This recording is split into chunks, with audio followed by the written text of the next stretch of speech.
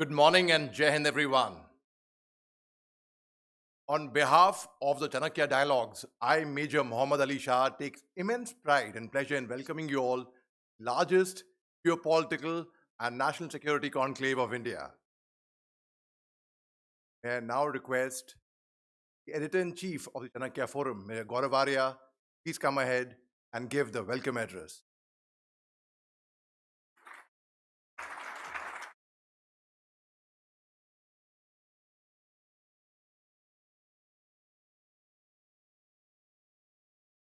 Jai Hind. Respected Chief of Defence Staff, General Naval Chief. Friends, veterans, and all of you have come here. I'm slightly overwhelmed today, seeing the reception, seeing the interest. Chanakya Dialogues has grown from strength to strength. I remember one day taking the decision that we must have something like the Chanakya Dialogues. And I didn't know how to go about it. So I landed up at the house of General Hasnain and said, "Sir, please help me." And it started from there, and this "please help me" has not stopped till now. And this is the third conclave, and it gives me a great deal of satisfaction and a very humbling experience too, that I see so many luminaries sitting here in this auditorium. Thank you very much for your time. Thank you very much for actually coming over here and giving your blessings to this fledgling forum. With your blessings, I'm sure we'll grow from strength to strength. Now I invite Mr. Talwar to come on the stage and give a speech. Thank you, sir, and Jai Hind.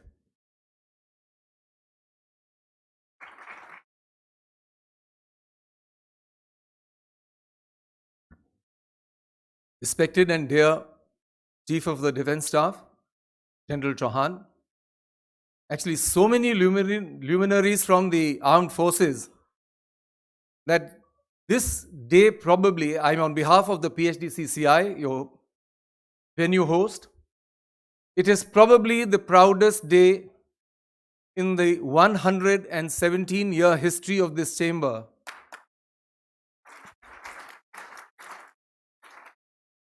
To have the honor of hosting the Chanakya Dialogues, not only for what they stand in substance and content, but more than that, to get the footfall, the wide shoulders, and the strength of the luminaries and the chiefs from every part of the armed forces in India.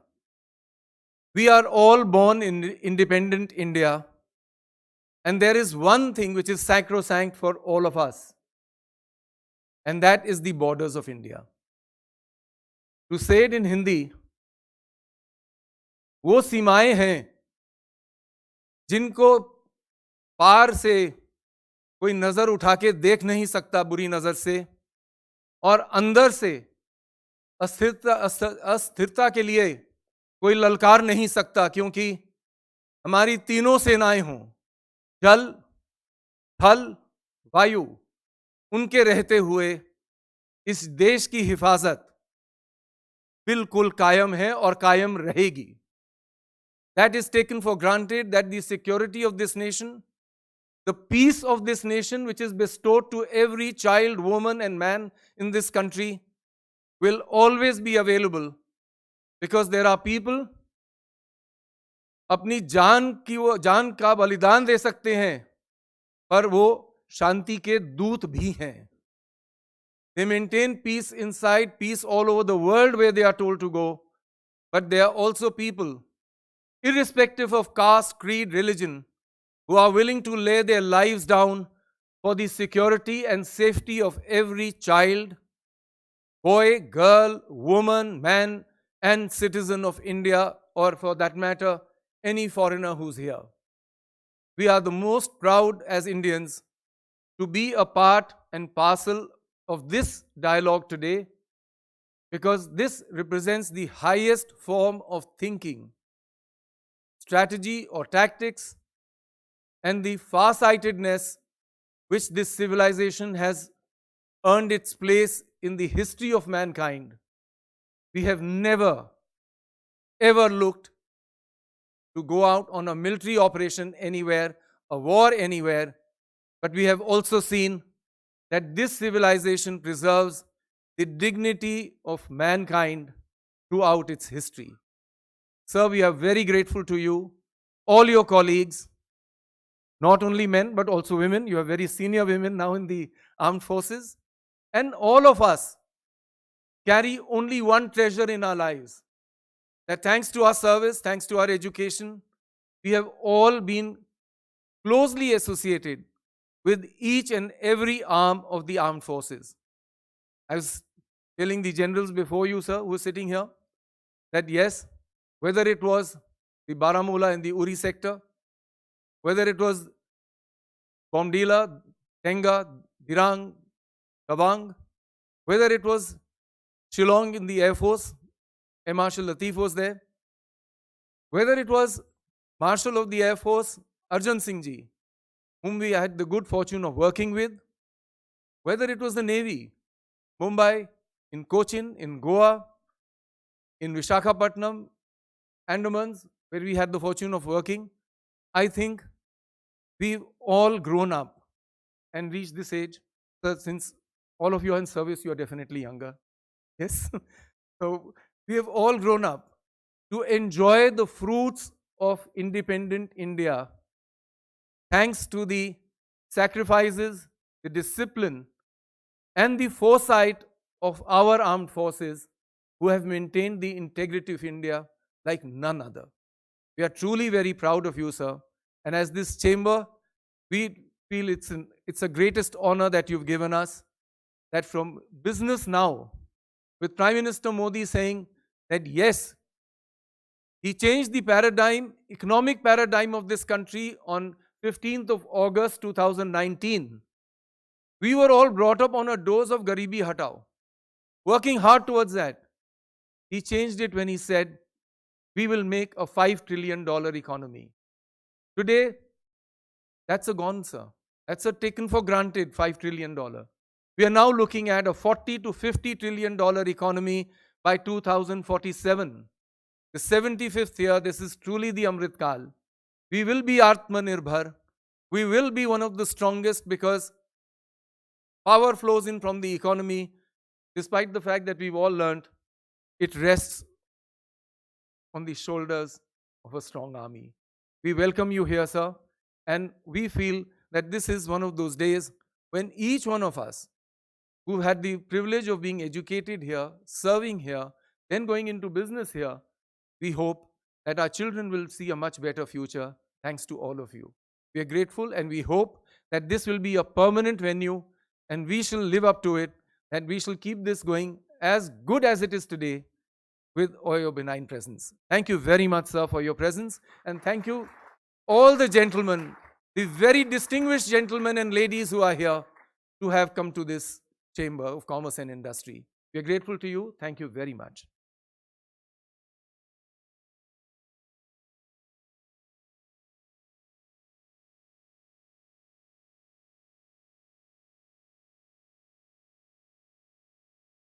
Thank you very much, Mr. Talwar, for those wonderful words.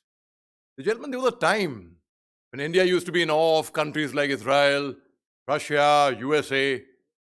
But today, we have come to a time, to a stand, where countries are actually looking up to India. Why has that happened? That's happened because of Atmanirbharta. We are self-reliant, we are self-sufficient, we are on our own feet today, and there are countries like Philippines where we are exporting equipment as well. I now have the proud pleasure and privilege of welcoming General Anil Chauhan, CDS, who needs no introduction at all. Well, I am overwhelmed to welcome the CDS, sir. Sir, thank you very much for taking our time. Who would be speaking on Atmanirbharta, aiming the armed forces. Sir, please, may I welcome you on stage, sir.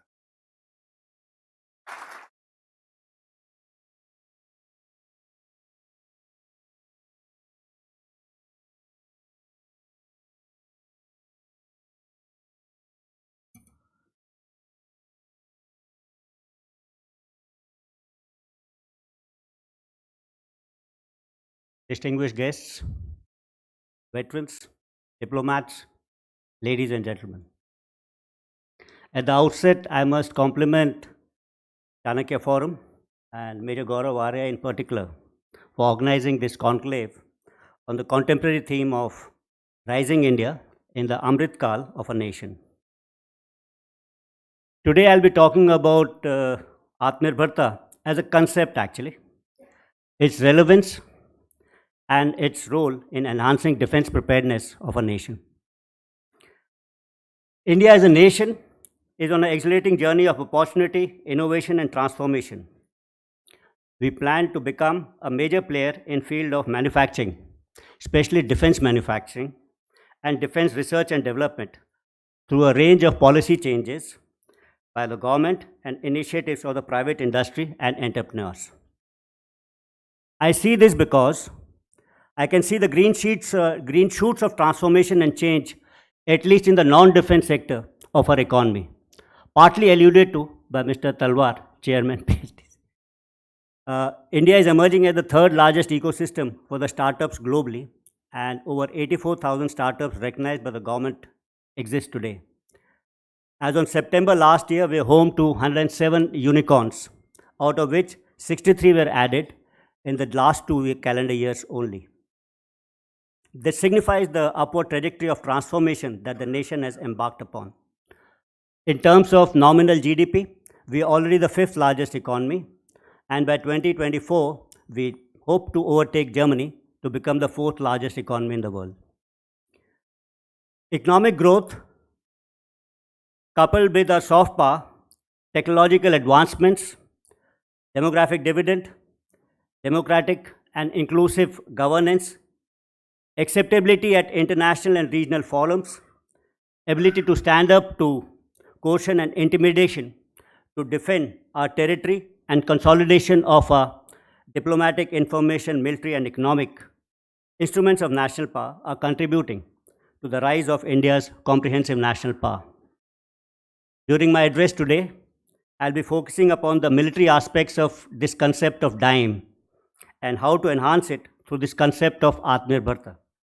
Allow me to begin by underscoring the importance of indigenous defense manufacturing for India. For long, actually, India has been a major arms importer, and consequently, the operational preparedness of our forces has been dependent heavily on foreign OEMs for military hardware. I believe that its situation is not sustainable in the emerging geopolitical environment. Let me explain this briefly. You see, the global security environment currently is in a state of flux, and the new order is yet to crystallize.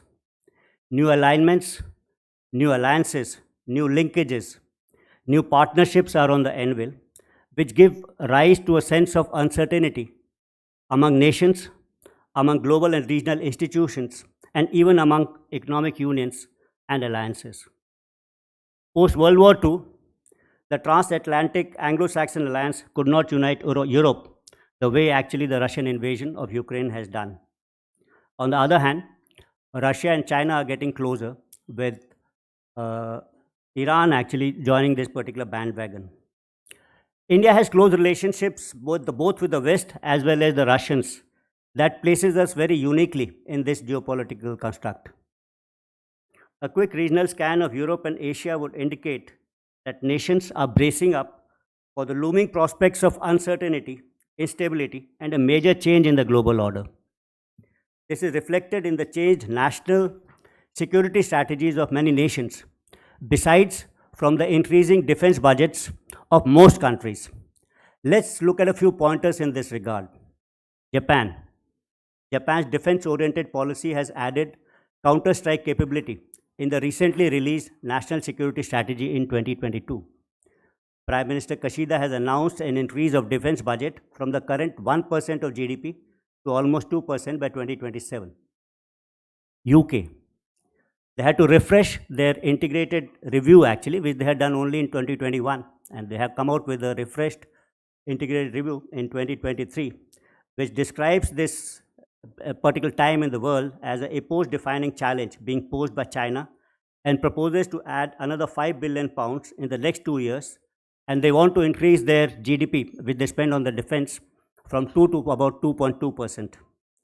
Russia, owing to the conflict in Europe, Russia's spending on internal and external security is likely to be increased by 25% and would be more than $132 billion. China, in order to continue with forced modernization of the People's Liberation Army, China's defense budget has been increased by 7.2% March this year. Germany, in February last year, German Chancellor Scholz called the conflict in Ukraine as living through a Zeitenwende, which literally means a turning point in history. He went on to unveil additional funding of 100 billion euros and a commitment to spend about 2% of the GDP on defense. Poland, another country, which has now emerged as a frontline state, is thinking of increasing its expenditure on defense from 3% of the GDP to almost about 5% of the GDP. Look at Czech Republic, which is another country nearby. They're changing the whole equipment paradigm. Whatever the hell was of Soviet or Russian origin is going back to Ukraine, and they're arming themselves with a new set of equipment which is Western in origin. South Korea, in mid-term defense plan 23-27, announced on 28th of December last year, South Korea will be spending close to $269 billion US dollars in the next 5 years, which would be an annual increase of almost about 6.8%. And I've just spoken about countries where traditionally there has been no conflict actually. We haven't even touched Africa and Asia, where the conflict is perennial and perpetual. So the structure of global defense industry consists of mutually self-supporting nations and is characterized by multiple supply chains involving hundreds of suppliers. I'm not sure if the global defense industry is geared to meet this surge in demand which I just spoken about. Furthermore, black swan events, like pandemics, COVID pandemic, the Western sanctions against the Russians have already exposed the vulnerability of global supply chains, thereby affecting the operational preparedness of most of the armed forces. This churning in the defense industry and defense supply chains is leading to increased anxiety among security providers and strategists alike throughout the world.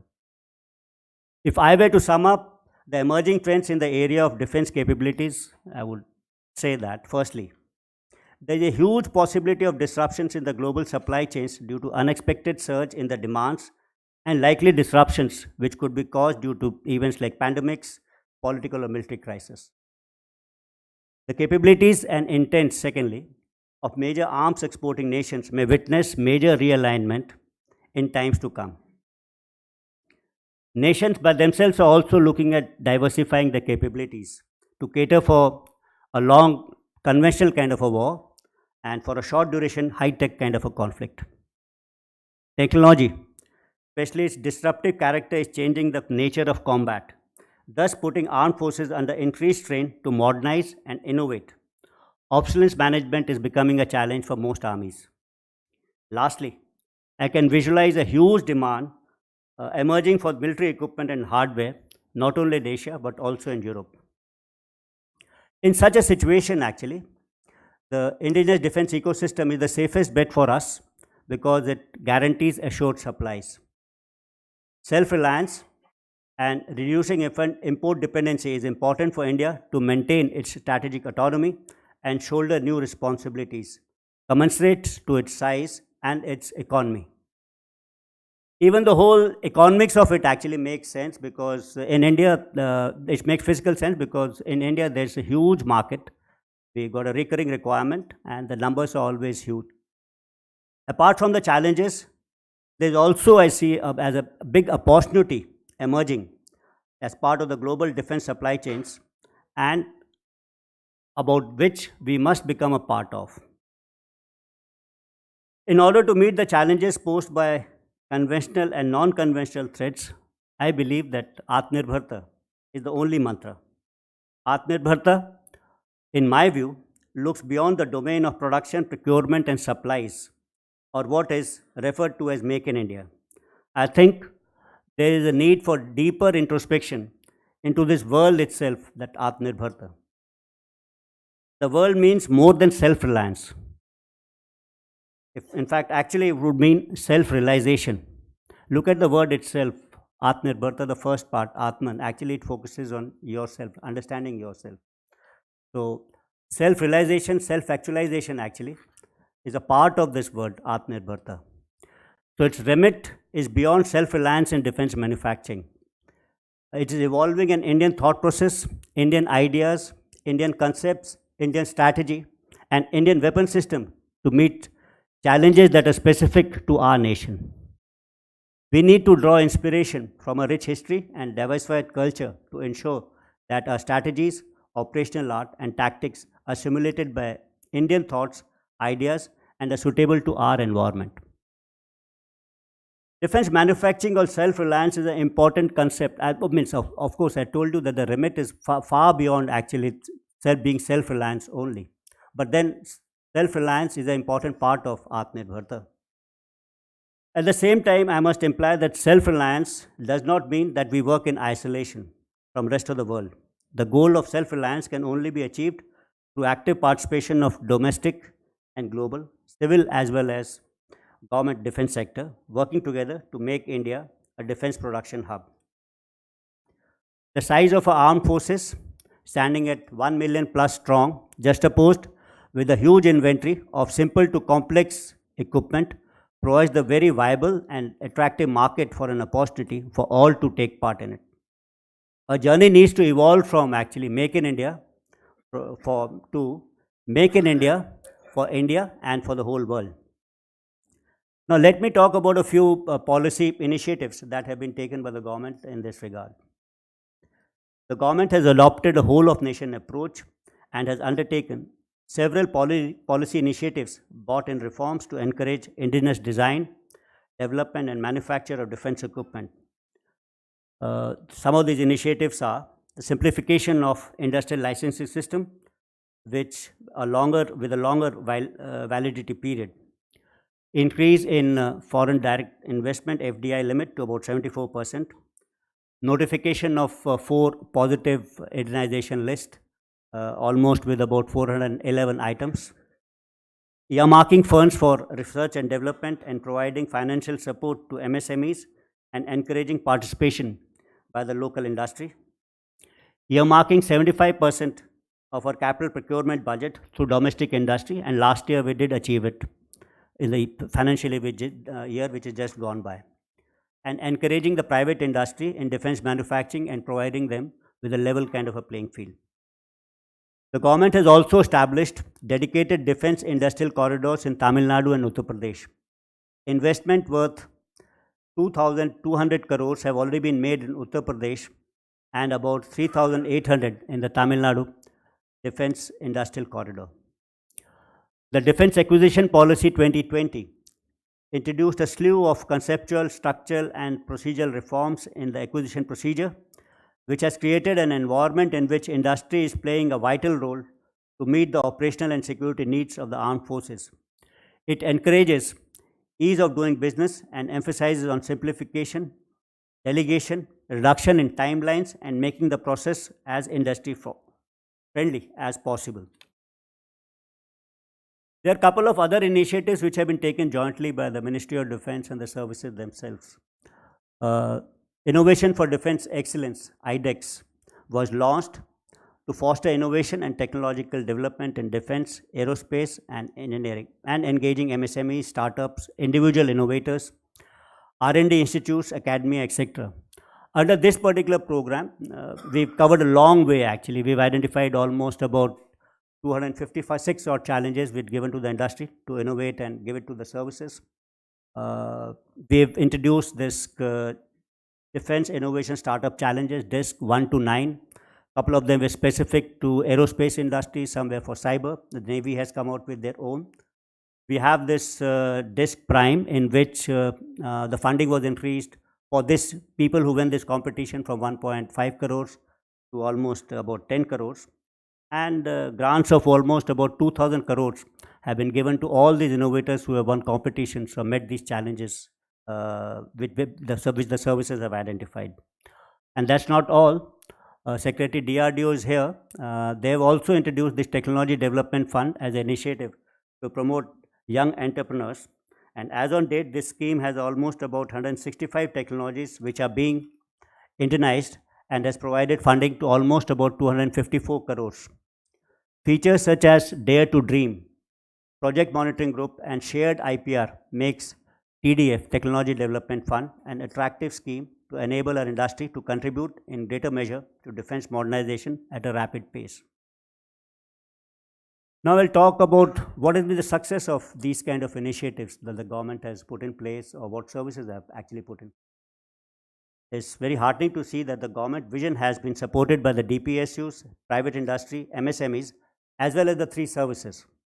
Today, our defense industry is already manufacturing wide variety of military hardware such as tanks, armored vehicles, guns, fighter aircraft, helicopters, warships, submarines, missiles, radars, EW systems, and much more to meet the requirements of the defense forces, as well as for exports. This has led to an increased share of domestic procurement, which has been on the uptrend. In 2018, the share of domestic procurement used to be 54%. The same has increased to 68%, about which I just mentioned, and 25% of this 68% actually has gone to the private sector and not to DPSUs.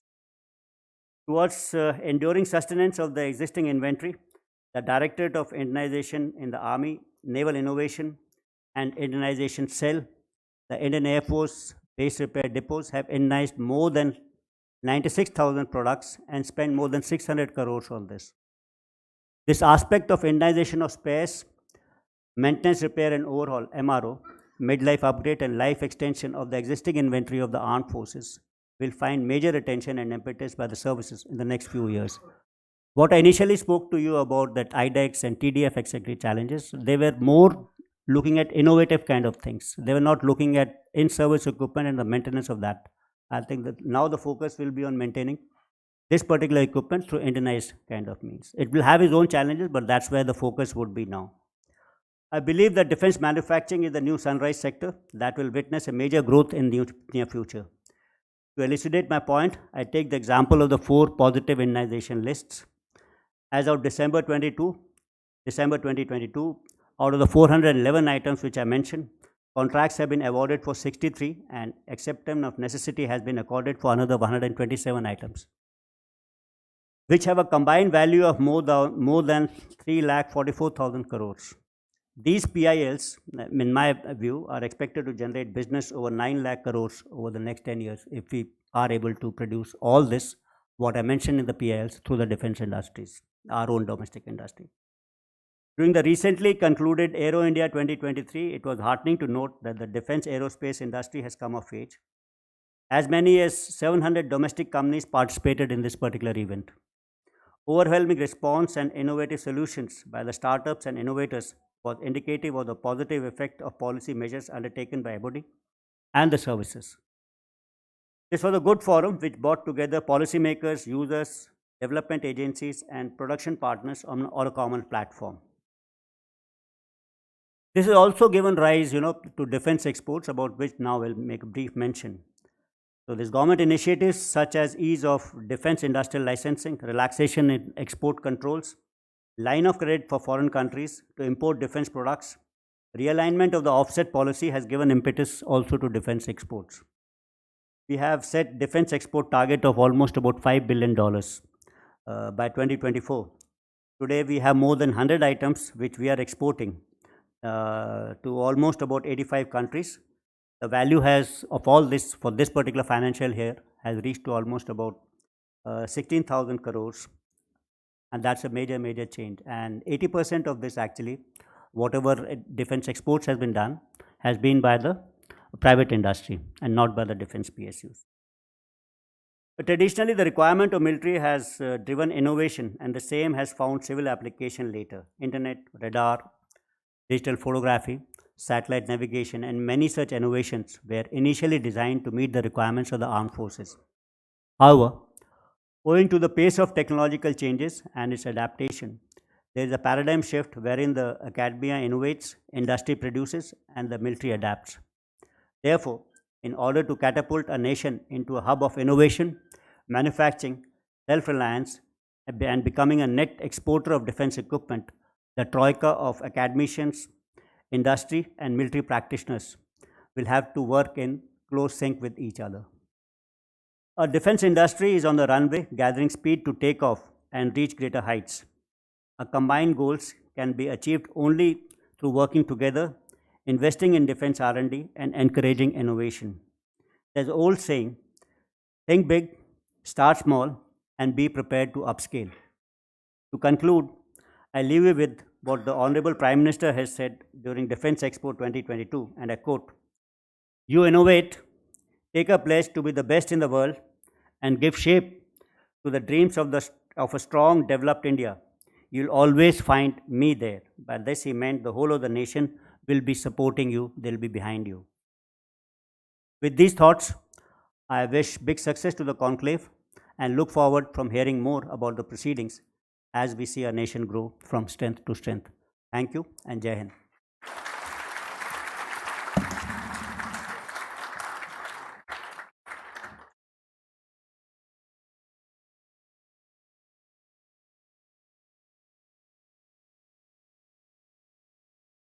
Thank you very much for that enlightening speech, sir. We all felt very, very proud, even prouder to be Indians, in fact. It was the year 2008, and I was in Nagaland with the Assam Rifles on deputation there. I was selected to come to Delhi to lead the Assam Rifles marching contingent at Kartavya Path, that time the Rajpath. I had 2 fractured legs, but yet it was a long road. On that time Rajpath, we did it.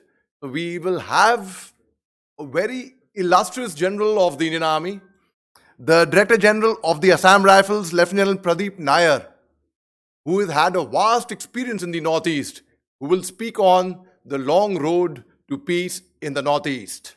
Sir, please, I welcome you.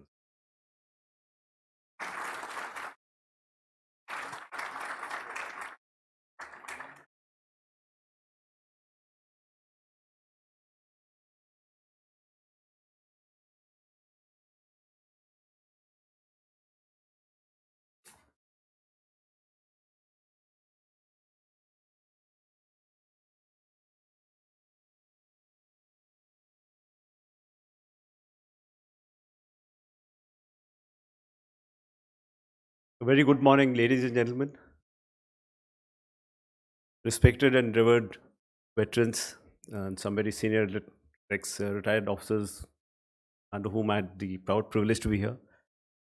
The other veterans, luminaries from various industries.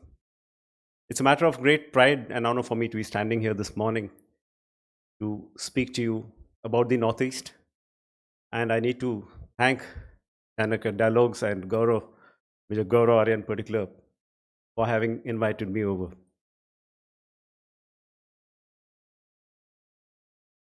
In my vast experience in the Northeast, in fact, this is my 21st year, there are quite a few things that I've learned. And the first thing that I want to tell you is, even before I set course, is I don't in some way agree to this caption which says "Long Road to Peace," and I'll tell you why. But before that, let me come to the Northeast. I just want to show this map for people who are not aware. That I'm sure there's some of you. So these are the 8 states in the Northeast. If you start from the west, Sikkim, Arunachal, Assam, Nagaland, Manipur, Mizoram, Tripura, and Meghalaya. This part of the country was always in the news for the very wrong reasons. Considered remote, poorly connected, insurgency prone, and always called as a disturbed area. The people of this area again looked different. They spoke languages which were very different. Culturally, they were totally different. History of this region was hardly ever taught to us in our school books. And geography of this place is beyond comprehension even to people who are sitting here. Let's all admit that. So the area in public mind space was very limited. However, there are 2 things I wish to highlight here. First is that for about 150 years, this region was at the forefront of development. till independence, that is when a cartographic insertion happened. A new country got created, East Pakistan, now Bangladesh. And that's how this rest of this part of the country got cut away. And from this Siliguri corridor, where you see this arrow, just a 22-kilometer stretch. I also want to show you a map of the physical map. And what I wish to highlight here is there are actually only two very broad plain areas. One is the Brahmaputra Valley, which you see in the north in Assam, and then Barak Valley, which is in the south. Of course, you have plain areas in Manipur and Tripura also, but fundamentally these are the two areas. So let me also say that while this was considered remote, it's not remote anymore. You may say a long road to peace. We are at that road now. The future is here and now. The change or the changes that have happened in the recent past here are phenomenal. Both of scale and the pace of changes have been immense. So this is how I've structured the presentation. Don't get too worried about the number of points. This is the slide having the largest number of bullets. Hereafter, the other map slides are just showing you the maps. So I assure you, I don't attempt to put you off to sleep. Let me begin with the history part.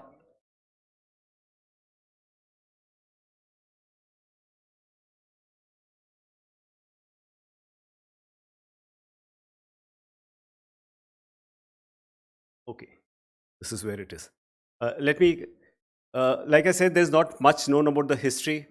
I will just flag 2 or 3 important historical events in the Northeast.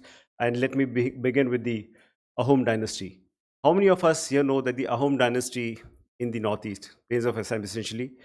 Yeah, thank you. This dynasty ruled for 600 long years. And in this 600 long years, let me highlight the battles that they fought against the Mughals. They fought the Mughals for 67 years. And in 67 years, there were 18 attempts made by the Mughals. The fiercest being in 1670, 1671, when Aurangzeb was ruling from Delhi. You had this huge force of 30,000 people, 30,000 foot soldiers, and about 18,000 cavalrymen who tried to attack the Ahom kingdom, which was headquartered at what is now Guwahati.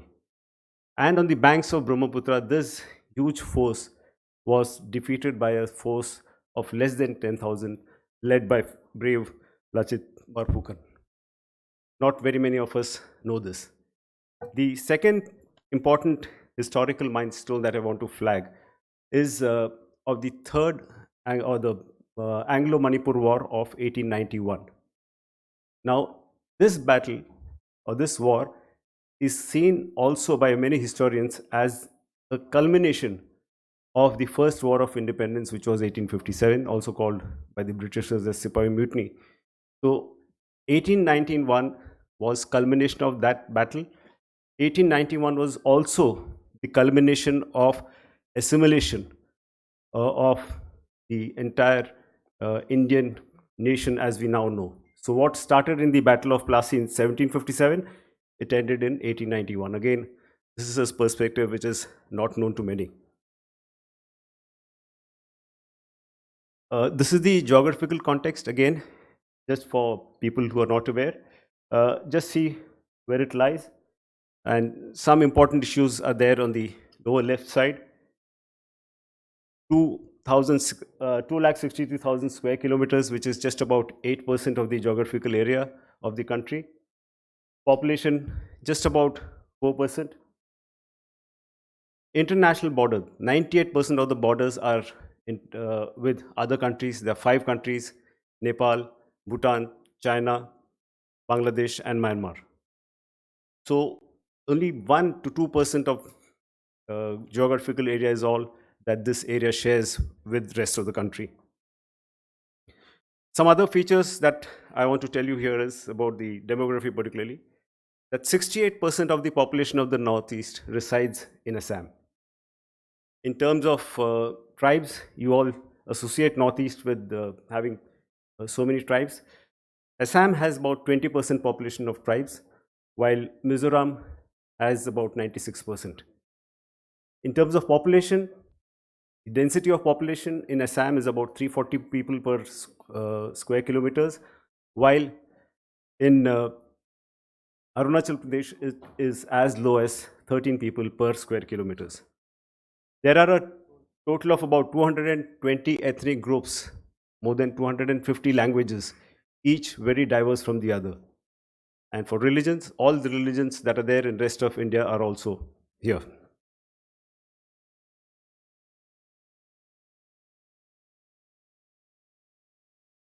I want to also touch upon the strategic relevance before going further. Now this map shows you the ASEAN countries, all tiger economies of the 80s and 90s. So if you have to establish trade with them, while much of the trade happens along the sea, but trade is not all encompassing. You need people to people contact, you need people to move on the roads. And if that has to happen in the ASEAN countries, it is through the Northeast. Now look beyond the Northeast. Today, if you talk of starting from Obama's pivot to Asia, then AUKUS, you talk of the Quad, then you talk of Asian century. All that can happen only if you have a stable Northeast.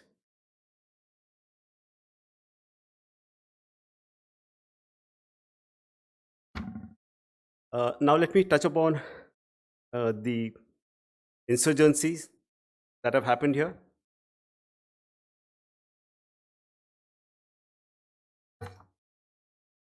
Right. You all know of multiple insurgencies that happened here, beginning with the Naga insurgency in 1956. From there, you had insurgencies in Manipur, in Mizoram, in Assam, in Tripura, in that order. But all those things are now a thing of the past. Peace has come to a very large extent, and this graph in some way will show you the incidence of violence, how much they've reduced. From a peak of about 800 to 900, which existed a few years ago, today it has come down to about 158 acts of violence. In terms of casualties, again, you see where it was 150, 160, thereabouts. In the last year, it is only 14. And when I say casualties, it is all encompassing. It is the civilian population, it is the militants, and it is the security forces. Now, all this has happened because of the large-scale operations undertaken by the Indian Army and Assam Rifles. And I wish to give credit to both. Today, as the Director General Assam Rifles, when I stand here, I can tell you there are 1,182 lives which have been laid down since independence to secure the Northeast. I'm not even talking about the figures of the army. They are as much, probably even higher. But more importantly, today what has happened is also that the people have, a realization has come the way of people that it is only peace that will take us forward. I now come to certain Government of India initiatives, and let me begin with the strategic rail links. Now, if you see on the slide, I'll not go into the details of the places where the new railway lines are coming, but let me tell you, there is a strategic railway lines, multiple of them which are coming essentially into Arunachal, and the cost of all these projects is more than 50,000 crores. In another 4 to 5 years' time, you'll see the kind of difference that it makes to our strategic calculus. In addition, we already have 4 railway lines going into Bangladesh. There's another which is coming from Agartala to Akhara, which is further west. This will transform trade that happens between India and Bangladesh. There are 2 things which the government primarily did. One was the creation of the Northeast Council in 1972, and then later a separate ministry called as the donor or also development of Northeast region. This ministry got created sometimes in 2004. Now, these two institutions are fundamentally the ones that have been helping peace, not just peace, development happen in this region. Some of you would not know that 10% of all budget of all ministries is allotted for the Northeast, and any unspent part is supposed to be utilized the next year. The donor ministry, which I spoke of, that has launched multiple schemes, and these are related to electricity, marketing, handicrafts, finance, medical, all of them. I'll not go into those details, but yes, these have made a lot of difference. Let me talk of some of the road links that have come up.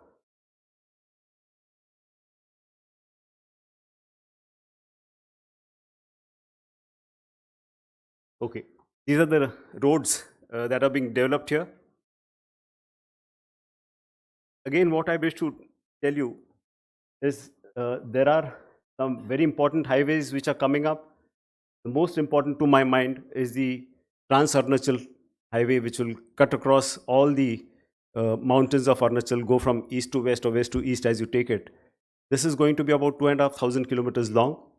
And something similar is now also planned for Nagaland. You have a highway which is likely to come from Mon in the north of Nagaland to Awanku, which is to the south.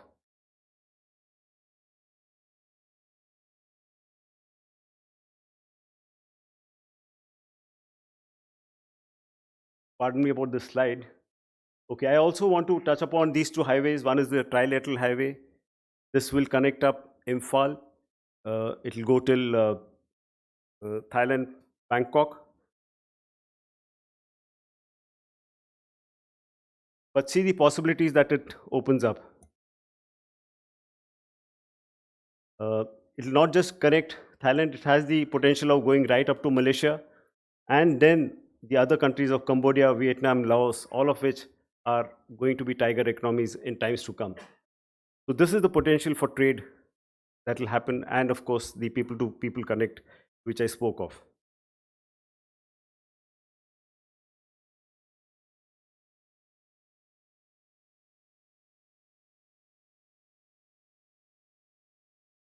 Then is the Kaladan multimodal project. This is another important one which is going to get completed in a couple of years' time.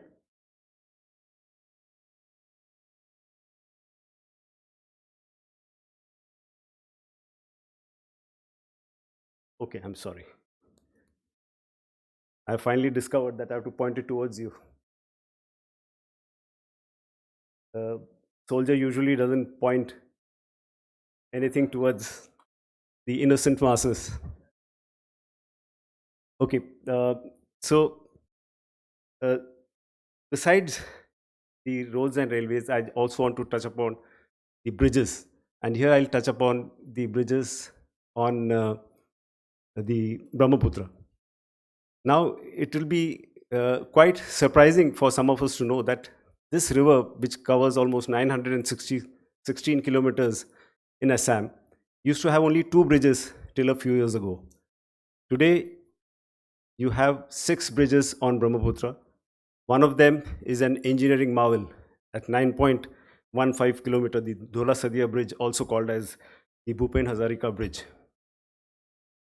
There are waterways which have been developed along Brahmaputra, as also on Barak, which will in a very large way address transportation of goods and commodities. Air connectivity.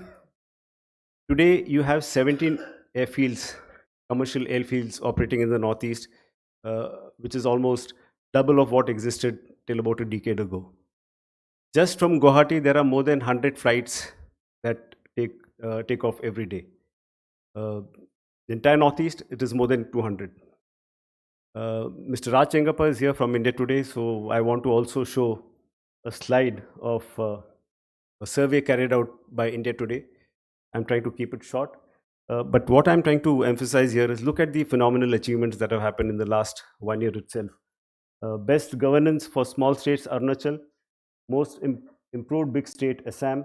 best small state for education, Meghalaya, most improved small state for economy, infrastructure, governance and entrepreneurship, Manipur, and best in health, inclusive development and environment is Mizoram. So 5 out of the 8 states have got this to their credit. So when I said the future is here and now, this is what it was. Okay, now let me come to the last part of my presentation in so far as what do I see, how do I see Northeast developing in future. While I said there is a lot that has happened, but there are certain important issues which I want to flag here, which I'm sure the government would have taken notice of. And the first point, of course, is good governance. The previous slide that I showed amply depicted to you that it is a consequence of good governance that all this has happened. Next is maximizing the human capital that is there. There is tremendous potential that exists between or amongst the people of the Northeast. Today you see the youth of Northeast all over the country in services industry, but going forward I see them in other industries also. Capacity building, not only is it the responsibility of the center, but also the states. And I'm happy to tell you that all states, irrespective of which government is in power, is taking very serious steps to increase or improve the capacity building. Tourism, of course, the Northeast is known for tourism, and I would want to highlight one fact here. I would want to compare the countries which are in the immediate vicinity. Vietnam, Cambodia, Indonesia, they all draw the same number of tourists that we do. Thailand draws tourists which are 2.5 times ours. And for those of you who've been there, you would see that there's nothing very phenomenal there, which is not here. We have a great potential, particularly in the Northeast, but this tourism has to be in some way restricted, because the people there feel, and which is also true, there is a lot of degradation, pollution that happens when the number of tourists goes beyond a certain capacity. But notwithstanding, there is a necessity of improving the access, improving the infrastructure at the entry points. Probably we need to do a tourism education itself there, and also encash on the heritage, cultural, wildlife and religious tourism that is there. Medical tourism is again another thing for which there is great scope. There were not many people who used to come from Myanmar, not because of the bad situation, they aren't coming anymore. The next point, which I think is one of the most important points I want to highlight, is the assimilation of the Northeast by rest of the country. So very often you'd hear this word mainland India, mainland India. And when I see it from the perspective of the people of Northeast, they feel, why are we not mainland? What is lacking in us that we are not called mainland? We are as mainland as the rest of India. So I would request all of you here, when you go back hereafter, please don't call the rest as mainland India. That is as mainland as the rest of India is. Please try and assimilate their cultural, linguistic, ethnic and culinary specialities. These are different, but you need to absorb them. While I'm speaking of the people from the Northeast coming here, there is something which we in the Assam Rifles have started this year. We are also getting students from rest of India to come to the Northeast. They stay with us. They understand what is Northeast. Now this is, when they go back, it is the students or the children who are able to educate their parents as to what they saw. Normally it is the other way around. So in some form, in some way, we need to assimilate the rest of the country also with them. In terms of infrastructural development, I told you it is happening at a pace that it has never happened, but we surely need to take care of ecological and environmental considerations. We need to go beyond creating infrastructure only in urban areas. We need to go to the remote areas, the villages which continue to be poorly connected, because unless you reach there, the accessibility to people and resources shall never happen. Utilization of water resources, while you would all be aware that it rains very heavily in the Northeast, In fact, the state where I'm coming from, Meghalaya, records the highest amount of rainfall. Yet you would be surprised to know from the months of December to about February, there is a problem of water. So there is a need for addressing this issue also. Rural electrification and rural water supply, those are areas that need to be looked into. The next issue I want to state is education and skill development. Again, here you would be surprised to know that on multiple occasions, countries in the vicinity like Myanmar, Thailand, Laos, Cambodia, and Vietnam have expressed desire to send their students to the Northeast. We have got our acts together. There are lot many educational institutions opening up. Recently, you had AIMS Guwahati also being inaugurated by the Honorable Prime Minister. But it's not only about creating new educational institutions. To my mind, it is also the accreditation of these universities. And when you say accreditation, you need to go beyond infrastructure, beyond the HR, that is the teaching faculty. You need to look at the process and the outcomes of these educational institutions. The next issue that I would suggest is looking at the horticulture and agro products. We all are aware that what has happened and what have we achieved immensely in terms of organic foods, coming as it did from the pioneer there, that is Sikkim. Today, most of the other states are also in a large way getting into organic farming and exporting their vegetables and fruits. But for this, you require last mile connectivity, you need cold storages and supply chains which will help this happen. My next point is development of the border villages. Most of them are remote, far-flung. Some of you would not know that there's a place called Vijayanagar, where to see a road, to reach a road, you had to walk 7 days. 7 days just to see a road. But now all that is transformed. You have a jeepable road, and it is expected by next year, end of next year, you will have a proper road right up to Vijayanagar. And Vijayanagar has got a different story again. It has a huge contribution of my force, Assam Rifles. And let me tell this in short. You all are aware of what happened in Siachen.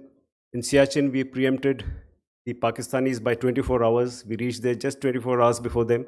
Something similar happened way back in 1961 when there were Chinese making forays across in Myanmar. There was a sizable group of about 3,000 people, most of them armed and Chinese, who were planning to get into this Vijayanagar, but was forestalled by the then IG.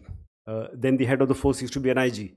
He led an expedition, walked for 3 months through thick jungles, went and established an Assam Rifle post, and that is how we showed our presence there. If you had not gone there in 1961, 1962 would have been a very different story.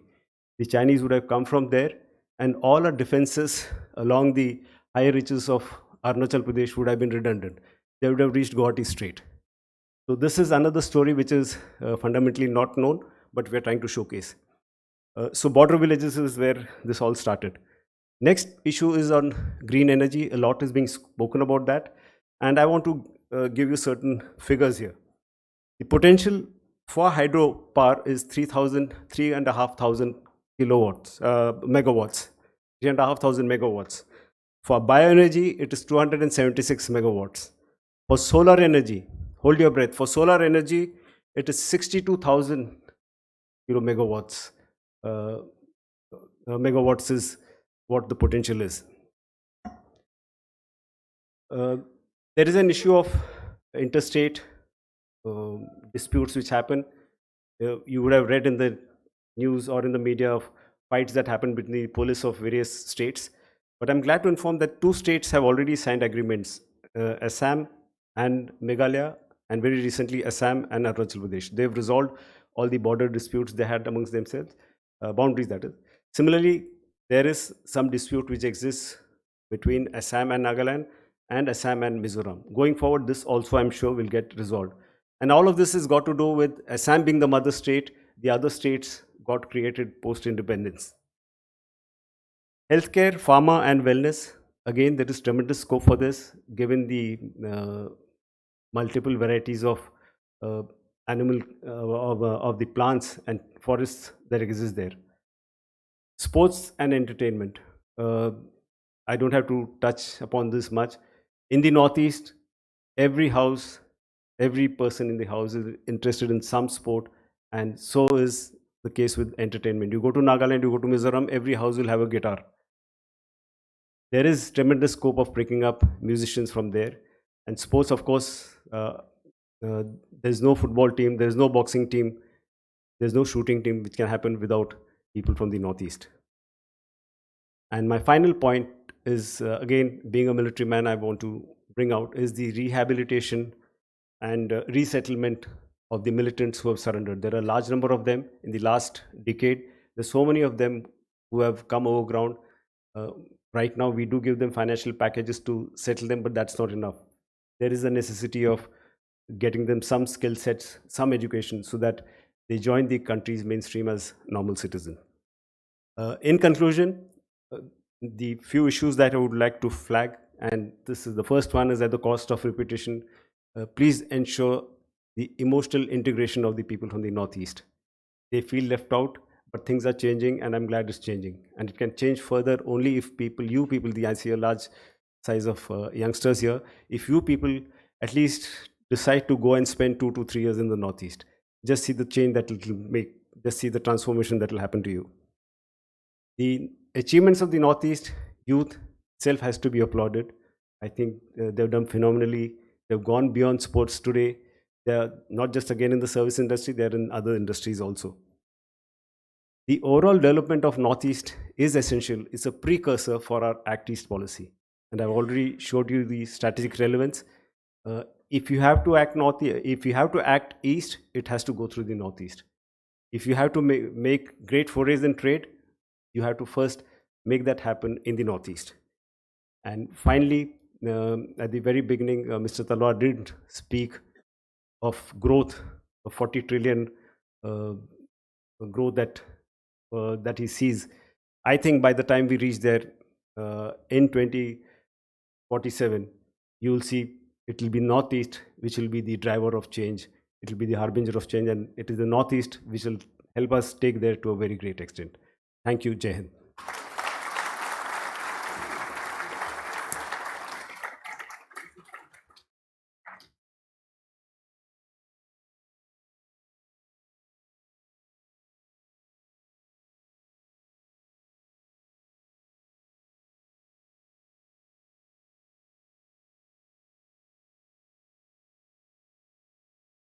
So thank you very much for bringing out those relevant points, and especially when you mentioned about how we can integrate Northeast into our mainstream India. I would like to now call upon our next special address by Dr. Samir Kamath, the Chairman, DRDO. Sir, please come. Thank you very much, sir.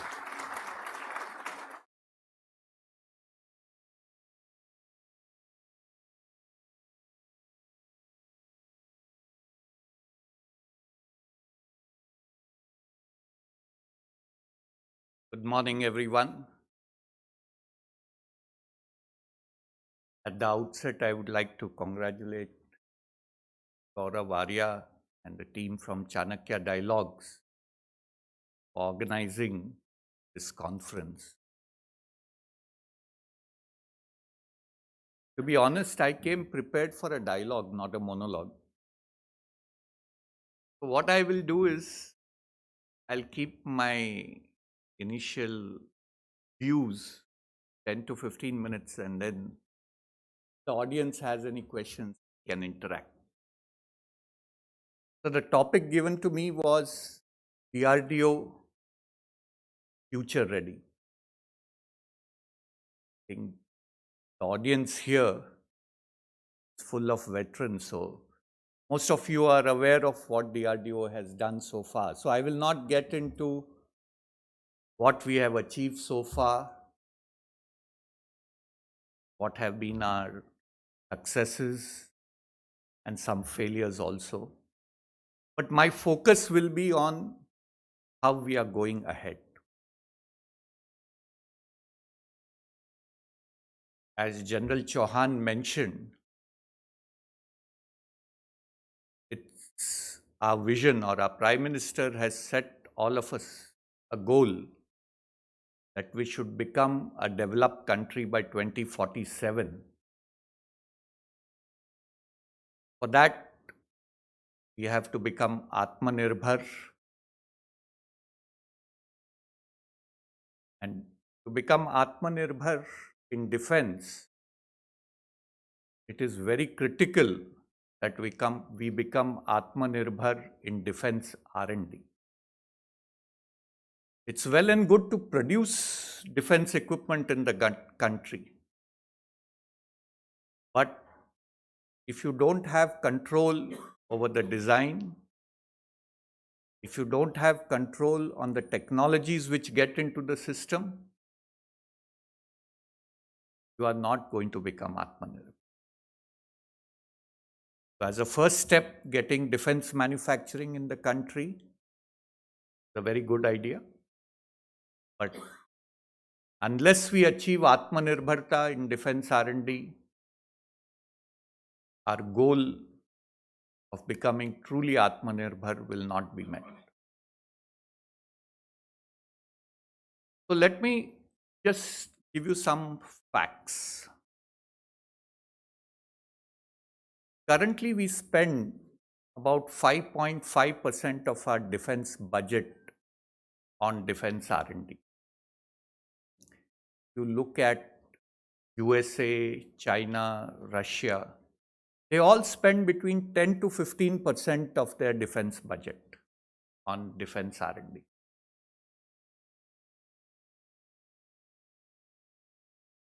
So the first step which we need to address is whether we are spending enough on defense R&D.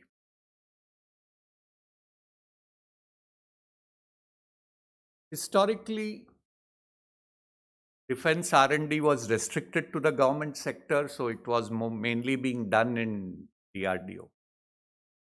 But I think 2 years back, the government has announced that defense R&D is now open to the private sector. So this is the right time that we have to look at how we can create an environment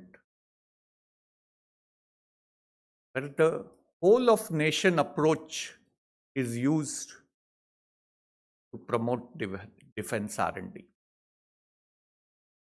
So in DRDO, we are taking steps.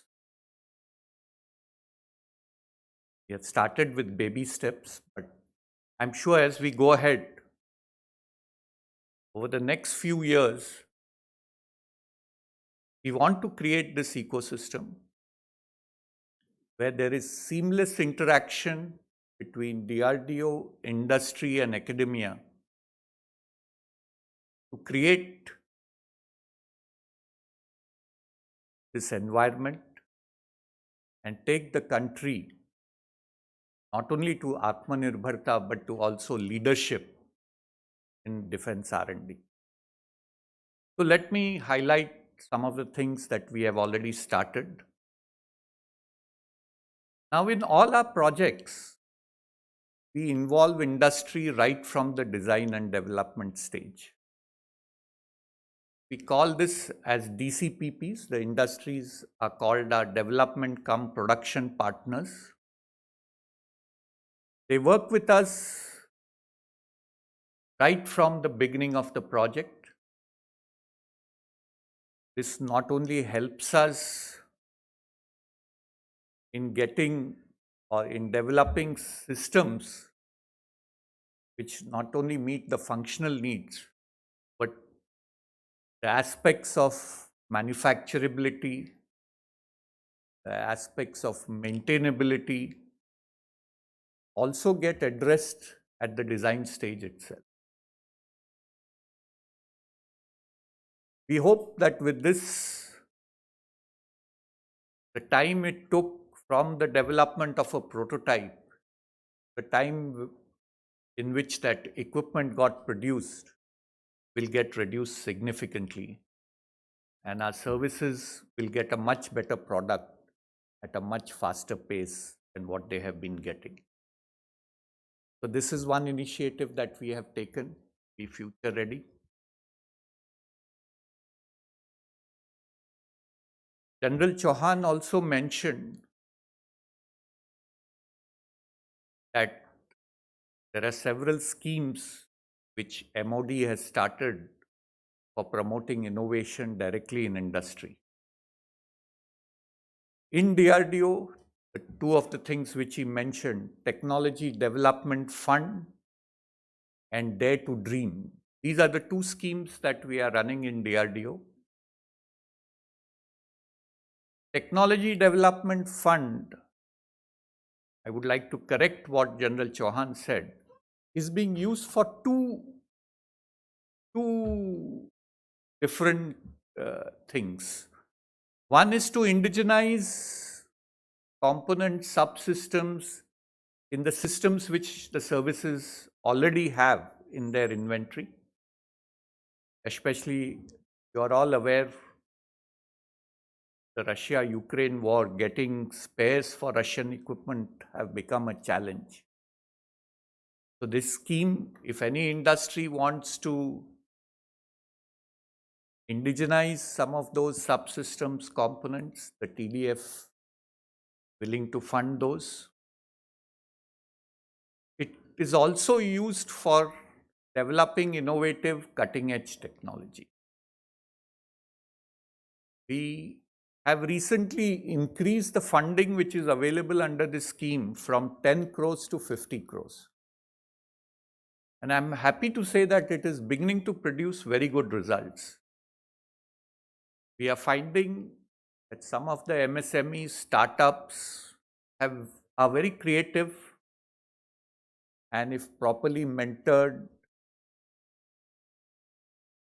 given proper hand-holding, I think they can bring a dramatic change in our industrial ecosystem. We have also started or enhanced. We were always interacting with academia, but now we have enhanced it significantly. We have opened 15 centers of excellence in most of the prominent academic institutions in the country, such as the IITs, IISc. We have identified domains for each of these centers of excellence. And unlike the earlier academic interactions where the projects were being proposed by the academic institutions and which were then getting sanctioned after evaluation, what we are planning to achieve in these centers of excellence is have a clear roadmap in each of these technology domains where we want to reach after 5 years, 10 years, 15 years, and plan programs which will help us in achieving those goals. Another innovation that we have done in these centers of excellence is we are calling it DRDO Industry Academia Centers of Excellence. So we are involving industries in these projects so that the translation of the R&D which happens from low TRL levels, and as we transition to high TRL levels, the industry can then take it forward and get it produced. So this is another way we are trying to become future ready.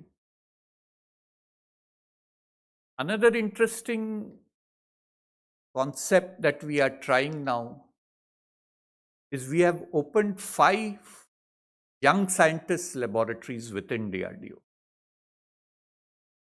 So these are laboratories where all the scientists, including the directors, are below the age of 35. And these have been opened in areas which have the potential for causing significant disruption in the way warfare will be fought. So these are like artificial intelligence, quantum technologies, cognitive technologies, smart materials.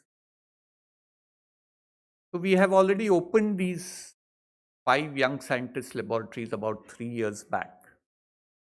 And we want these young scientists laboratories to act as hubs for innovation within an ecosystem which is more traditional. DRDO labs being part of a government setup, we have limitations in terms of the GFRs have to be followed. We have to follow the government rules for recruitment. We don't have the flexibility which is needed in an R&D organization. So we are expecting these young scientist labs, we are trying to give them special powers so they can act as innovative hubs which can lead to our ultimate goal of becoming a technology leader.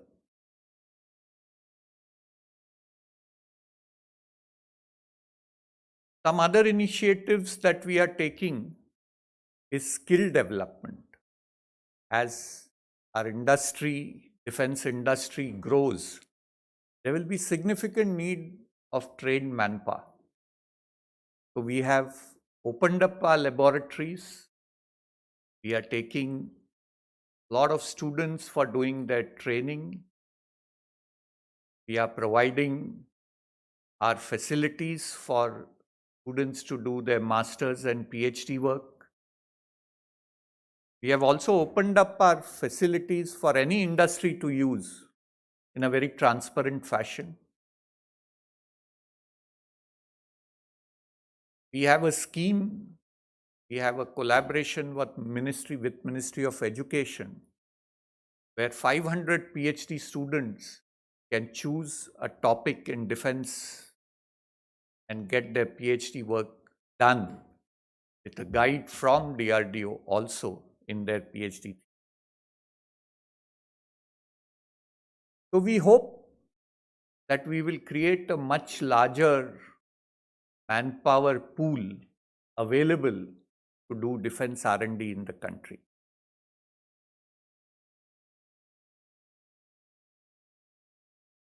I have full confidence that with these changes and with the potential available with our youth today, we will succeed. However, I have one bit of worry. In our country, we are very risk averse. Especially any government funding, whether it is to DRDO, and now in case we are going to fund industry, is looked at very suspiciously.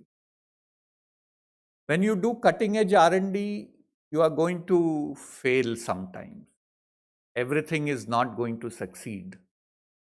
Everyone talks of the DARPA model, but if you look at DARPA model, hardly 20% of the projects they fund succeed. But those 20 have significant, the output from those are such that one can ignore the failures of the 80%. I think in our country also, we have to become less suspicious of failures, more accepting. Actually, if you ask me, you learn more from your failures than your successes. And they become stepping stones for your next success. But this mindset has to change if we really have to succeed in our goal. So as an organization, DRDO is changing. We are trying to become more professional. We are trying to integrate the industry and academia in whatever we do. We are also trying to promote independent R&D in academia as well as industry. And we hope that this will bear results. So with this small intervention, I'm open to questions. Thank you.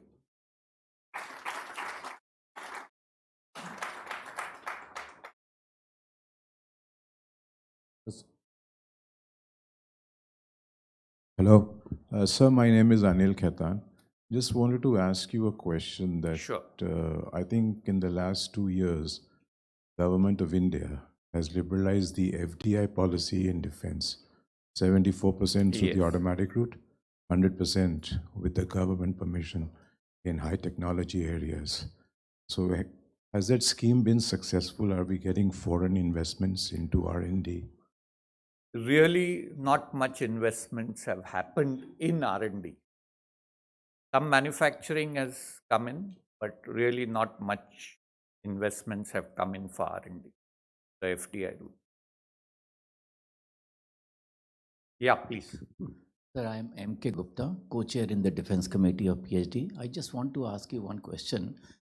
Some people had observed a little delay in acceptance of the proposal given in the TDF. So what is the current, any limit given, within which time frame will be accepted? Yeah, we are or trying rejected? to reduce it to 3 months, that any Okay. proposal which comes to TDF will Okay. get a decision. So if Okay. it's rejected, you will know within 3 months. If it is accepted also, you will come to know Thank you. within 3 months. Thank you. Yes.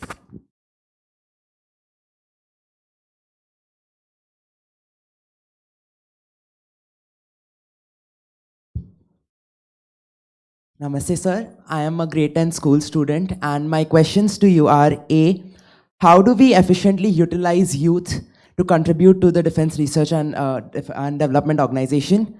Second, does DRDO plan to develop human resources as scientists or researchers, which I think will be the most important contribution for development? And lastly, as school students, how do we help? How do we get involved for our career or for the better development of the country?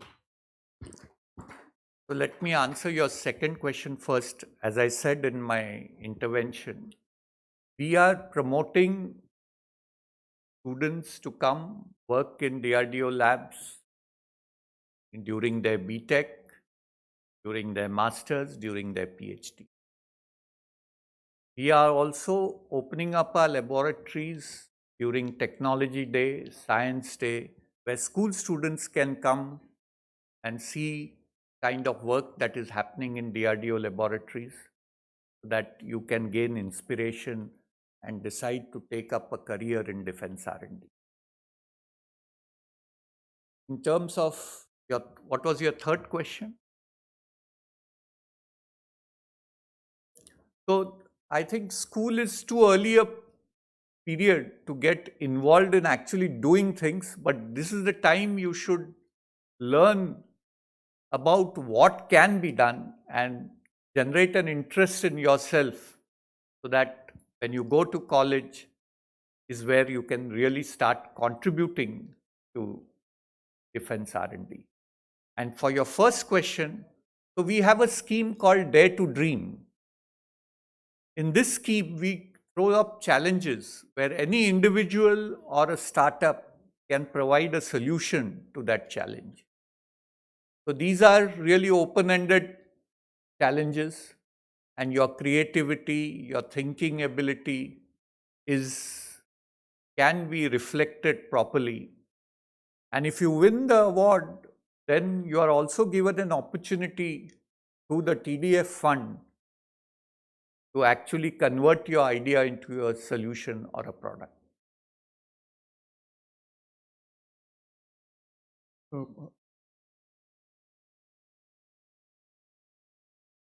So, Bipindra, yes. So, to your right, sir. Yeah. So, Yeah, please. So, People's President APJ Abdul Kalam, in one of his lectures, had flagged that India should become a pioneer in some future defense technology at some point in time. Yes. And he had flagged hypersonic technology as one of the possibilities at that point in time. Yes. So, I would like to understand from you, sir, what are the big new emerging future technologies that the global R&D institutions, defense R&D institutions are working on? And is there any one particular emerging technology, new technology, future technology that you think DRDO could become a pioneer at some point in time? So hypersonic technology continues to remain a critical technology for the future. So in DRDO also we are working on hypersonic glide as well as hypersonic cruise vehicles. I will not call them weapon systems as yet because they are still at a stage where they are not ready for being converted into a weapon system. So these are still technologies. There are a lot of disruptive technologies which are going to change warfare, as I mentioned. Quantum technologies, quantum sensing, quantum communication, quantum computing. These are going to play a disruptive role the way we fight warfare. Space, both space situational awareness, space-based surveillance, and space eventually will get weaponized. Those are going to be very critical, and everyone is at a fairly close level, so we have a good potential to become leaders. Quantum technology is also fairly new, so we have a potential to become a leader. Artificial intelligence, machine learning, though not a new thing, how they are going to be incorporated in your defense systems. You can get substantial advantages if you can master some of these things and incorporate it in your systems. Directed energy weapons, both lasers, high power microwaves, they are going to be a major potential source for us also to achieve leadership and for us to get advantages which can be significant, especially if you can put them in space. Another area where not much is talked about, but it is already being used extensively, is cyber warfare. It's a continuous process. It's a warfare which is going on day in, day out. It doesn't depend on a war being fought actually. So cyber defense, cyber deterrence is going to play a key role. Underwater awareness, because submarines are going to play an increasing role. So underwater submarine detection, underwater deterrence for submarines to come in are all going to be increasingly. There are several other technologies, but these are some to think of top of mind.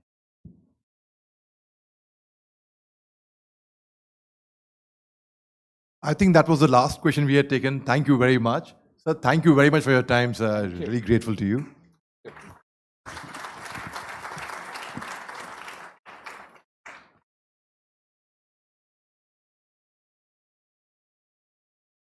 Thank you very much, Dr. Kamath, sir.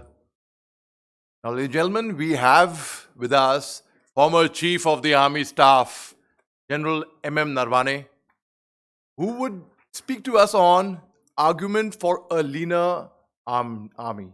Sir, please come on stage. Thank you, sir.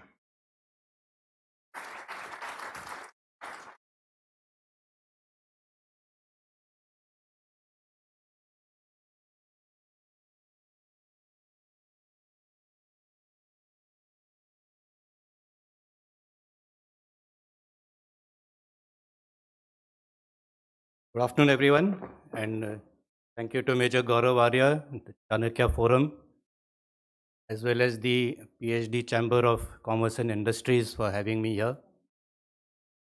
I have spoken at PhD Chamber of Commerce events earlier also in Calcutta as well as in Delhi, so I am in home ground.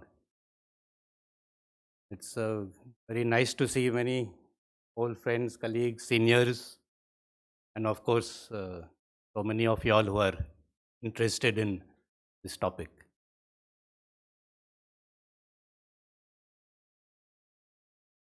The subject is argument for a leaner army, but I would like to go back a few steps. We cannot jump to this straight away. What strength of the armed forces we require would depend on our threat perception. And based on that, what is the combat potential that we should have of the armed forces, the Army, Navy, and Air Force. It is not that one fine day you get up in the morning and say, let's knock off 20,000 from the army. No, it doesn't work that way. You first have to know what you're dealing with. What is the strength you require to deal with it? And then see if things can be made more efficient.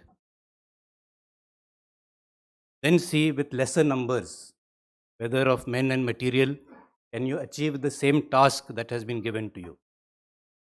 Can you still have the same combat potential? And yes, within that, it is possible to have a leaner army. But as I said, you can't jump straight away to a leaner army. And if we can have a leaner and meaner army, then I think we can look at it under three heads.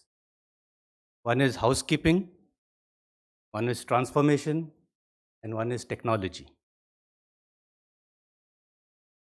When I talk of housekeeping, it is what we do at our homes. Over a period of time, we tend to accumulate stuff. And therefore, from time to time, we also get rid of it. Similarly, in the armed forces, in the army, many times new projects come up. And for those new projects, new organizations come up. Some strength is given there. But when those projects come to a close, sometimes those organizations, strengths, formations continue. So from time to time, it is required to see that these ad hoc organizations or strengths that were built up are also sent back or disbanded. But that will, of course, be a very small drop in the ocean.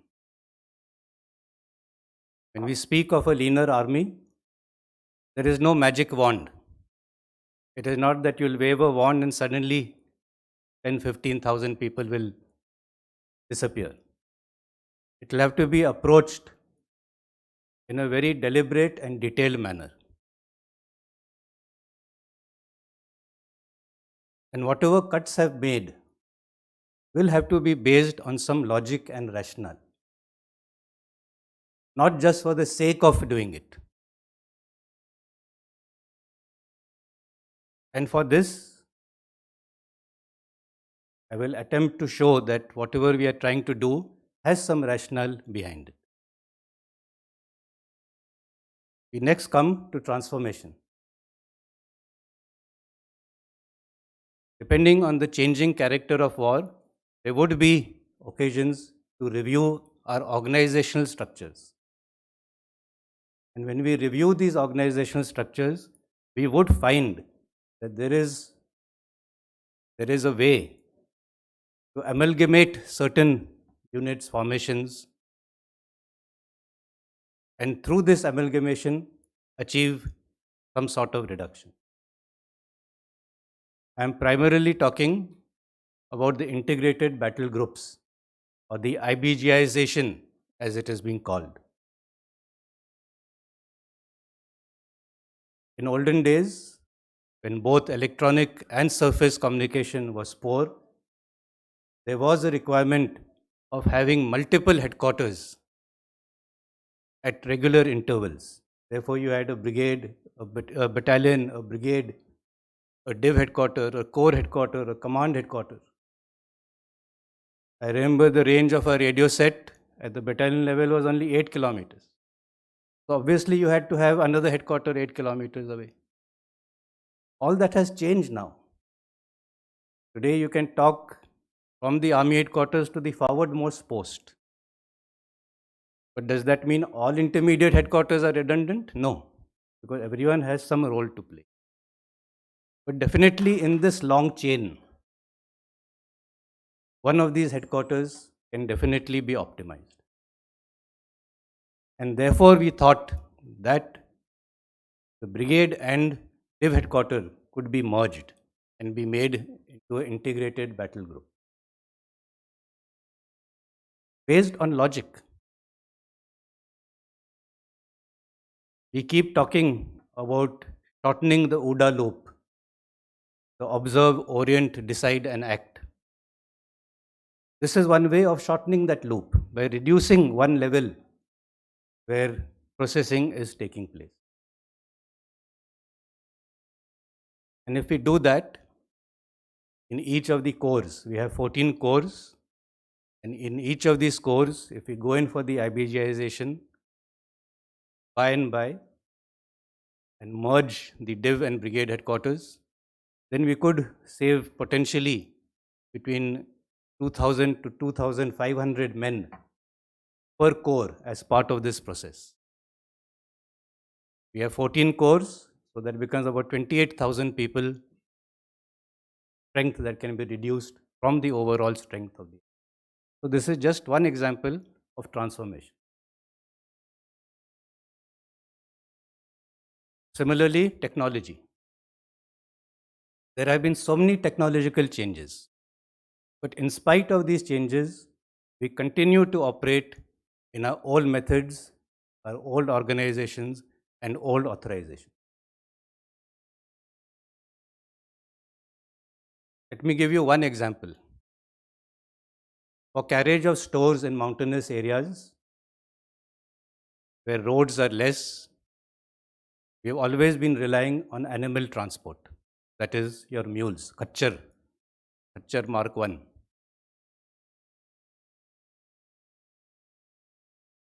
And we have about 6,000 mules deployed in various forward areas, and another 6,000 in reserve in our remount veterinary depots.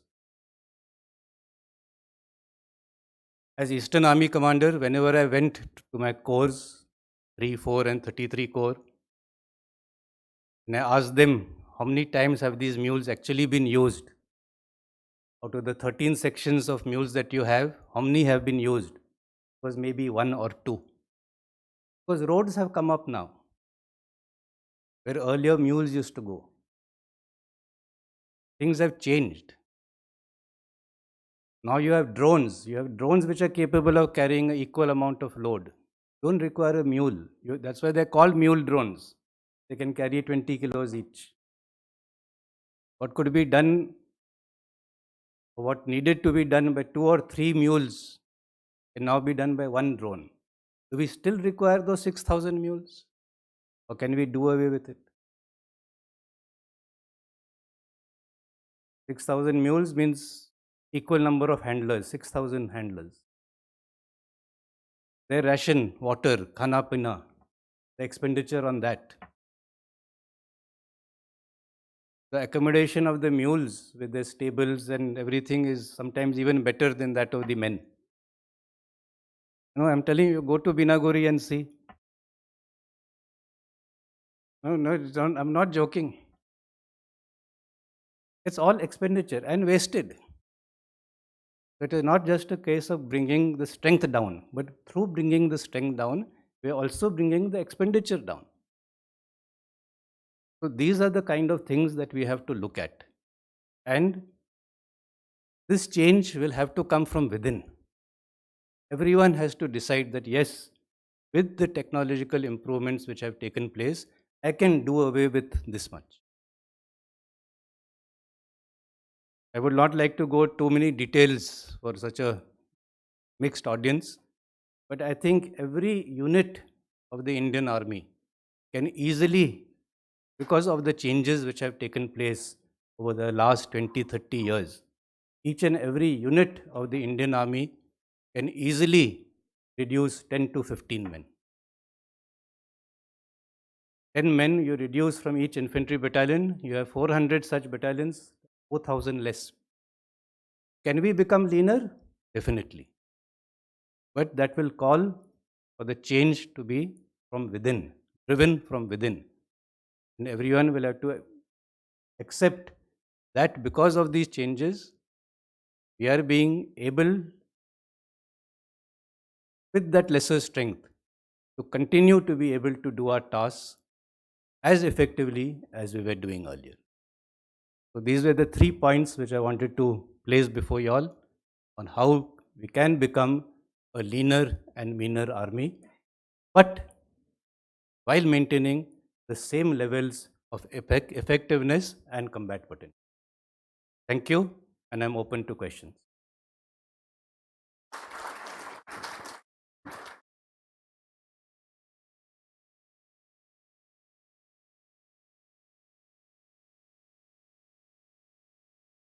If anyone would be having any questions, you can free to ask. Otherwise, yes, sir, please. Sir, General Ranjan, sir. Sir. General Hassan, sir. Thank you, General Naravne. Always a pleasure. Meet you and listen to you. While agreeing entirely with what you say, absolutely. My only suggestion and advice would be one thing which we always followed in the armed forces and never forgot: back to basics. Don't tamper with basics when you're doing this reorganization and creating a leaner army. And for that, you got to do a tremendous introspection, which you have yourself mentioned. You have to do an introspection for it. But for the sake of cutting, don't tamper with basics. That's my only advice, because I think the wisdom of the ancients continues to thrive with us. And if we question that wisdom many times, we may tend to go wrong. Thank you. Thank you, sir. I can't argue with you. You were my boss once upon a time. Sir, General Ranjan, sir. So, Major General Rajan Kocher, sir. I would like to ask you a question about the Agniveer schemes. Agniveer, a lot of debate has gone in the media on this scheme, and ultimately a kind of mathematical model was also generated, stating that we are going to reduce in strength over a period of time, and will it affect the readiness of the armed forces? I would like to seek your comments. I don't think there will be any significant reduction in the numbers, but as far as this scheme is concerned, I would only like to highlight that in life, the only constant is change. So we have to change and move ahead. But equally, there is a saying that more things change, the more they remain the same. So let's put it that way. Okay, we can have the last 2 questions. Anyone? So, to your right, sir. Yes, sir, please. Bipindra from Defense Capital, sir. So you were the Army Chief and you did go through the process of IBGization, as you put it. If you could just elaborate for our understanding, what has been the impact of the change that you were putting through, and how long is it going to take before we finally realize that particular state? And also, sir, jointness. That's the buzzword at this point in time in the 3 armed forces. How would jointness impact this leaner army ideas? The process of IBGization is still underway. We had identified 2 of the corps to be the test beds for this process. Once again, these changes are going to take place or take effect over a period of 1 or 2 years. It is not that one fine day you're in one form and the next morning you're in IBG form. The transition itself, the posting in and out of officers and men from their various units, the relocations will happen as part of the standard moves from field to peace, which will also happen as and when they are due. So all these will take their own time. So we think that for one formation to transform into this IBG mode would take at least about 2 years. And even if we do more than one formation, that is more than one corps at a time, for all of us to get into this new form may still take a decade or so. But that is the way it happens. even when the PLA was transforming into something akin to this, they took more than a decade plus for that change to occur. I heard and read about that change when I was doing the higher command course in 2003. And that change came into effect about 15 years later. So that is how these transformations will happen. They're not sudden. And similarly, in jointness and in transformation, in the joint structures, and I know the topic of theater commands is very much a burning topic and uppermost in our minds. Even in that, the change will happen gradually. And as we learn, we will make mid-course corrections to make sure that while we are transiting one way to the other, at no point of time are we operationally compromised. As General Hasnain said, one foot will always be on the ground. Good afternoon, sir. First of all, thank you so much for addressing all of us with your kind words. I just have 3 points and I would love for you to address them. Firstly being, how about we integrate civilian contracts like we've seen in many other nations into our military for maintenance of infrastructure and ideals, so that the time of the troops is better utilized in their training and their advancement, not only in their physical capabilities at times of war, but also their entire self-well-being. Secondly, sir, I have a small doubt regarding the Agniveer scheme. As you were an integral part of the formation of the entire thing, wouldn't this affect the brotherhood between the troops during a specific operation? And thirdly, the last point being, how about an integration of AI or artificial intelligence for that matter into the military for simple basic commands and operations, so that the aim of having a leaner army could be achieved more easily? Thank you so much. That's all. Well, we are trying our best to integrate AI into our systems. However, at the end of the day, there will always be a human in the loop, because the field that we are in, which results in death and destruction, cannot be left to a machine. There will always be ethical considerations which have to be kept in mind, and therefore the human element will always be important. As far as the Agniveer scheme is concerned, or Agnipath scheme,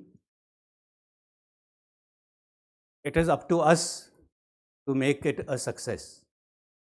And I do not think that there is any reason why any new recruit will not be accepted or will not be made part of the family that he joins. Before the 71 war, many courses and training periods were truncated. Jawans joined their units perhaps a month or 6 weeks before the war, and within 6 weeks, they were an integral part of the team. So there is no reason to believe otherwise. What was the first one? So definitely, outsourcing is a major component we are looking at, and a number of these outsourcing projects or systems have already been incorporated. In fact, one of them has been started by Raj Shukla. He is, I think, one missing in action. He was sitting here 2 minutes ago, where the entire housekeeping and the catering services at the EME school at Baroda were outsourced, and complete army manpower reduced from that. So things are ongoing. Of course, all of them take their time. Thank you.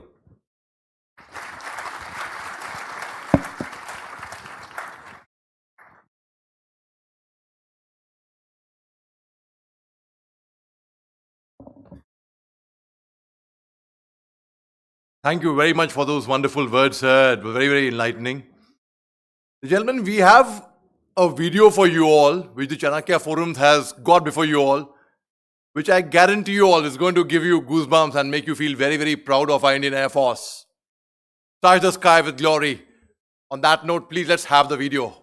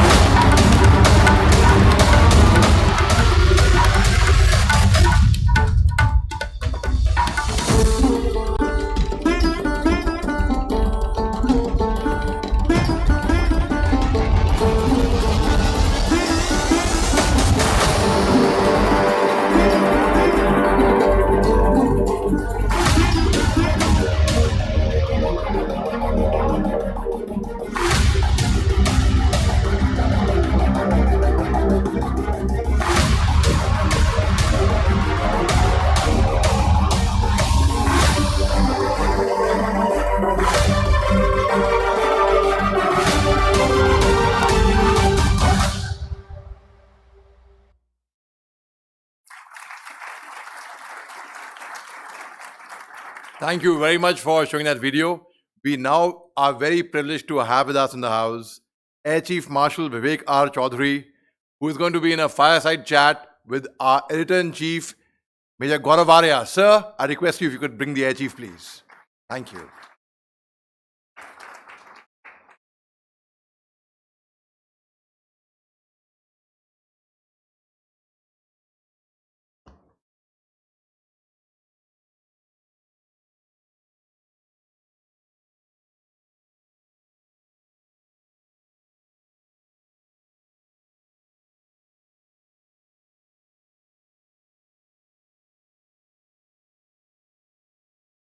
First of all, I'd like to thank the Air Chief for gracing this occasion, sir. Thank you very much, sir. It's an honor and a privilege for our forum to have the opportunity to host you, sir. Before I start my question and answer session with the Air Chief, I'd like to say that, Operation Kaveri is happening, you're all aware. So, 40 kilometers away from the actual place where the war is going on, at night, the Indian Air Force landed its planes in a place called Khartoum and started the evacuation process of Indians, done very, very professionally. A very big hand for the Indian Air Force, please.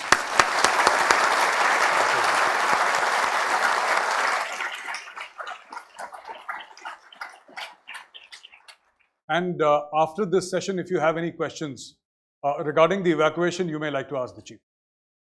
Right. So the first question is, sir, with your permission, sir? Yep. You've spoken about the Indian Air Force and how it needs to become an Indian Air and Space Force, sir. So are there natural linkages for this transformation? That's one, sir. Number two, do you look at the air and space medium to be one common continuum? There's no doubt on the second part, where air and space are considered as one continuum, because anything that you launch into space has to go through the medium of air, and anything that comes back also has to come back through the medium of air. So there is no doubt in the fact that we have to consider them as one continuum. The similarities between the two domains are also far too many to be ignored.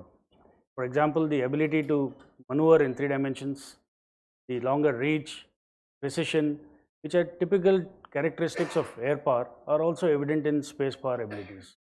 So therefore, it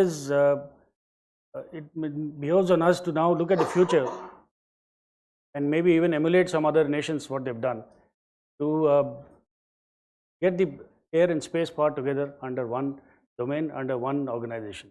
So I think the future lies in accepting the fact that it is one continuum and we have to work in tandem with each other. Though there is no denying the fact that the space applications and utilities will be used across all domains, not just the air domain. The major users will be the military, the army, the navy, and all other civilian users will use the space applications. But the fact that space control and control of objects and assessment of their location, space situational awareness is all sort of an extension of the air domain awareness. Therefore, I'm quite certain, and I can say with a lot of emphasis, that they have to be considered as one continuum. Thank you, sir. Sir, the Indian Air Force has recently revised its doctrine. And what are the salient changes and why was there need to revise a doctrine? Because many felt that the older one was working fine. So what are the new things that led to the revision of this doctrine, sir, with the Air Force? Let me take you back to almost 3 decades ago when we issued our first doctrine, 1995. So that doctrine was meant to sort of educate internally within the Air Force the strengths of air power, how air power can be utilized, what are the typical characteristics of the air power, and how we can operate jointly with other services. Thereafter, a decade later, somewhere in 2007, we realized the need to revisit and revise the air power concepts because of the changing technology, the changing geopolitical situation, and so on. So we issued a second revision sometime in 2007. Till then, our doctrine were classified documents which are accessible only to people within the Air Force. So in 2012, we sort of updated the 2007 doctrine and put it out in the public domain for the first time. So it was available to all the national security apparatus, the practitioners of air power, the academia, everybody else had access to the air power doctrine. Now 10 years down the line, we have realized that there have been many catalysts for which demanded a change in or a revision of the doctrine. Firstly, of course, is the changing geopolitical situation. More importantly is the technology. The way technology has revolutionized the way modern wars are going to be fought is very incumbent on us to incorporate that in our doctrine. The third is the capability of the adversaries. We all are aware of the growing capability of the adversaries in our subcontinent, and we have to factor that in. And I think most important is the previous editions of doctrine did not cover the grey zone operations, or what we call no war, no peace operations. So this doctrine has a chapter dedicated to no war, no peace operations, and it also considers all the emerging domains of warfare with a lot of emphasis on space, cyber, and on multi-domain operations. And here I would like to highlight the fact that every chapter in our doctrine, almost every page talks about joint operations. So it's an Air Force doctrine, but it emphasizes on joint operations. So again, coming back to the operational doctrine, it talks about how the IAF from an air power becomes an aerospace power. So in the backdrop of continuously changing rules of global warfare and technology advancements and all that stuff. How do you see the IAF adapting itself to the new operating environment in the future? I told you, now the space domain will percolate and it will have its effects across all other domains of warfare today. Like cyber, it is all encompassing. It will have an effect on the operations and the capabilities of all the three services. There's no doubt that space utilities and applications will enhance the capability of the Army and the Navy. But for the Air Force, I can say that there will be a little extra enhancement in the capabilities, purely by the fact that some of the roles and missions carried out by the Air Force, the air power, have now been taken over by the space power. To quote an example, our strategic reconnaissance capability in the 80s and 90s and 2000s was based on one strategic recce aircraft that we had, the MiG-25, the trisonic aircraft which fly stratospheric levels to meet the demands of the three services for reconnaissance. Now this role has been completely taken over by space. Similarly, we foresee that in future there will be some air power roles which will merge into the space power roles. Therefore, it is once again important that we understand the fact that we cannot divide these two into two separate powers, and we have to start looking at them as one congruous power. So traditionally, sir, as far as space is concerned, it was always considered peaceful. People going to space, humans in space, humans landing on the moon, all this was with the backdrop of scientific inquiry, scientific achievement, exploration. Now we're talking about weaponization of space. That is another new factor which is coming up, weaponization of space. So my question is, sir, how do you look at this transition, and what will be its effects in future conflicts? Because now we are talking about actually fighting in space with our adversaries. How do you look at this? While what you said is correct, that the space applications initially were developed purely for civilian use, and they have made a huge change in the way the applications can be utilized right across every field that you can think of. But I think you may not be wholly correct when you say that they started with civilian applications. So the first object which went into space, I think, was the V2 rocket, the German V2 rocket, which touched near space and came back. So militarization of space had started simultaneously along with the civilian usage. First,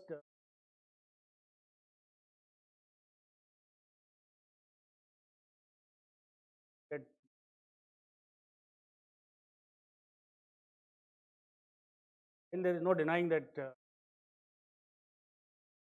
everybody, militarization of space is happening there because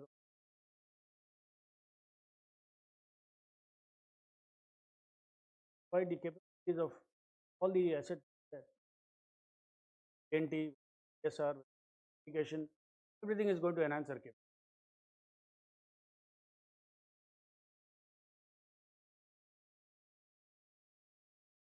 The latest one, sir. What capabilities does the Air Force need actually to play a pivotal role, sir, when we talk about the space domain? We have a current level of capability today. We are talking tomorrow about space doctrine. So what is the jump that you see? What is the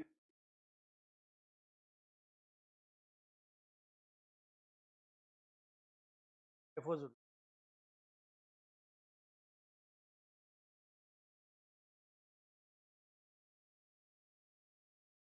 civilian usage of space? And I think there will be an element of the military doctrine as a part of it. And here is where the Indian Air Force will be called upon in future. I would look at for taking part in space situational awareness, space denial exercises, or space control exercise. And I think with there is a lot of similarity in the kind of air control and air denial exercises that we do. So the expertise is there. What we need to now start looking at is continuing to build up on our human resources capital to gain expertise in this field. We have to admit that even within the services, there are not too many people who are well versed with space awareness and exploitation of all avenues that space affords us. So it is very important that while we work on a space doctrine, we parallelly need to work on educating a lot of people on space applications. Absolutely, sir. My question to you now, sir, relating to space itself, sir, and the Aerospace Force. The question is, how do you see the future structure developing, especially with respect to Indian Air and Space Force and the DSA? So you have a DSA also, sir. How do you see that? So the DSA, as you're aware, is a tri-services establishment, an nascent agency as of now, which tries to aggregate the resources available within the three services and serves as a link between the Indian Space Resource Association as an organization and the new entities that have been formed now after the space policy. Also, I mean, I'll allude to the Indian space policy which has just been issued. So a lot of significance now to interact with the NSIL or the in-space. So all this functionality will be done by the DSA. When you talk about the Indian Space Force or Indian Air and Space Force, I would like to just draw a parallel to some other nations in the world, American Air Force, the French Air Force. They all started with having a space command initially, akin to what we have got, the Defense Space Agency. And then as it grew, it merged into their air forces to become the French Air and Space Force. United States Air Force thereafter then created a new branch of the military called the United States Space Force. So it's a new branch completely, but that is many years from now. We had started this first step of setting up the Defense Space Agency, and we are putting our weight behind it to ensure that it grows as our prowess grows in the space. So we talk about multi-domain operation, and we have seen an increasing role of the space domain. I'm coming back to space again and again, sir, because that is of an area of interest, sir. Can you bring out the key roles of space in modern warfighting and how it will continue to be the ultimate high grounds? The fundamental utilization of space for military use right now is in three domains: the ISR, position, navigation, timekeeping, and communication. All these have seen a quantum jump in the capabilities in the last 1 decade. Like I mentioned to you, we were dependent on aerial assets for carrying out recce. Today we have space-based assets which are giving us submetric resolution. What we need to do now is enhance the revisit times, enhance the persistence, enhance the number of space objects in orbit to give us a continuous surveillance over the desired area of interest. So that is one area. The second is, of course, communications. Initially, we were just looking at long-range communications through the means of satellites. Today, our aircraft are equipped with software-defined radios. Huge amount of data exchange takes place. But primarily, it is line of sight in the air. Now, with the use of space-based assets, we can extend this to a global reach where two aircraft can exchange data through the means of a satellite communication. So it's only up to our imagination as to how we can exploit the available capabilities and the futuristic capabilities. Thank you very much, sir. Ladies and gentlemen, with that I come to the end of the fireside chat. to the Chief. Should you have any questions, please feel free. And my only request is, please ask one question at a time, because if you ask A, B, and C, then it becomes very long. So kindly stick to one question. Bipindra here, sir, from Defense Capital. So this Russia-Ukraine war kind of being described as the first commercial space war. Do you see, I mean, with the space sector opening up for the private sector in India, do you see the private sector playing a key role in the Aerospace Command or the Aerospace Force, the Air and Space Force that you're talking about at this point in time? And what will be the kind of role that the private players would have in that scenario? I think the democratization of space through the new policies issued in the last 1 or 2 years is the biggest revolution that has taken place in our environment. So it definitely has opened up the avenues for private players to come in, and now sky is the limit, or space is the limit, to see where we can integrate their capabilities with our requirements.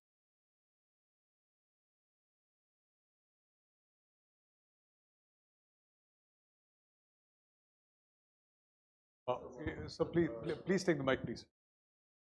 Good afternoon, sir. I'm Major Krishnan, a veteran. When you spoke about the new Air Force doctrine, you spoke about joint operations. And one of the advantages that we expect will accrue from joint operations is elimination of duplication of effort and assets. And also, secondly, we expect that assets should be allocated based on the area of responsibility and the domain in which the force is expected to cause effect. So how differently does the Indian Air Force use attack helicopters from the way that the Indian Army uses attack helicopters? Firstly, I would not look at assets when it comes to ultimate goal of what the armed forces are meant to do. I would like to look at the effects. What effects do we desire? If the effects are to carry out extensive air interdiction, or to carry out deep strikes, or to carry out any other thing, then we'll decide what are the platforms to be used. And exploitation of the platform is always based not only on the capability but also on the situational, the situation that occurs at any given time. It is very dynamic. I cannot say that I will lock in this asset only for this particular role. It will not be used for anything else. It's a criminal waste of asset. And mind you, it is not. I'm not talking about Air Force assets or Army or Navy assets. It's a national asset.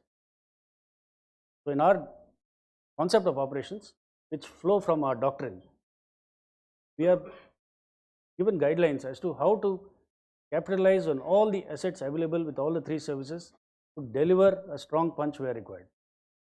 So it is the effects that we are looking at and not on the assets.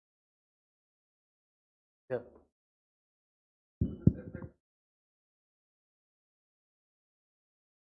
If it is an effect that we are focusing on, a platform like the attack helicopter would be close to medium interdiction, which role is predominantly done by the land forces.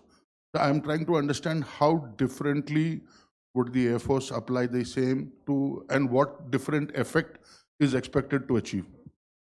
I would really not like to discuss tactics here, because it tantamounts to discussing tactics, how I'm going to utilize the attack helicopters. But suffice to say that the platforms have got adequate capability to be used in every role, every terrain, and not just for medium interdiction. There are plans afoot to utilize them in roles that possibly you cannot imagine. I would not like to disclose my cards here. Good afternoon, Air Chief. I am General Saxenath, former DG Army Air Defense, and thanks for your insight. I want to draw a point on the counter hypersonic capability. The Chief is well aware how the hypersonic threat is growing in our domain and how we need to slowly develop the counter hypersonic capability, in which your insight on the Air and Space Force becomes very handy. And in that, the global look-see capability in trying to detect the hypersonic weapon the world over is integrating the space sensors with LEO sensors and also having a distributed architecture of surveillance based on drones, based on high altitude platform systems, and connecting upward to the satellites.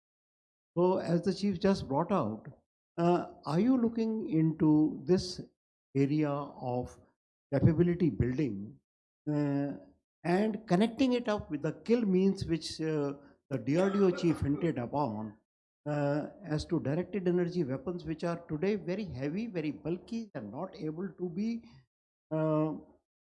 effective in the time frame and in the area where the hypersonic missiles and glide vehicles, the whole world is struggling on it and going forward. So I just wanted to have your insights on both these concepts of detection and kill of hypersonic weapons. Thank you very much. I think, so you're well aware that what are the steps afoot for the detection part of it. The detection capability merging with what we presently have in the Indian Air Force, along with the other agencies within the country who have got ability to detect geo and the space-based objects. So the measures are afoot to now integrate them into the integrated air command and control system of the Indian Air Force, so that we have complete airspace and space situational awareness is within our. And defense against hypersonics, you know, globally there is nothing as of now. The whole world is seeking answers to how to defend against a hypersonic weapon, and I think can give it to the DRDO to be able to answer as to what plans are afoot. But we are definitely taking it up as one of our future.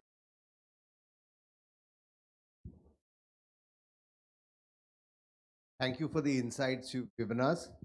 My question relates to the business of structuring joint theatre commands. Continue to be a sort of subject that the three services are grappling with. What do you regard as the Air Force's key interests in this particular exercise? And if it were left to you, what would you sort of pin down or fight for as your specific theatre command, or a theatre command in which the... Thank you. I think I've answered this question to you some time back, maybe last year. I'm doing the same question. I'll be asking this question for many years to come, I think. Yeah. I think I'll give the same answer again and again, that it is work in progress. And primarily we are looking at, again, more than unity of command is unity of effect.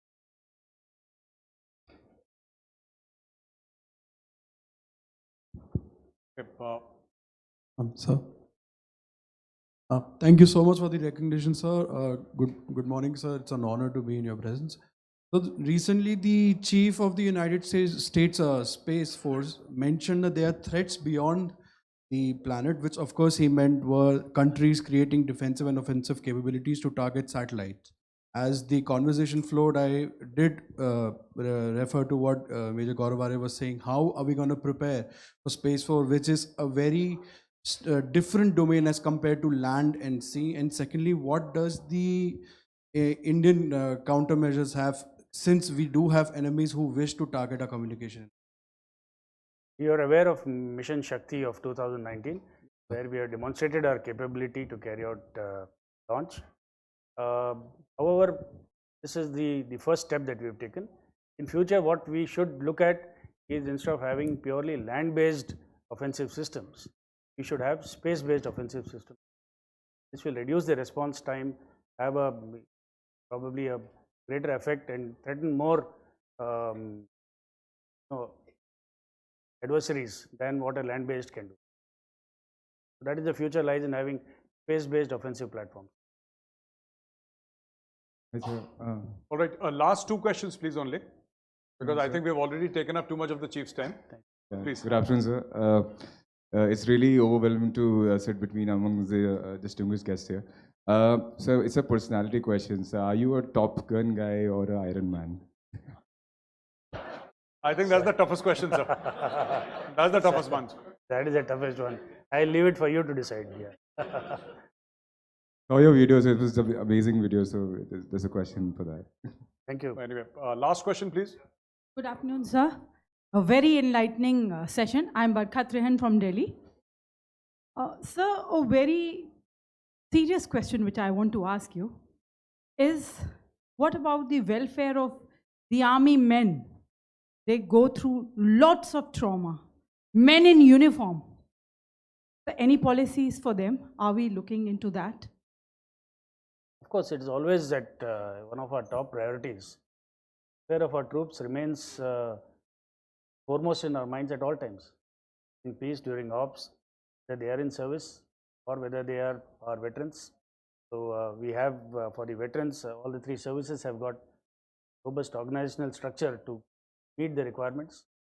For example, the Air Force, we have an Air Force Association, regional chapters in all the states, and we have directorates of what we call Directorate of Air Veteran, Directorate of Army Veteran, and so on. So we definitely take extra steps to ensure that the welfare of the veterans is taken care of, and of the serving troops. The part of it's a responsibility of the commanding officer, the officers who are commanding troops and stations and bases to ensure that the welfare is taken care of. Sir, with due respect, I think much more needs to be done. Thank you, sir. I will look forward to suggestions from you. Yes, sir. What can be done. Sure, sir. Yeah. Thank you. I think.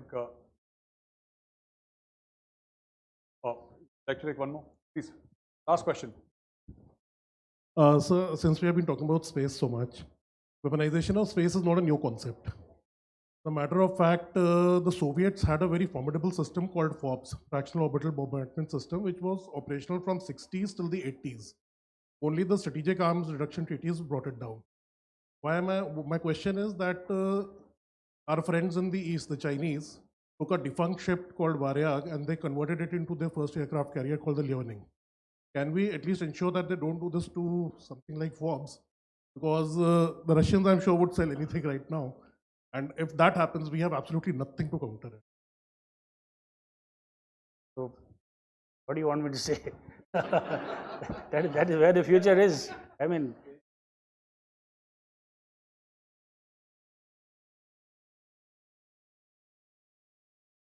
yeah. Thank you, All right, Samir. Thank you.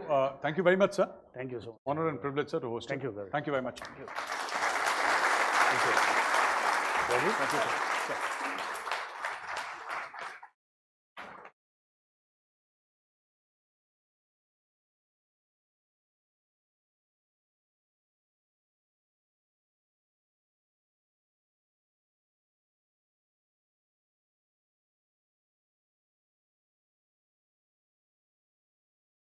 Ladies and gentlemen, I really thank the Air Chief and Major Gaurav Arya for such an insightful session and taking on all the questions to the point so well.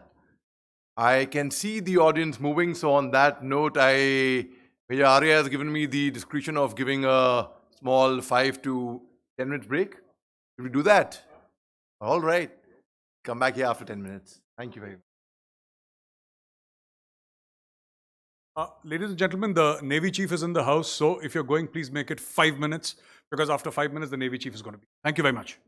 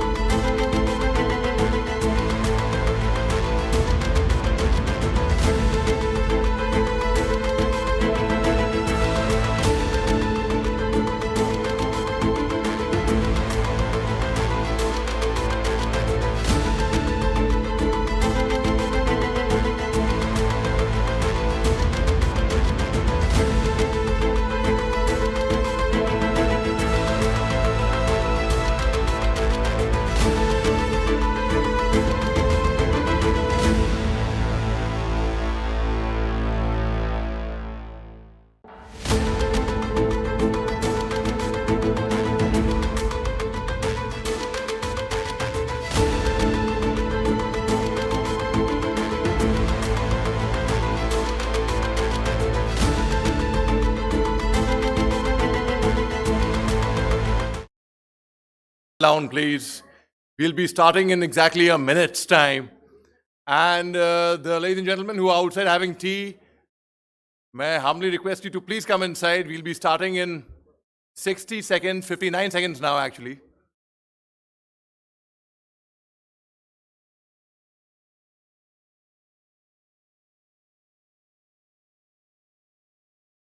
Ladies and gentlemen, the Chanakya Forums has brought a very fine video on the Indian Navy before you all. May I kindly request the PCR to please show the video on the Indian Navy, please. You can put the lights off. And I think people have come inside now. Yes?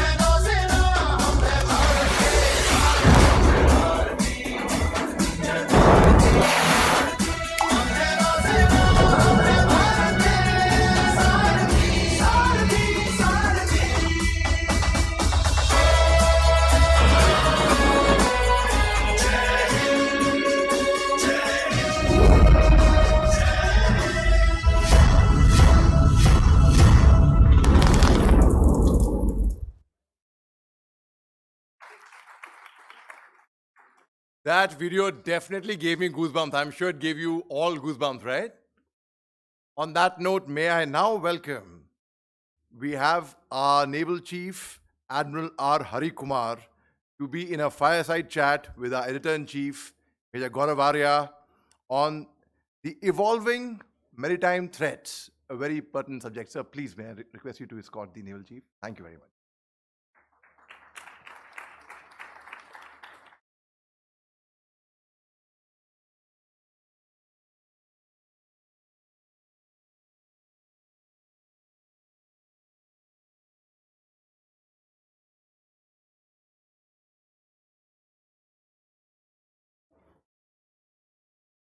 So first of all, sir, I'd like to thank you for gracing our platform. Matter of great honor and privilege for us, sir. I must also thank you for this opportunity to come here. The first time I'm coming to this, PhD chamber. And I hope not the last, sir. We'll keep on troubling you, sir, in the future also. Ladies and gentlemen, Navy is something that I personally feel, and these are my personal comments. Navy is something that has defined power for thousands of years. It's not something new.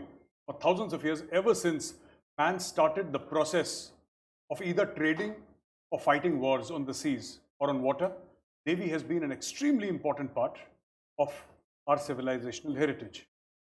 But what we have seen lately is that the government of India has really pushed towards modernizing the Navy.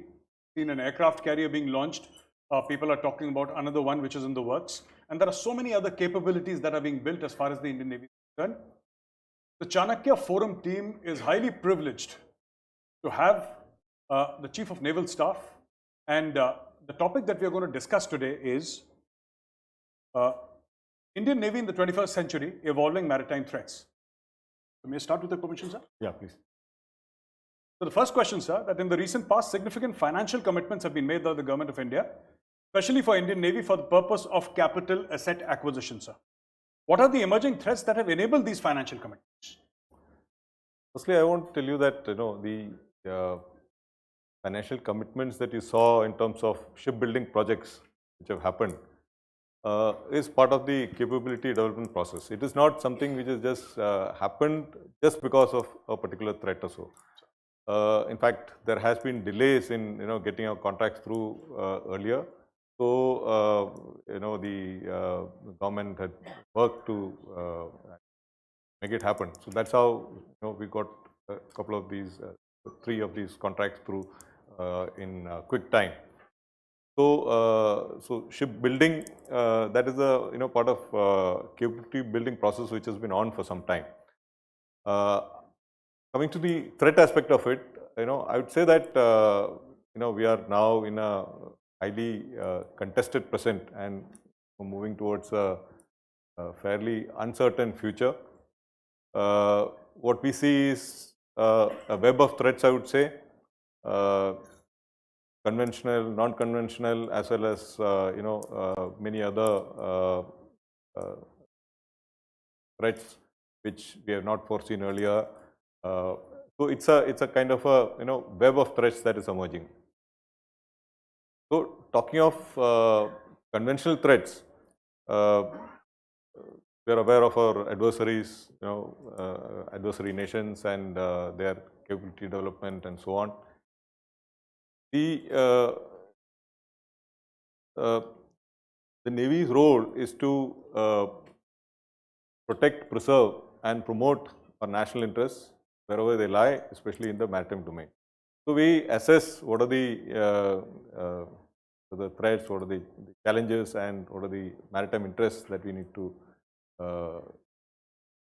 pursue, and we therefore see that on a daily basis there is a certain amount of contestation that is happening at sea. It is well below the threshold of conflict, but the possibility of full-fledged war can now be ruled out. So, in a sense, if you look at it right from the Roman days, the essential requirement of national security, stems from that saying, "Sivi pace parabellum." That means, if you want peace, you must prepare for war. So, therefore, preparing for war remains a core activity for the Navy, and we therefore get the combat part of it. So that is the conventional threat. When you talk of non-conventional threats in the maritime domain, there are plenty. It's, I would say, piracy, armed robbery. Even yesterday we had a piracy incident on off the coast of Yemen, where we had 9 Indian crew and 2 armed guards on board. They were able to be rescued with the help of multinational forces which are present there. But we had coordinated, the activity as well as facilitated the treatment of one of the guards who got injured. So I would say piracy, armed robbery, IUU fishing, that is illegal, unregulated, unreported fishing, smuggling, all sorts of arms, drugs, human migration, all these activities, and they know no borders. So at sea, it is it's a common threat for almost all the countries in the region. So this is something which is an ongoing thing. So and further in our area, we are prone to natural disasters, and humanitarian assistance requirements also come up at very short notice. And a typical example is Sudan. Everything was going perfectly fine, and all of a sudden we had this conflict there, and we are required to evacuate our nationals. So this non-combatant evacuation operation is another thing that has been happening rather frequently. Another, I would say, all-pervasive and all-encompassing and an intrusive and a silent paradigm that is happening is in 3 respects, I would say. One is the emergence of niche technologies, which have got application both in the civil as well as the military domain, which can be harnessed by both state as well as non-state actors to progress threats. Second is the cyber part of it. Cyber is an enabler. We are all hooked onto it. We have to use cyber. It affects every aspect of our life, but it brings in a lot of vulnerabilities. And the third and the most important part in this intrusive paradigm and silent intrusive paradigm, I would say, is the aspect of weaponization, I would say, of the cognitive domain. So, there is the ability to use social media or, various types of tools, techniques, and to target people and to shape the cognitive domain by various inimical actors. So when you look at the overall threat that is there, that is emerging, it is a complex web. It has got all traditional threats, it's got non-traditional threats, which I talked of in the maritime domain, as well as these silent and intrusive paradigms. And therefore, we factor all this in making our assessments. We do our planning accordingly, and this feeds into the capability perspective planning and the capability development and the force structuring part of it. And I would like to say that it is being done in a joint manner. We also assess as to what are the capabilities that are available in the nation with various agencies, and then we see what are the gaps, and then what is it that we need to fulfill. So whatever falls into the domain of the Navy, that is what we take on. For example, I would just say we have very close linkages with agencies like the NTRO, the 3 services, the other 2 services as well, and see what is it that they can bring to the table, and what is it, where is the gap, and wherever the gap is identified, that is what we take forward as the into the capability development process purely for the maritime domain. So my next question to you is something that has been hotly debated, and especially in the media, sir. This is about the 3rd aircraft carrier. And it's also understood that the primary threat that we face today in terms of our adversaries is China. So what is this, sir? They have 3 aircraft carriers, we will also have 3, then they have 5, we will have 5. Or they have 10 nuclear submarines, so we will have 10. What is the end game? Is it going to be writing checks after writing checks? So where does this stop? What is our end game? I would say that we are not looking at matching platform to platform or aircraft carrier to aircraft carrier or submarine to submarine, etc. That's not the intent. I just said earlier that navies primarily look at national interests, and for us, protect, preserve, and promote national interests in the maritime domain. That is the guiding principle. And our national interests are spread far and wide in the Indian Ocean, be it our exclusive economic zone or offshore platforms or ships, which the merchant ships which carry out trade. In fact, as I would say, as Mahan had said, the need for a navy rises with the need for peaceful shipping, and dies with it. That means if you don't have any trade, if you don't have any merchant shipping, then you don't really require a navy. So, to ensure security in the maritime domain, you need to have assets. Now, coming specifically to what you are talking about the aircraft carrier, I would say the aircraft carrier forms the centerpiece or the asset around which the carrier battle group is structured.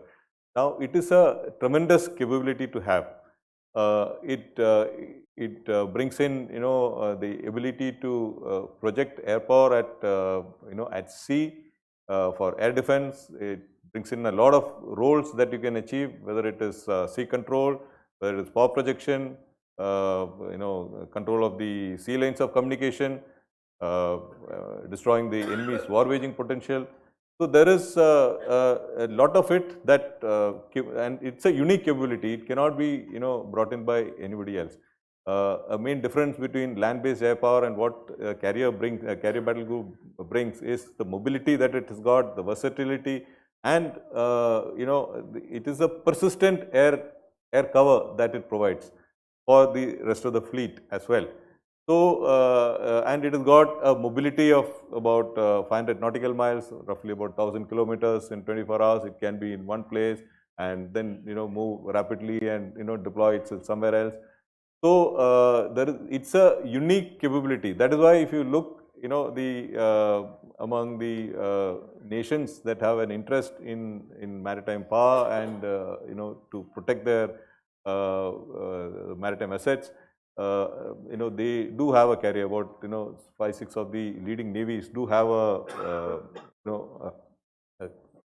carrier in their inventory. Now you may ask me, what about a choice between aircraft carrier and a nuclear submarine, paisa, all those things. Each of these bring their own, capabilities, and they are not, either or. I would say, if you look at the Indian Navy, we are trying to become a balanced force. A nuclear submarine brings a different set of abilities. It brings stealth, the ability to stay for very long underwater without the need to surface. And when it forms part of the nuclear triad, then it again it is I would say not easily detectable and cannot be targeted easily. So therefore, it is, I would say, a more survivable part of the triad as well. So a nuclear submarine brings a different set of capabilities, whether it is sea denial, and similarly, we have a good mix of conventional and nuclear submarine. So therefore, with that, we are able to provide a different set of capabilities and missions that it can achieve. So if you ask me, do we need more carriers, or should the carrier be offset against a nuclear submarine? I would say we need to be a well balanced force. We need to be a navy that meets the aspirations of the nation. We are the 5th largest economy today, and it is said that we may become the 4th largest economy in a couple of years, and we are heading towards being the 2nd or the 3rd largest by 2047. So what does it imply? When you say that you are becoming a very large economy in the world, that means you are exporting and importing goods. And when you are exporting and importing goods, it has to come through the sea. 90% of the goods by sea, by volume, have to come through the sea, and about 68% of our goods today comes through the sea by value. And in the foreseeable future, I would say that transportation by sea will remain the most efficient. Studies have shown that between road is to rail is to sea, the ratio is 1:10:100. That means for the same amount of energy, you can transport 1 kg by road, 10 kgs by rail, and 100 kgs by sea. So that is the economics of scale that you achieve when you transport through the sea. So therefore, so long as we are becoming a larger and larger economy, our trade goes up, and therefore I would say even the our GDP goes up, our budget goes up.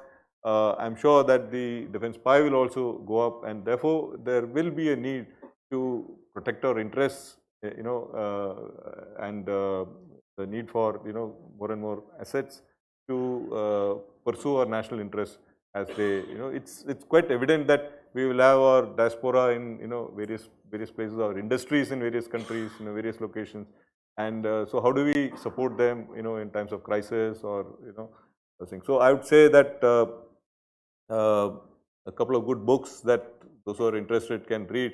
One is The Splendid Exchange by Jay Bernstein, and another one I would say is by Bruce D. Jones called To Rule the Waves. It has been recently published.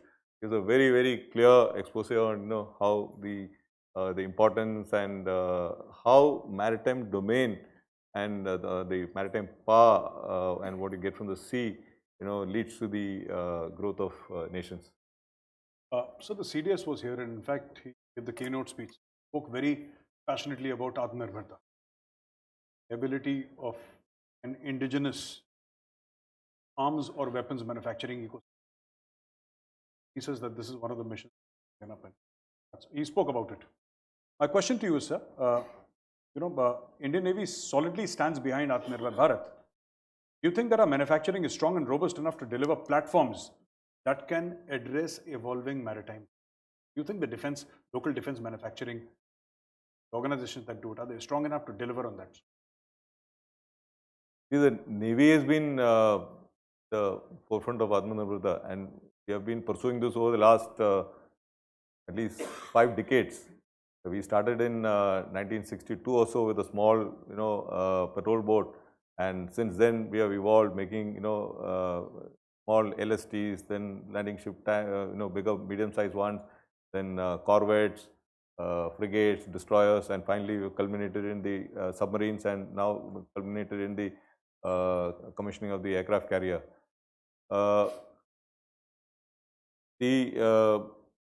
I feel that this thrust towards Atmanirbharta has come at the right time.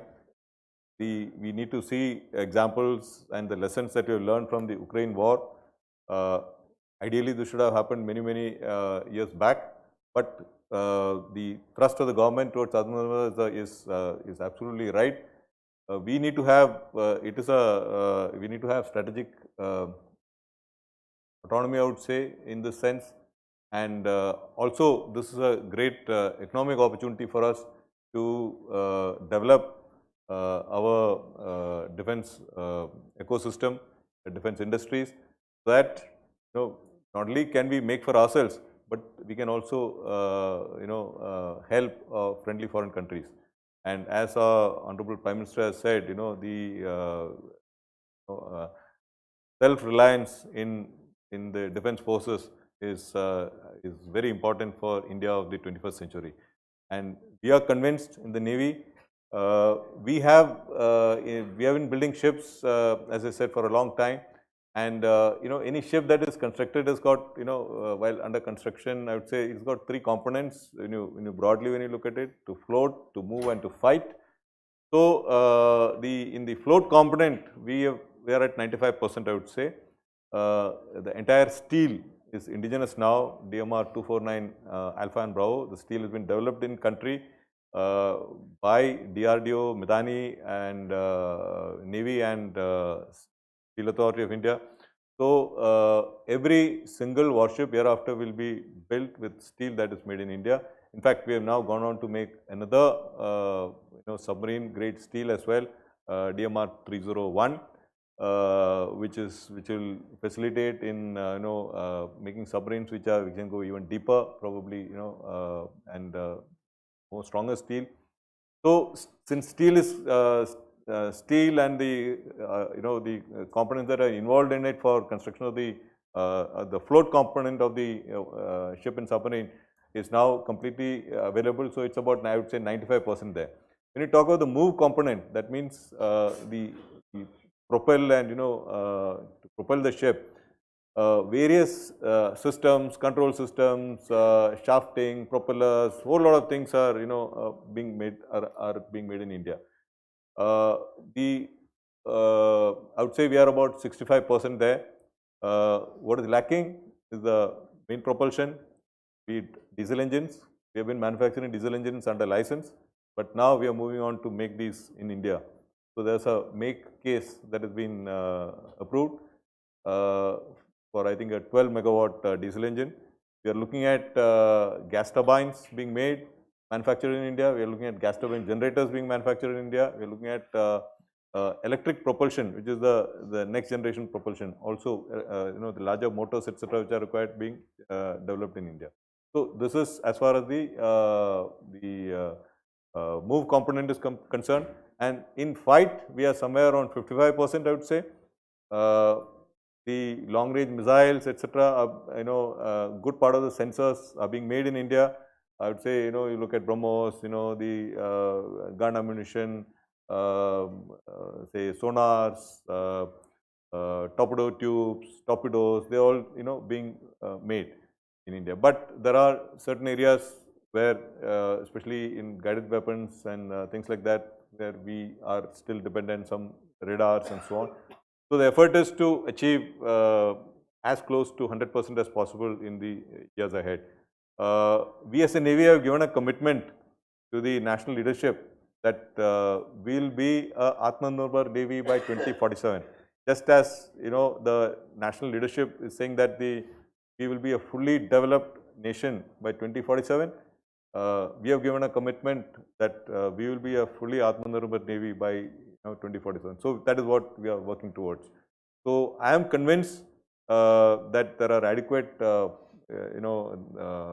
policies in place, initiatives in place. There's a roadmap for the armed forces. The industry has also got incentive for making in India. So we are hoping that we'll have a Make in India, made for India, and niche technologies that are made exclusively for India. So, so that is what we are looking at, and trying to encourage the defense industries to make for us. The fourth question is slightly interesting because I'm speaking about the Pakistan Navy, sir. I say Pakistan's Navy has moderately developed over the past decade. The Chinese Navy has been growing by leaps and bounds. So there are two adversaries, East and West, generally, sir. Now my question is, how does Pakistan fit into our threat perception profile, given that PLA Navy ships and submarines dock at their ports frequently, sir? Whether it's Gwadar, whether it's Karachi, sir, we have them going all around and docking there very frequently. So how does the Pakistan Navy fit into our threat perception? Actually, PLA Navy ships have been docking into various ports, not just Pakistani ports alone. They have been docking, they have been visiting Bangladesh, they have been visiting Myanmar, they have been visiting Sri Lanka, of course, Oman, and various other countries. So they do visit. It's perfectly fine that they can visit. But as you said, the visit to Pakistan and a possibility of their ports, etc., is something that we are seized off and we keep a watch on. Pakistan Navy, I would say, between I would say Pakistan and China, they have common strategic interests, and therefore countries which do have a common strategic interest, they will align either both economically as well as in terms of military requirements, etc. They have been getting a lot of support for their military hardware. In our assessment, they are likely to transform into a 50 platform force in about 10 to 15 years time. There are 8 new submarines which are under construction. They got new corvettes, new frigates. They are all being inducted and various stages of construction, etc. So they are modernizing their force at a rapid pace, and from where they are currently about 20 to 25 platform force, they are moving on to become a 50 platform force. A lot of maritime patrol aircraft have been inducted or are in the process of being inducted. So they are modernizing at a good pace.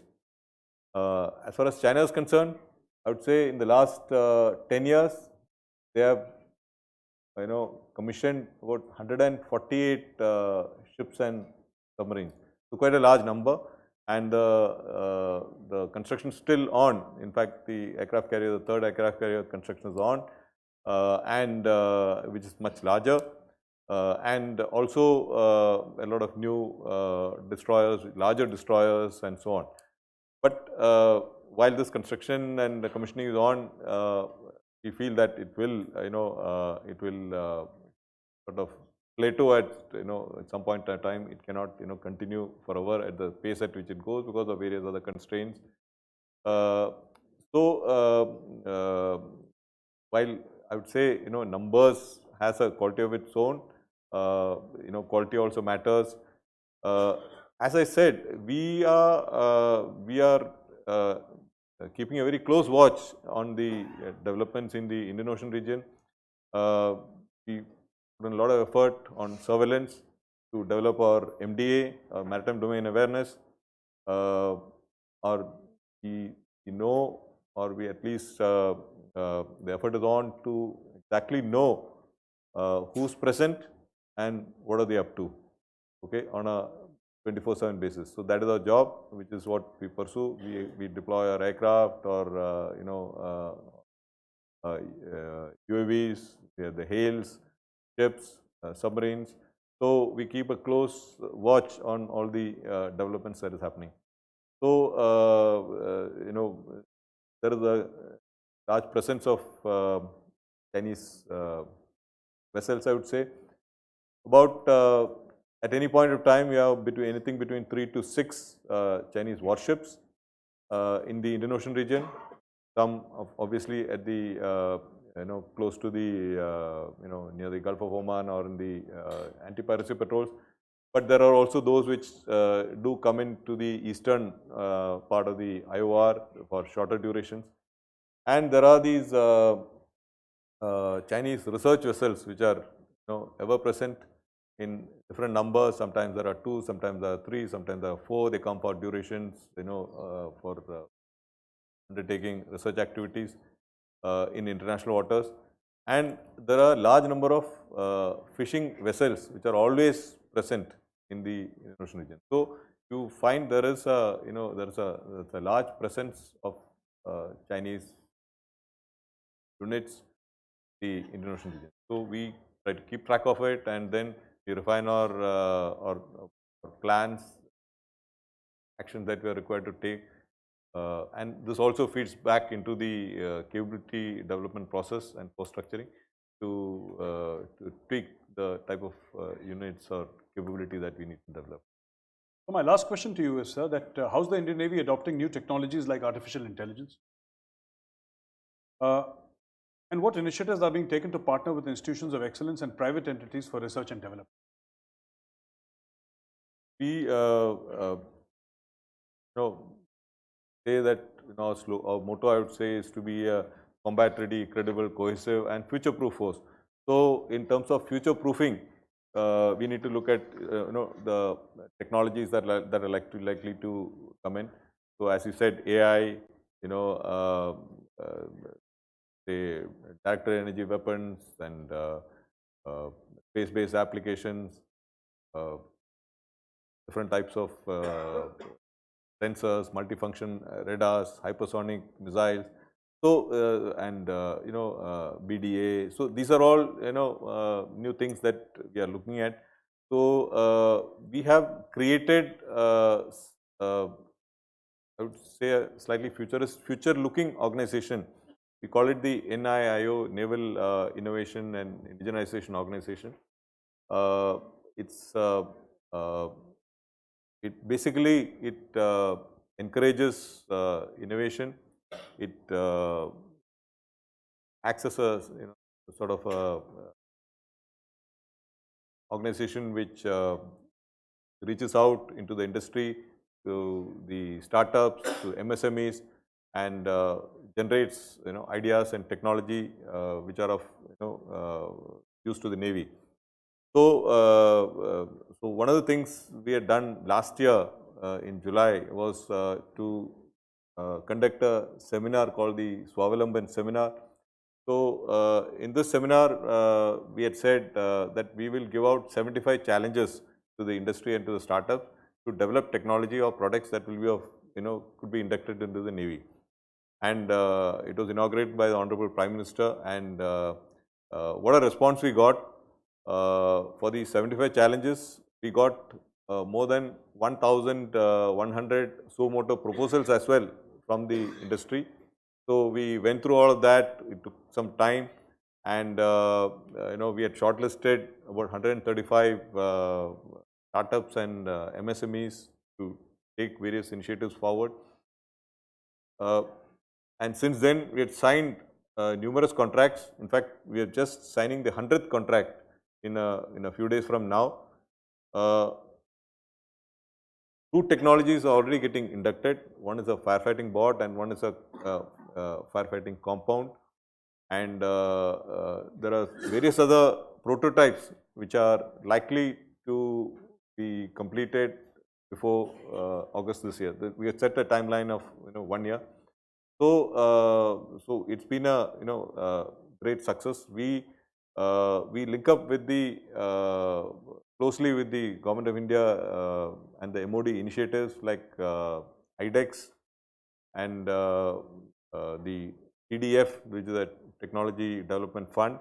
So and also we have a endeavor which we have named as Sprint, that is supporting pole vaulting in R&D through IDEX, NIIO and TDAC. So that is the acronym for this sprint. And this has paid dividends because we are looking at technologies which we induct at that through the MSMEs, which can be a game changer, which can be inducted into our platforms, and which will help us in in fighting the battle in a completely different way, in a transformative manner. So that is what we are looking at. As far as AI particularly is concerned, we have started a Indian Navy incubation center for AI in Bangalore. They are also now currently running 38 projects with the industry. Since Bangalore particularly has got a lot of software firms there. They are engaged with various startups, etc., to how to use AI. Not just for maintenance and logistics and things like that, but also in the op role. So a number of use cases have been made to harness AI, and they are working on it to see how it can translate into technology that can be ported onto our platform.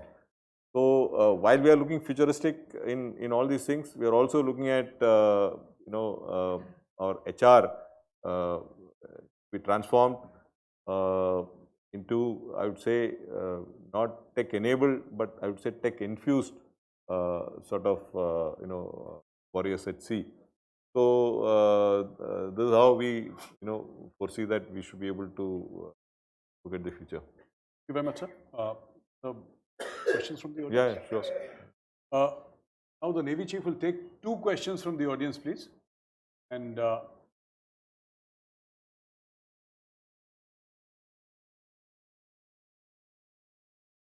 Am I audible? Yeah. Good afternoon, sir. This is Vaibhav Gupta from MKU.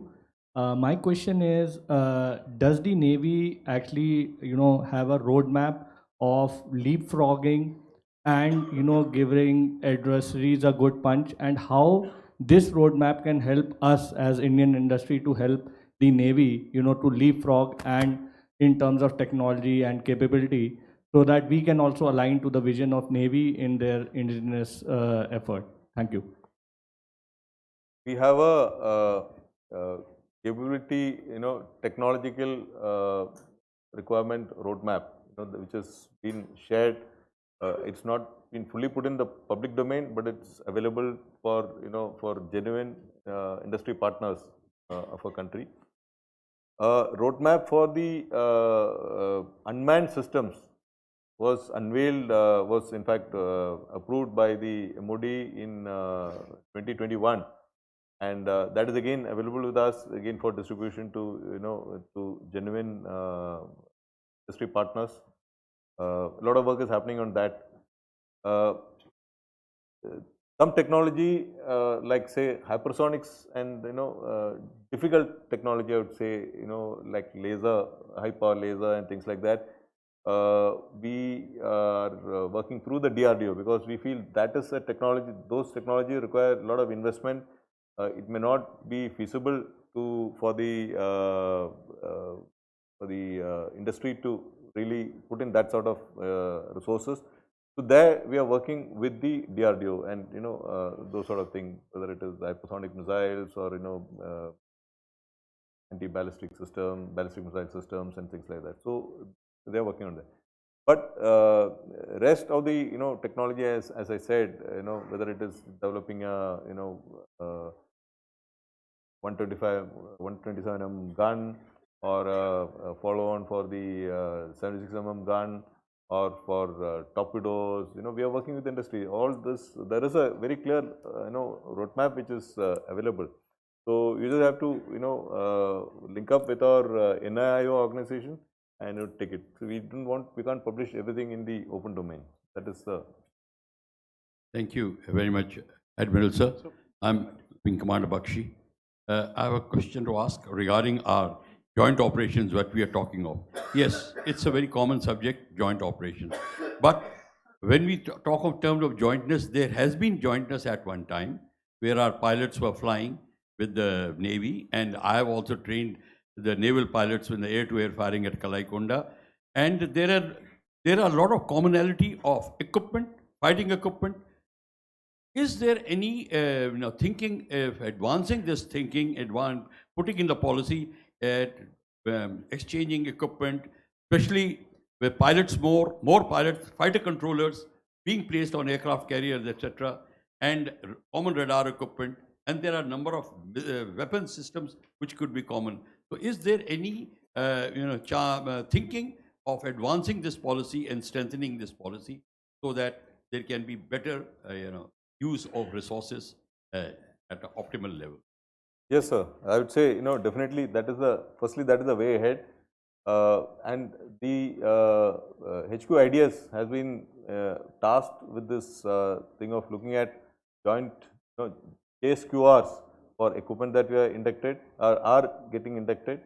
For example, the software defined radio, which is a very important component of our net-centric warfare that we are talking of.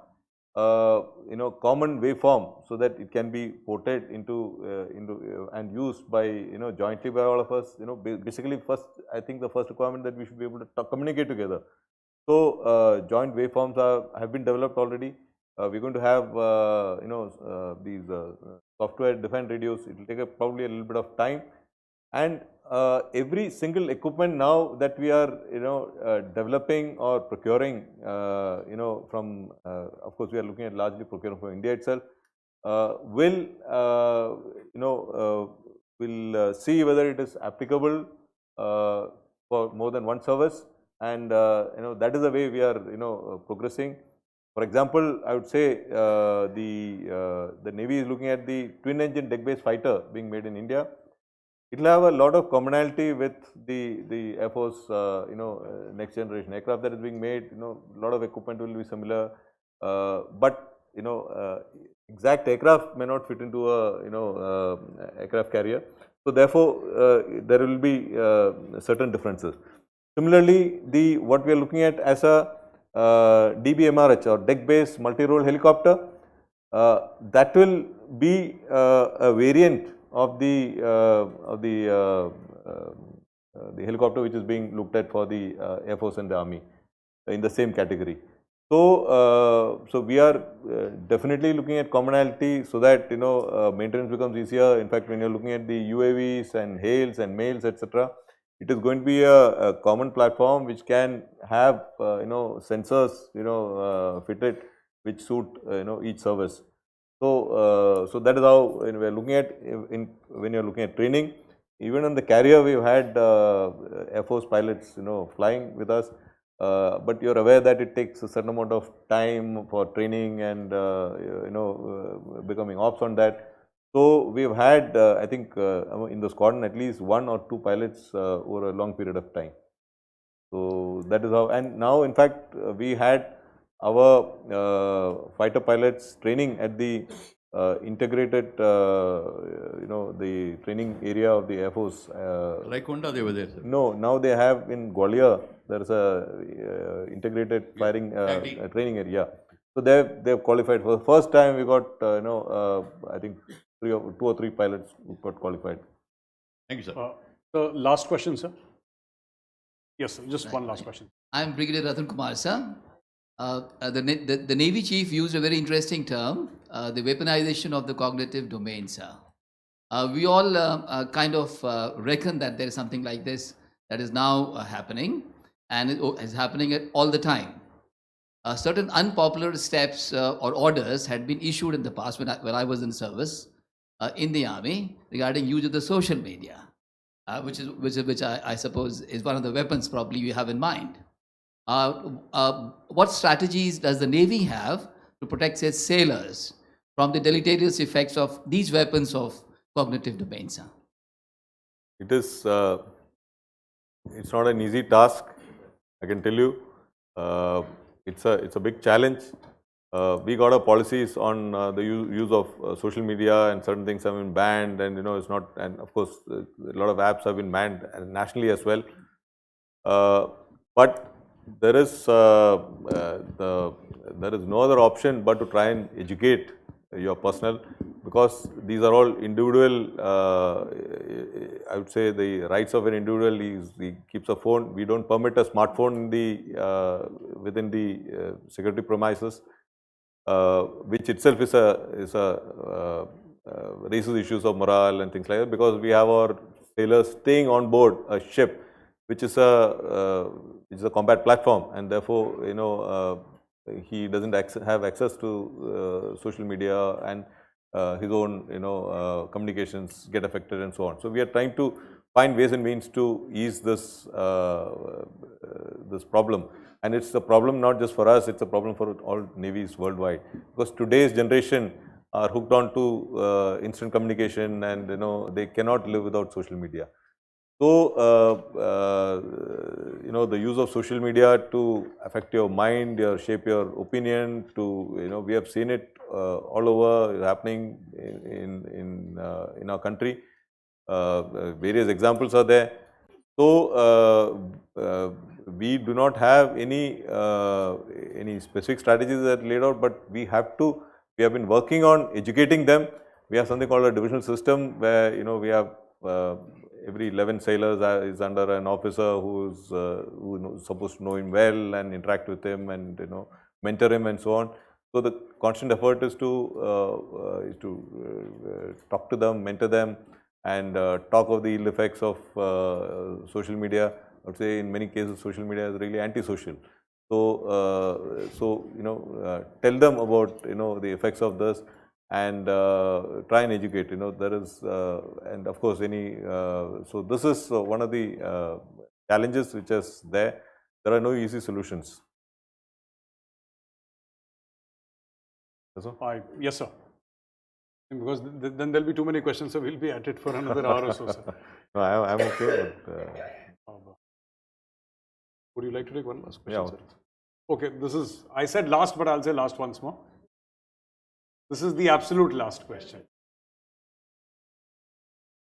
Good afternoon, sir. My question is regarding the Chinese spy ships that have recently anchored in Hambantota, Sri Lanka. How we are dealing with it, and how real is the threat regarding security? See, it's all these research vessels, and they all have ability to track and have ability to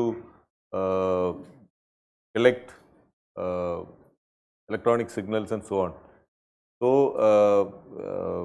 while they are free to operate in international waters, when they operate close to our areas of national interest, then it becomes a challenge. So therefore, we have to work with our neighbors, with our friendly foreign countries to convey the challenges. We keep a close watch on all the activities, and we have our ships which monitor them very, very closely. Thank you, sir. Thank you very much, sir. Thank you very much.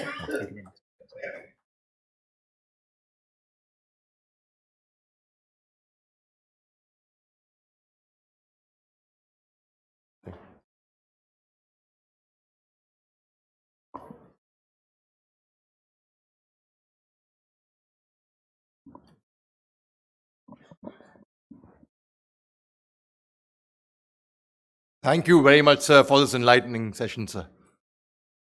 Gentlemen, we'll have a short break for lunch. I know many of you would be hungry, but let me tell you all the good news is at sharp 2:15, we have a session by a very illustrious general, the general officer who spearheaded the surgical strikes. Yes, so let's ensure that we are here a couple of minutes before that, because sharp 2:15, the general officer will be here on the stage speaking to you all. Thank you very much.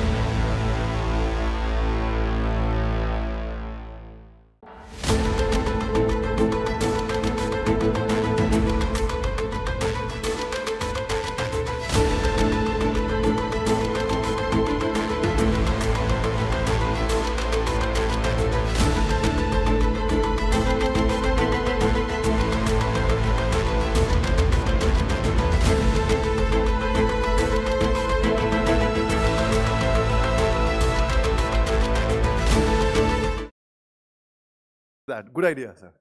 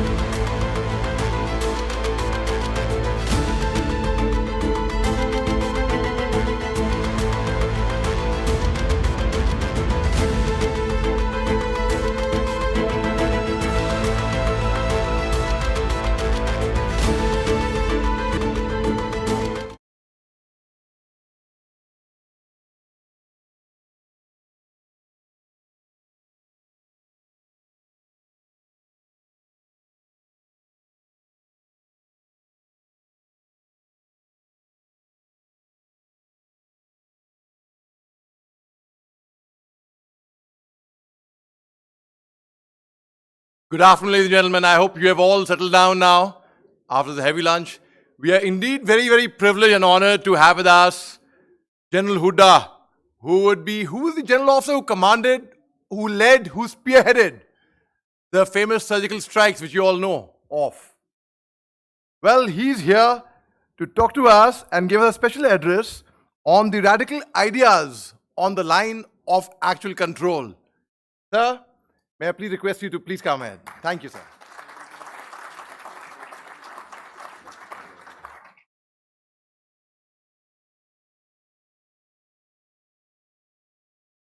So thank you, Gaurav, for inviting me here. The only complaint I have against Gaurav is that he served a very sumptuous lunch. I think we just forced a large number of people to sort of go for their afternoon naps after lunch. So, I've been asked to speak on radical ideas on the line of actual control. And if some soldiers and officers who are serving on the LAC hear this, they say, all these radical ideas are only given in air-conditioned rooms sitting at Delhi. So not so much radical ideas. I think what I'm going to talk about today is how we can better improve our management of the LAC. And so I will take that as a focus. But before I come to that, so what is the major challenge that the soldiers and the officers on the LAC face?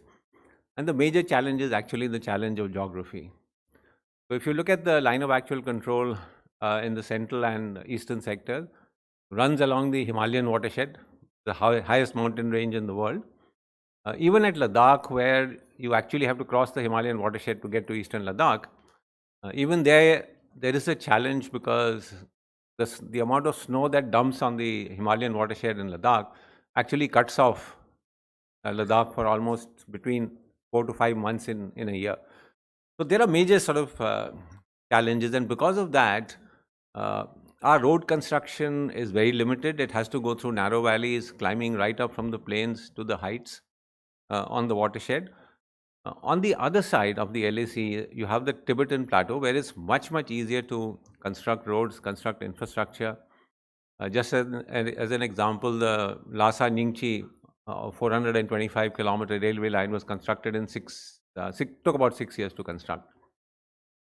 What we're hearing now is major highways, major railway lines that are going to come up, across the Exai Chin.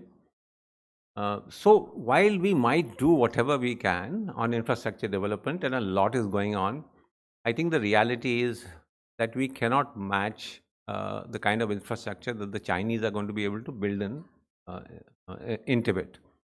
I mean, that's the reality. We might do whatever we can. And so the problem for us is how to match that kind of mobility, how to match information gathering from the other side, because the Chinese have the ability to very quickly move forces, very quickly sidestep. And so our major challenge, frankly, lies in our ability to detect, discern the intentions of the Chinese, and to be able to react. And so these are the 2-3 areas that I'm going to talk about. The first thing we need is a very effective surveillance and intelligence architecture. Because there is a limit to how many troops you can put along the LAC. There is a minimum number that is required for sure. but it isn't as if you can just keep pumping in troops and troops along the LAC to be able to meet where the Chinese are going to come in from, how they're going to mobilize, how they're going to move. And so you need a very effective intelligence and surveillance architecture. And so what will this surveillance and architecture, for example, look like at the core level? And it needs to have 3-4 components.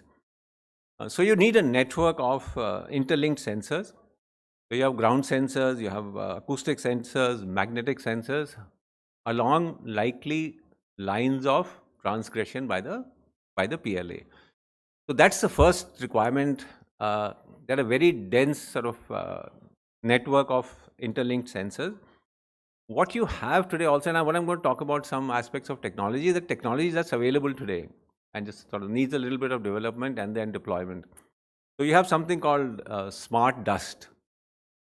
So these are sensor modes, 20 micrometers to a maximum of 1 millimeter size. And it's like a dust, very difficult to detect. And this is what can be deployed either aerially through helicopters or even by men. And that's quickly deployed along where you think there are routes of transgression that can come. It will be very difficult to detect these sensors and where they are.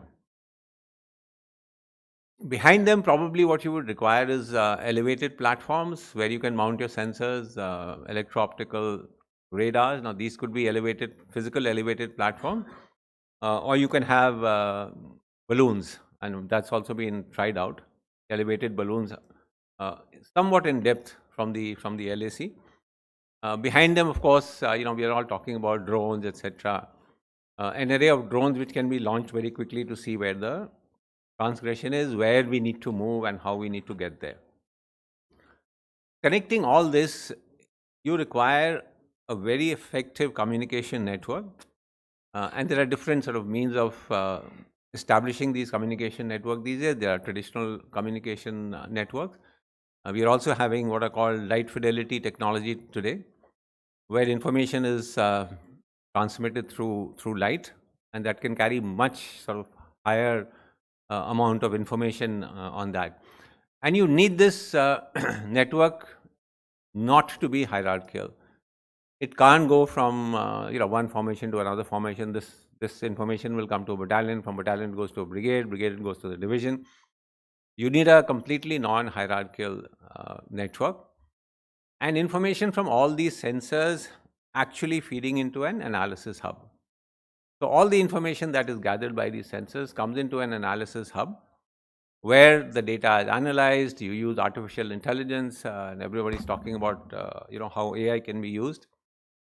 And the AI then decides where this information is required to be fed, which means who are the people who are going to react to this information.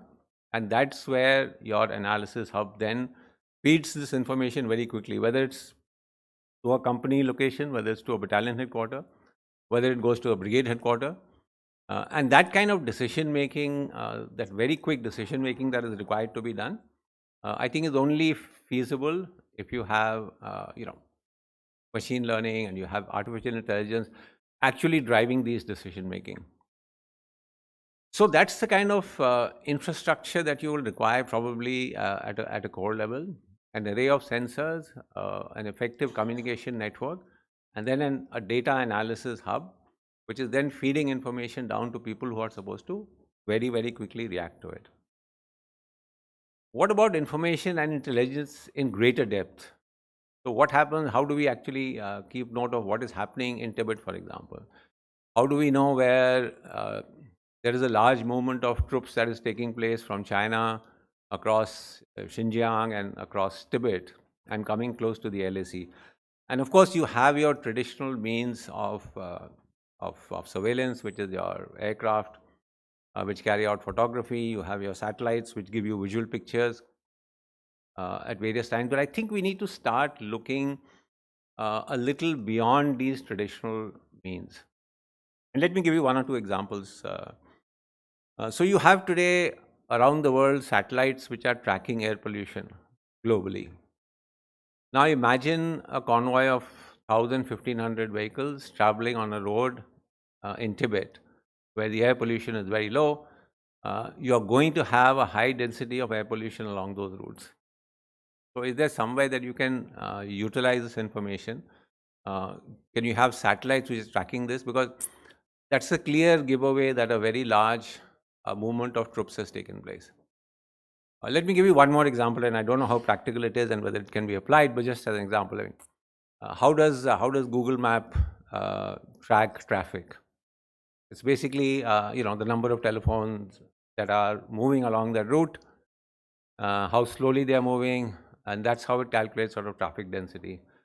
Is there some way of applying these technologies which are today available in addition to your traditional forms of satellite imagery, etc., to look at information which is in greater depth and which you can then utilize for making sort of analysis and assessments?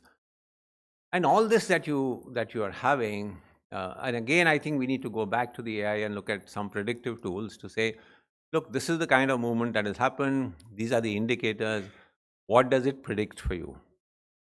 For example, 2020, since January 2020, we knew that there is a large movement of PLA soldiers that has taken place and has gone to their traditional exercise areas. That information was known. It was being reported by newspapers as early as January 2020. I think what we did not know was thereafter what.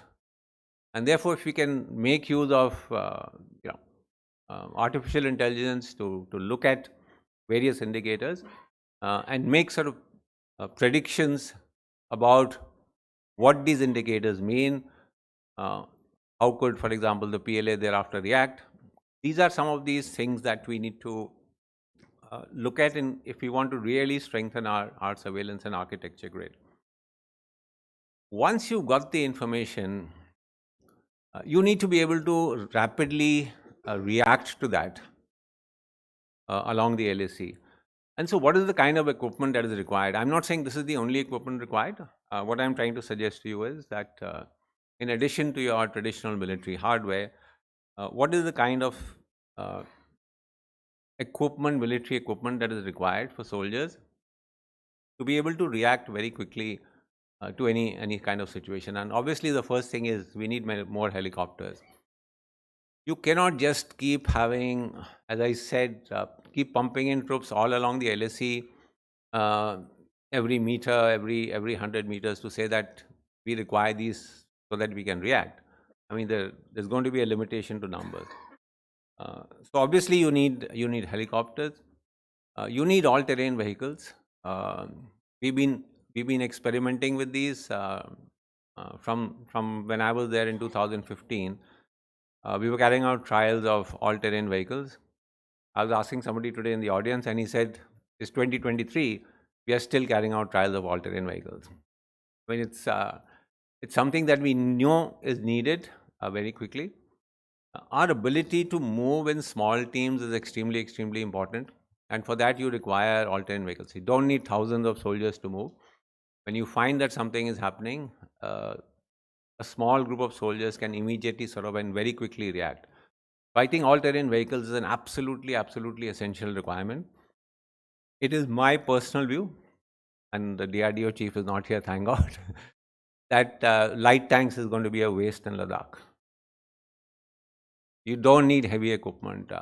The infrastructure that you'll need to create, the ability of light tanks to move, the fact that what we've seen in Ukraine would, 5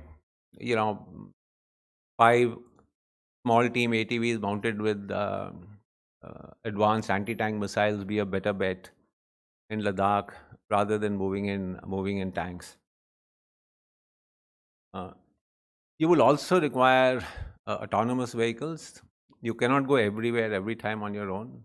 And so, and I'm saying these are technologies that are not something that are 50 years, 100 years into the future. You already have self-driving cars, etc. You need autonomous vehicles. You need adaptive camouflage in order to hide yourself where you're moving, so that you cannot be picked up. One very sorely needed thing is energy efficient technologies. A big problem that we practically faced was you have all these, you have all this equipment where you require battery charging. There is no electricity in the forward areas. You are completely reliant on generators. How long are you going to run the generators just for charging your radio set batteries, your night vision device batteries, your radar batteries? So you need energy efficient technology very, very badly along the LAC.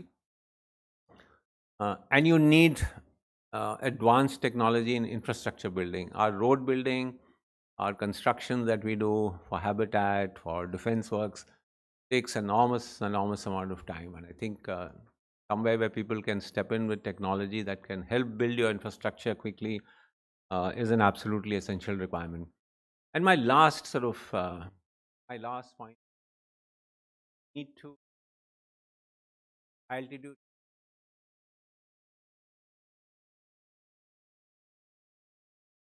Extremely operate at full effect.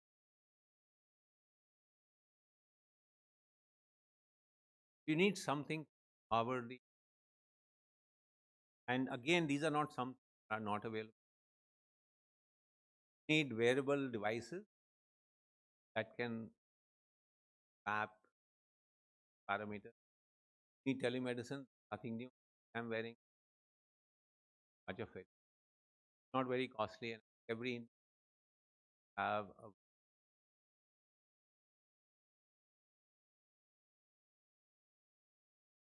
automatically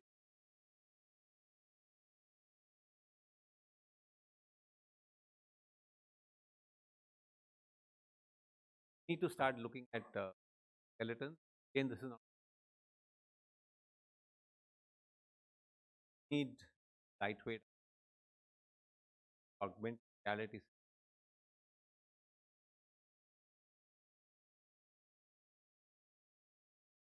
And my last point,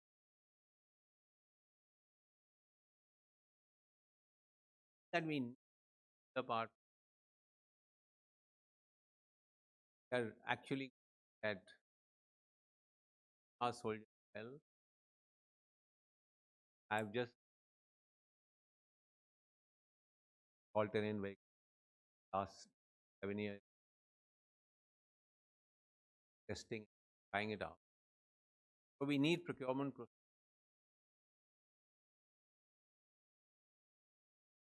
Than what we currently. The U.S. Air Force was asked, what are the top artificial intelligence? Said my priority areas AI to actually make our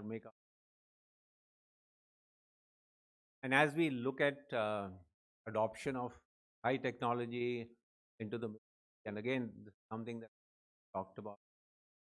Please understand the procurement process take 5 years. Technology by the time it comes. So there is a need to start see.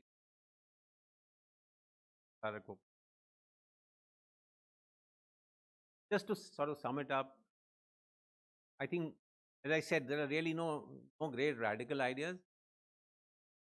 Just some ways in which technology that is already tied to intelligence network, at intelligence depth areas, getting kind of equipment that we need, both great efficient and to be. These are some of the ideas I had. So thank you very much.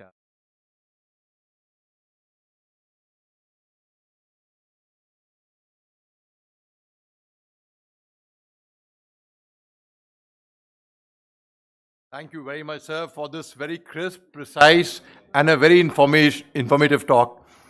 The gentlemen, before we go ahead with our panel discussion, a very interesting panel discussion, we have a small message in the form of a video message by our sponsors, PLR Systems. Could we have the video, please? You can dim the lights. Make in India initiative, Adani Defense and Aerospace has formed a joint venture with Israel Weapon Industries, Israel, to manufacture an entire range of modern small arms in India. Adani Group has established India's first private sector small arms manufacturing facility at Gwalior, MP. Modern manufacturing infrastructure, competent manpower and adherence to international quality standards has ensured flawless end products for the defense and police forces. The plant boasts of India's first fully integrated small arms barrel manufacturing facility, advanced machinery, testing labs, functional firing and proof test facilities. A 25 meters underground shooting range has been especially constructed to extensively check the weapons with the motto of delivering precise, lethal, reliable weapons to the forces. Our product line includes the PLR-9 9mm striker-fired pistol, Tivra 9mm submachine gun, Jeet 5.56mm carbine, Arka 5.56mm assault rifles, Abhay 5.56mm assault rifles and 9mm carbine, Prahar 5.56 and 7.62mm light machine guns, Achuk and Lakshya sniper rifles. Adani Defense and Aerospace manufactures the entire range of these small arms, and the state as well as the central police forces have already added these weapons to their armory.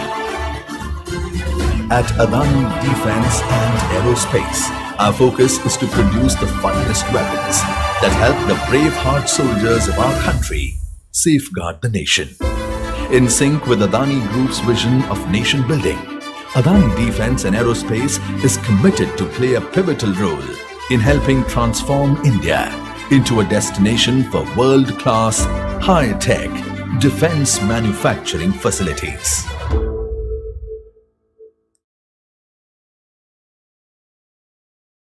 You can give a big hand to this video, ladies and gentlemen. Thank you. Ladies and gentlemen, now we have a very interesting panel discussion, and I have to thank Major Gaurav Arya for making my work much simpler by getting such names, such heavyweight names, which would require no introduction at all. Unka naam hi kafi hai.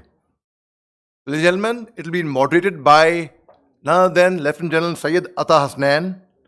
We would have Mr. Tilak Debashir, Mr. Rajiv Sinha, and Mr. Sushant Sareen on the panel. Sir, may I request you please to come up on stage. Thank you very much, sir.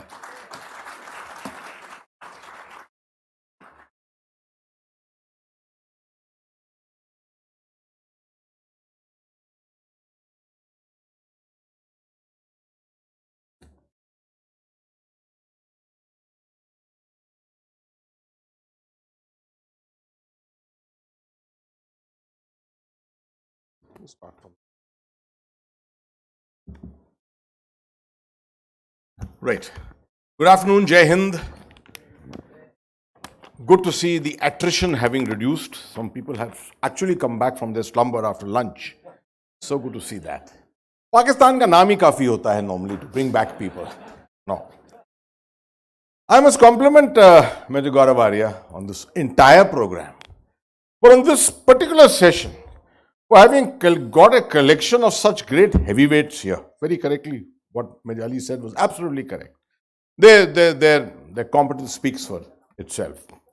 The fact that they are here and the fact that this subject is being discussed for 45 minutes or so in a panel discussion has one special significance. In the last 10 days, I must have written, I know so much on Pakistan, primarily trying to focus on one thing. That look, we still have an adversary called Pakistan. Lots and lots of people in India tend to think everything is now northern borders, everything is China, all the problems are in the maritime zone, etc. While you don't realize that an imploding Pakistan, a weak Pakistan, a collapsing Pakistan is the worst thing that can happen to us. And therefore, inclusion of this panel was very, very important in this discussion, in this whole session. Now, we've got just 45 minutes with us to do it. I intend to break it up by giving 5 minutes each to our very eminent speakers, to make their points. They will be able to make 2 or 3 points and emphasize on that. Thereafter, I have a set of questions for them, about 1 or 2 sharp questions for them. And I intend to wrap it up with 10 minutes available to the audience if we can afford to do that. Because at the end of the day, on Pakistan, unless you have a Q&A session, an interactive session with the audience, is actually incomplete. So we'll start with Mr. Tilak Devashar on my left immediately here. And I shall be a very, very strict timekeeper. Thank you. Thank you. Am I audible? Okay. Let me begin with the fundamental question that I posed in my first book, Pakistan Coating the Abyss, that was published in December 2016. And I had asked, is Pakistan then ungovernable, or is its leadership incapable of governing Pakistan? Now, the question was relevant then, it's even much more relevant today. The thrust of my argument was the acronym that I had coined, that is the WEEP factor, standing for water, education, economy and population. And I demonstrated that Pakistan faced an emergency situation in each of these 4 areas a decade ago. And today, it should have been in the Disaster Management Board, but there were no signs that it was.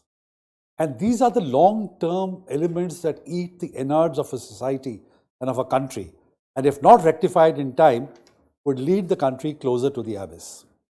Now, if you add this WEEP factor analysis with what is happening in Pakistan today, which is the current situation. Now, you all know what is happening in Pakistan, so I will not go into the details, but just a thumbnail sketch. There is a political crisis with constitutional implications, there is a judicial crisis, and a confrontation between the judiciary and the legislature and the government. There is the worst ever floods that Pakistan faced. There is a security crisis with the Tehreek-e-Taliban Pakistan and with the Taliban in Afghanistan. And there is this massive economic crisis. And the Atta people getting killed to get Atta is the worst manifestation of this. Now you add this to the WEEP crisis and you know what is happening in Pakistan today. So where does all this impact us? The second part of the question, how does it impact us? Couple of points that I'd like to mention in the short time that is available. First, in dealing with a toxic state like Pakistan, we have to monitor what happens there very, very carefully. You cannot let your eyes off the ball. And what is happening, we must wargame both the best case scenario and the worst case scenarios. Unfortunately, I don't see that happening in too many think tanks in Delhi and other parts of India. We must do that. Second, our analysts and thinkers will have to get out of their complacent, conventional wisdom mode that Pakistan has survived such crises in the past and therefore it will survive these crises also. It may. I'm not disputing the fact that it may survive. But we have to be nimble in our analysis and we have to be prepared for what may or may not come. And that is the kind of advanced preparation that I think we must need to do. Third, the normal Pakistan playbook in dealing with domestic crisis is to shoot its way out of trouble. Because a hungry Pakistan and a radicalized Pakistan will be a very angry Pakistan. And this anger, potential anger which can implode, will not be contained by the security establishment in Pakistan. And therefore, the playbook is to divert it outwards. And outward means divert it towards India. You will find that from August 2019, there has been a series of drones that have been dropping IEDs, arms, ammunition and currency on Punjab and in Kashmir, trying to rekindle the Khalistan situation. Attack in Rajouri. So we cannot let our guard down and our security grid has to be strong. Fourth, Pakistan will get even more dependent on China and we need to monitor that as the situation starts to deteriorate even further. Fifth, what is happening in Pakistan, it is unlikely that the government over there would expend any political capital on Indo-Pak relations. Therefore, the focus has to be on management of relations to ensure that relations don't deteriorate even further. And finally, there are two diametrically opposed trends that are happening. There are some people in India who feel that given the crisis in Pakistan, now is the time to push an aggressive policy towards it. Strangely, on the other side, in Pakistan, there are some writers, including armed forces personnel, diplomats, and a lot of vloggers who say this is the time to have better relations with India, especially in terms of trade. Now, how this dynamic plays up will be very interesting to watch. To conclude, and to answer the question that I had posed in my book, Pakistan has become a country whose challenges seem to be beyond the capacities of the current leadership to be able to resolve. The current leadership neither has the vision nor the ability to do so. And therefore, we have to be very careful of what the leadership does, how he does it, and where does Pakistan land up in the next 3 months, 6 months, and a couple of years down the road. Thank you. I'll stop now. Thank you very much. I think I've stuck to time. Thank you very much. Can you hear me at the back? Right. Thank you very much. You stuck to your time. Absolutely. Very disciplined. The reference from Mr. Devashar's excellent intervention, which I would like to focus on. Read an article which has appeared yesterday in Pakistan by an Air Force officer called Shehzad Chaudhry. It will actually amaze you. Shehzad Chaudhry is a man I used to meet the last 10 years. He was so aggressive towards India. But off late, and with this latest article yesterday, it is all nothing but peace that they are talking. So is there something happening in Pakistan which we are not being able to put our pulse to? While there's a terrorist attack in Punch, at the same time there are people talking peace. Where does this whole thing stand actually today? Over to Mr. Rajiv Sinha. No introductions required, an expert on Pakistan, been on it for many, many years. Hello. I think the duality of Pakistan has been very clearly exposed and explained by Mr. Deveshar. But the problems are not new, but the new thing is that they've all hit Pakistan at the same time. That is an important thing. We see a level of polarization in Pakistan that has never been seen before. Earlier, the judiciary and the army or the establishment worked in tandem with each other, and each would support each other. Today, that relationship stands broken. So, in case, and that has created a constitutional crisis. So, in case there's a problem, then there'll be no constitutional fig leaf for any unconstitutional act as earlier, as can be explained by the doctrine of necessity. Further,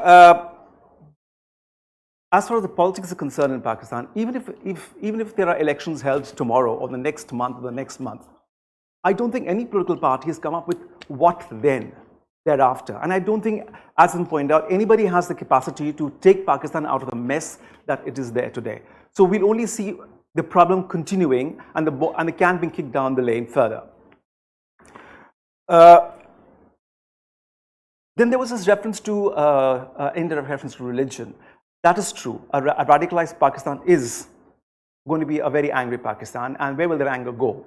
It's going to come east to it. And I think all political parties are equally guilty in maintaining and using religion. The PTI talks of Riyasat-e-Madina. I don't even know they understand what that means or what can we do with it. Similarly, PMLN, it talks of removing interest rates under Islamic banking systems. How can they do that? Where is the money for it? How will they manage it? No idea, but to earn brownie points, they all use religion. Then on the side of the army, in Pakistan, it's an established wisdom that the army has a legitimate supervisory role in politics. It is a cementing factor. But unusually, it is facing criticism from, and also differences amongst officers. But is not split down the middle, which is the reason why it's still there. And the problem is the Pakistan Army today is supporting a government that is not able to do anything and is not willing to support a government which has support. Because that government which comes out, which wants elections, if it holds Punjab, then obviously the situation will become very difficult. What does that imply for India? I think the most important thing for us is we have to manage to war game both the worst case as mentioned by the Deveshar and the best case scenario, and monitor the developments very, very closely so that we don't miss any of the commas or the full stops, and ensure that we are prepared for any action. And as we have seen, the Pakistan state is always using non-state actors with deniability. So that aspect is going to continue irrespective. Even if we open trade with Pakistan, I don't think we let our guard down. We need to be careful and manage the relationship. And that's a key element in Indo-Pak relations. Thank you. Thank you. That was excellent. A very short, sharp intervention here, which focused on the internal aspects, the ungovernability of Pakistan and the likely effects of that manifesting on us. Sushant Sareen is a long-standing critic. He's the man who actually virtually coined the term the dim. Imran Khan being called the dimwit, the dim. And, loves using it on television all the time. I'm not sure whether he would like to meet Imran Khan in a dark alley anywhere in the future ever. You should ask him if you would like to meet me, sir. But he's the man who's, you see him on a more aggressive, more offensive kind of a posture that India needs to take. That's been his USP mostly on television. We would love to hear from him what he thinks of Pakistan today in this current state of weakness, and what should India be looking at, doing about it. Over to you. Okay, just by way of clarification, I didn't take a hard line. I wasn't born with a hard line on Pakistan. I actually evolved into it. I was, believe it or not, somebody who thought peace was possible until better sense dawned on me. And I don't think that is possible anymore. But I think it's very clear for India, rather than bothering about what's happening in Pakistan, in the first instance, I think we should be very clear about our own capabilities and our own capacities. No matter what happens in Pakistan, there's very little we can do to save Pakistan from itself. And I don't think we should do anything to try and even attempt that. Because there is this Mother India complex in India that we must save Pakistan, and I don't think we can do it even if we wanted to. Coming from that standpoint, I think what is happening in Pakistan today is perfect for us. Frankly, there is no best scenario and worst case scenario. There's only a bad scenario, a worst scenario, and a worst scenario. Unfortunately, in Government of India, and I'm speaking in the company of three of people who've been in government, the worst case scenario is so horrible that nobody in the government even wants to think of it. And their attitude is deny that this will never happen, which is okay. But I think a weak Pakistan is a far better option for India than a strong Pakistan. An unstable Pakistan is a far better option for India than a stable Pakistan. A poor Pakistan is a much, much better thing for India than a rich and a prosperous Pakistan. And please perish the thought of a friendly Pakistan. That is, in simple terms, it's an impossibility. The voices of reason which you hear from across the border, I've been seeing them for the last 30 years, I can assure you. You all occasionally have these voices of reason coming from there. They don't count for anything. They don't make policy out there. And these same voices will take a 180-degree turn the moment the time suits them. So my point is that you have a Pakistan where you want it. The question is, how are you going to protect yourself from whatever happens in Pakistan? And that is an endless war, whether you like it or not. Anybody who thinks that you can kiss and make up and there'll be peace for all times to come, there might be interregnums of peace to be followed by war again. And I don't necessarily mean an all-out conventional war, but since there are a whole lot of service people out here, what you are into is an endless war. And you have to be mentally and psychologically be prepared, both as a country and as a security force, for an endless war in Pakistan. Now, whether you are fighting that endless war against a disparate group of people across the Radcliffe line, or you are fighting it against proxies of the Pakistani state, is a matter of detail. And we can come to that later. But I think that is where we are entering. And that is the war of the future, whether we like it or we don't like it. Thank you, Sushant. Normally you're not as disciplined as this, because I find in most seminars you would have probably taken off and carried on. But it just shows. Sir, last night you warned me that I don't have much time, so I thank you, but thank you. Very, very sharp, very good intervention. If I may start the round of questions to them, short, sharp ones. We haven't heard the term TTP so far in this discussion. And that's the flavor of the times today. the Tehreek-e-Taliban Pakistan, which has suddenly come back into reckoning. Last 2 days, lots happening on the Western Front, lots and lots of attacks taking place, etc. Is the situation internal? This is my question to Mr. Devashir. Is this internal security situation in Pakistan such today that it is taking it into the abyss even further? And with the experience of Operation Zarb-e-Azb 2014 to 18, is it likely that there is going to be another operation which is going to be launched against the TTP now? If that happens, should we be sitting comfortable on the line of control in India, that nothing much can happen to Kashmir, nothing much can happen on our side here, because they are far too committed to internal security in Pakistan? I think those need to be divorced. First, on the TTP. See, the TTP is doing to Pakistan what Pakistan had done to the US. That is, they gave Taliban shelter and sanctuary in Pakistan and used to send them out to attack the US. Today, the TTP has got shelter in Afghanistan and they are coming in and attacking Pakistan.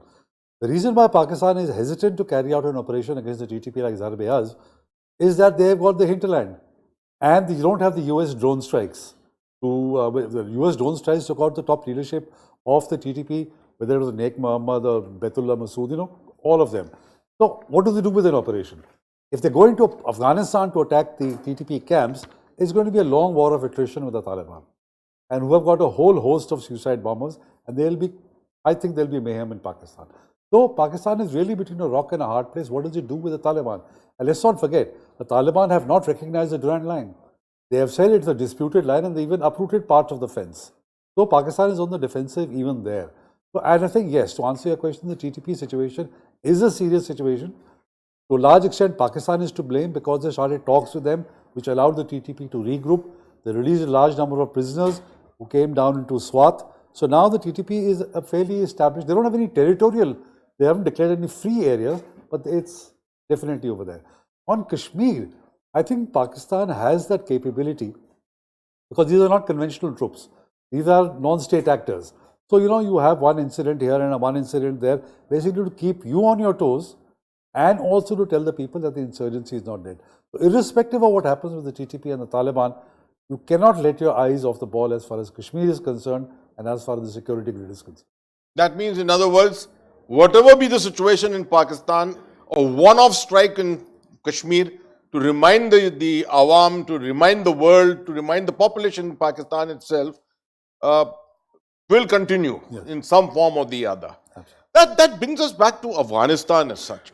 You see, Rajiv, the three issues of Pakistan, main security issues of Pakistan, which have always been identified are, one is Kashmir on the eastern front, one is Afghanistan on the western front, and the third is the internal security issue. Now, of late we are seeing that the western front and internal security are becoming dire challenges for Pakistan today.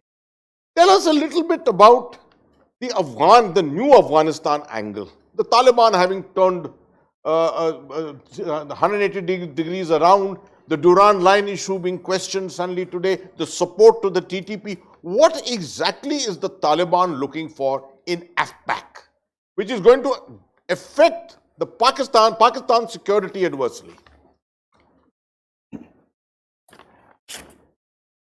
The Pakistan brought Taliban back into Afghanistan, and there were celebrations, as you've seen with Faiz Hamid sitting in Serena Hotel and sipping a cup of coffee or tea with there. So that was a celebration. But unfortunately, the celebrations turned horribly wrong. Taliban is not doing what Pakistan or the GHQ expect them to do. They have turned the wisdom upside down. They've provided shelter to the TTP. Despite Pakistani pressure, they have not denied them sanctuary. In fact, they are there along the border, though there are, of course, stray reports of some TTP members being shifted into the hinterland, but that's not major.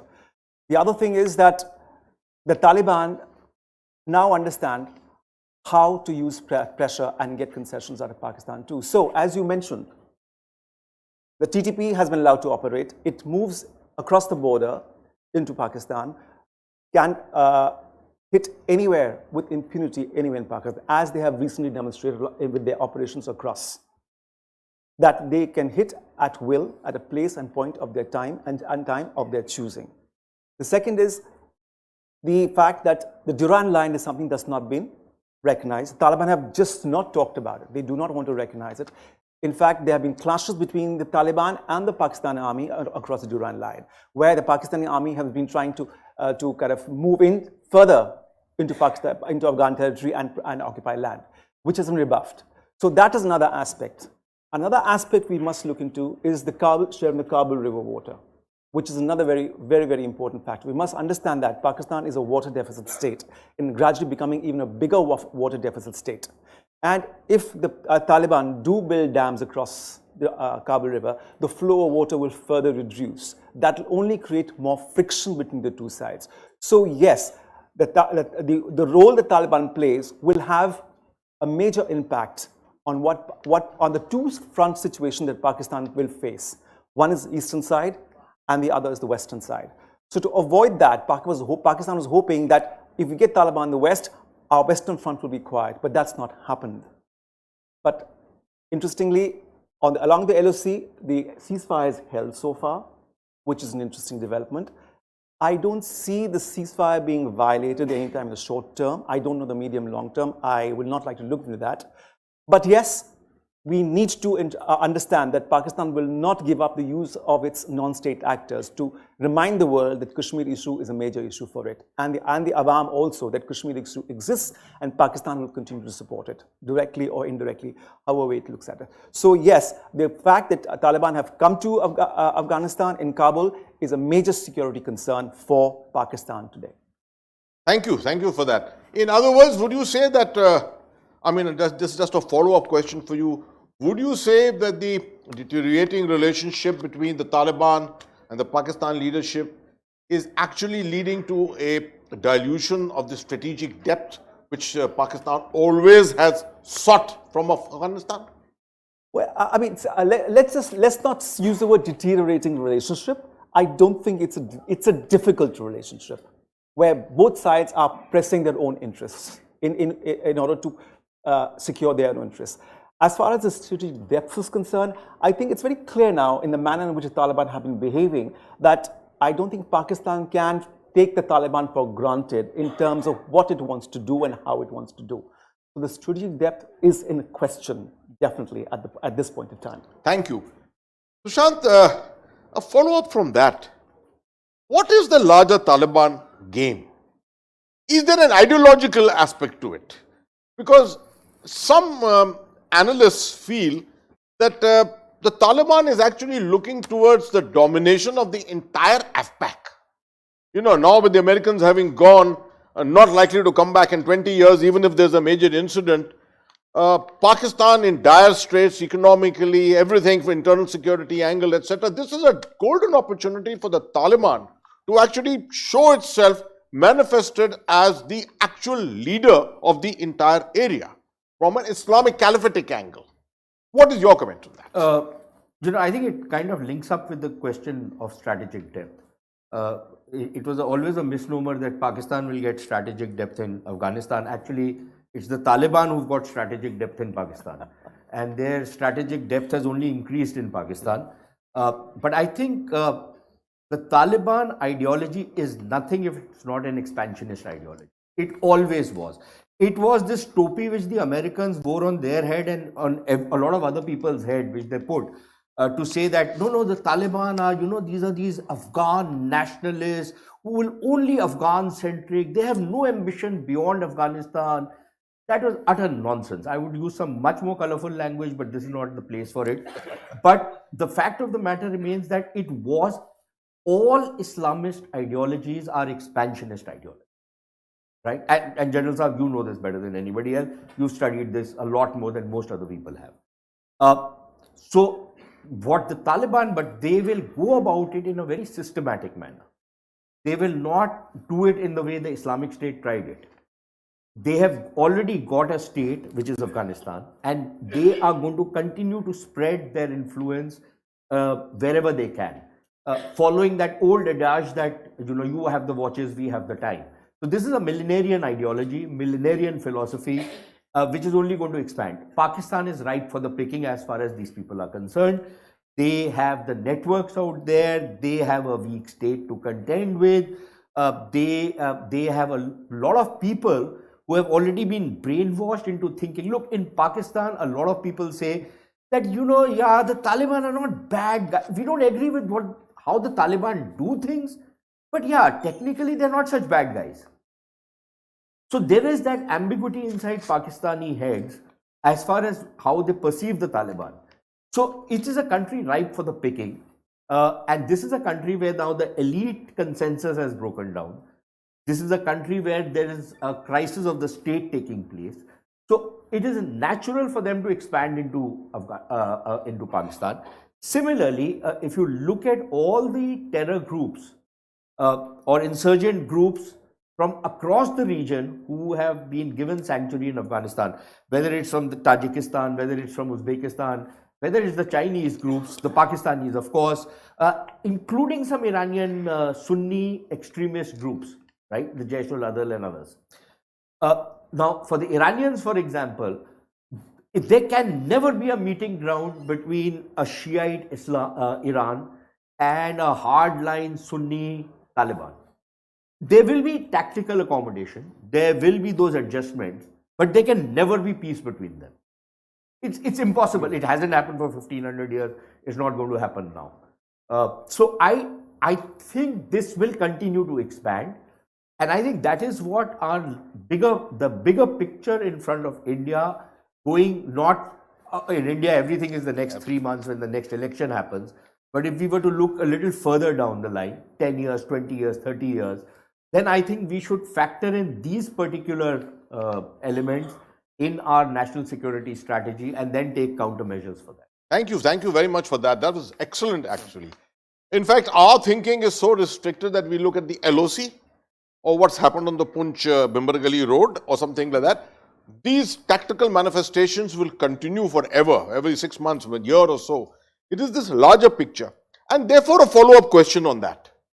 Do you think that the next cycle of global terror, which is waiting to happen, you know, at the moment global terrorism is on the back foot completely, it could happen in a year, 2 years, 3 years, 5 years, anything. Is this the area from where the next cycle of global terror will emerge? I particularly ask this because the vacant spaces in Afghanistan and apparently vacant spaces in Pakistan all seem to be showing as if they are getting more and more occupied by these elements.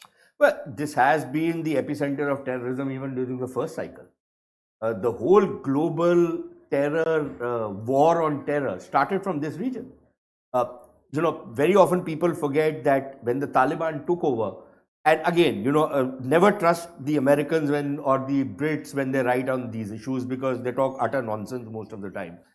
But if you look at what happened, every terror group from the Philippines to Morocco had a presence in the AFPAC region. They would all carry out their operations in their various theaters, whether it was in East Africa, it was in the Sahel region, it was, you name the part of the world, but they all found their origins in the AFPAC region. They all went out from here. They all, you know, originated from this region. That was the first wave. The second wave is bound to happen out here because can you tell me any other safe haven for most of these guys?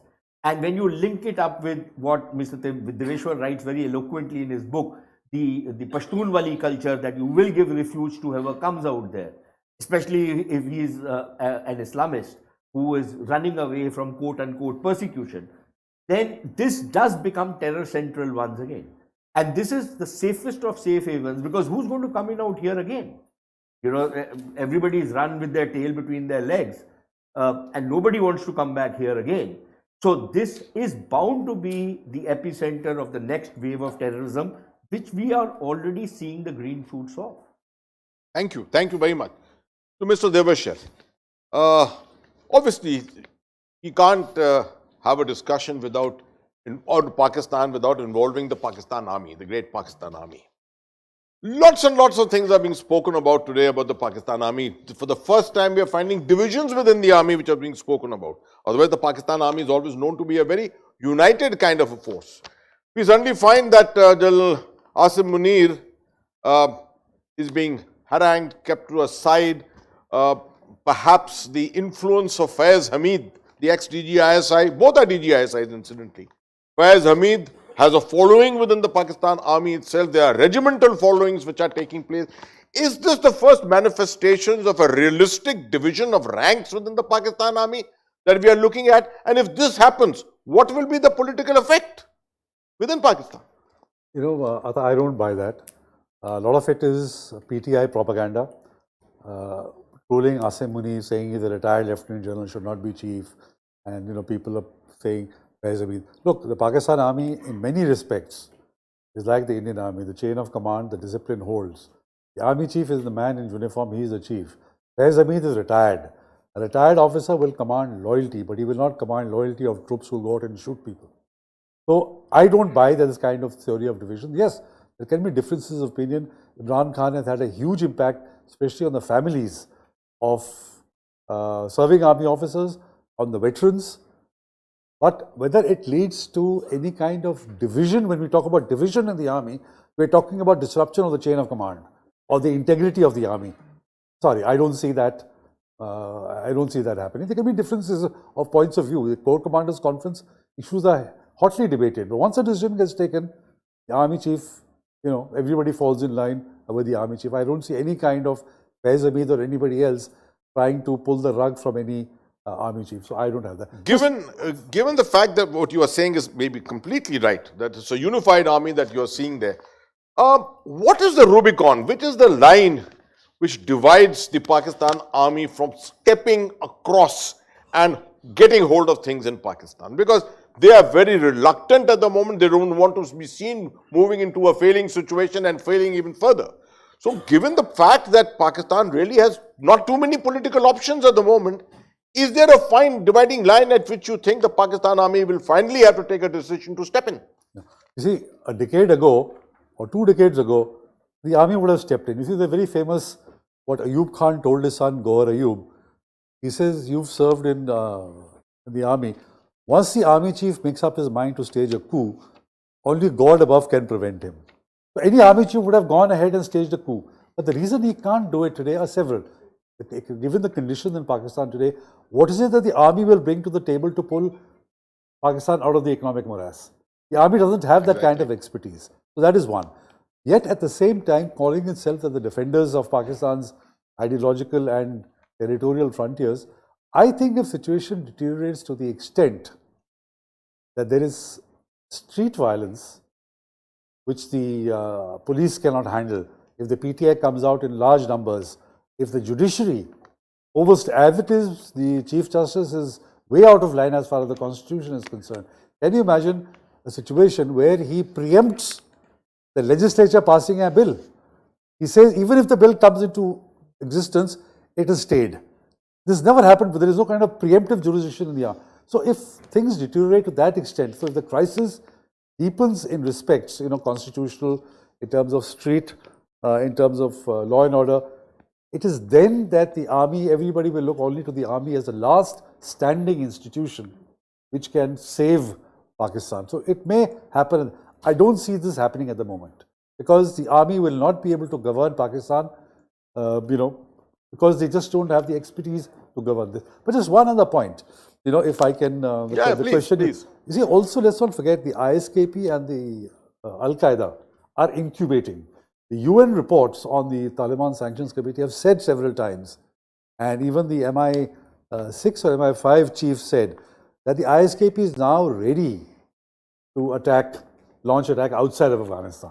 So I think, yes, it will be terror central too, and it will emanate from Afghanistan.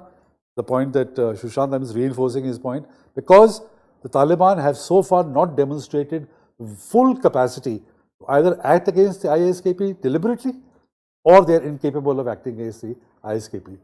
So that's the thing. I'll come back to you, Rajiv. This issue to Sushant, because you've spoken on this quite often. Would you like to take on this particular aspect? You know, I'm a little skeptical about all this blowing up of ISKP.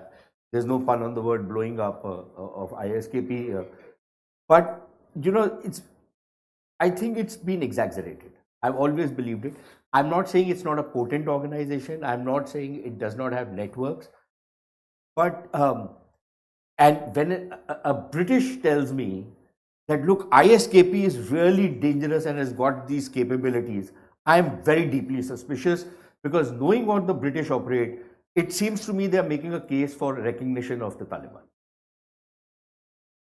And that is why because I haven't seen any real evidence of the ISKP ability to hit beyond some parts of Afghanistan, actually most of Afghanistan, and for that matter, parts of Pakistan, where again, for reasons very well known, because there's been a lot of overlapping between the cadres of these guys.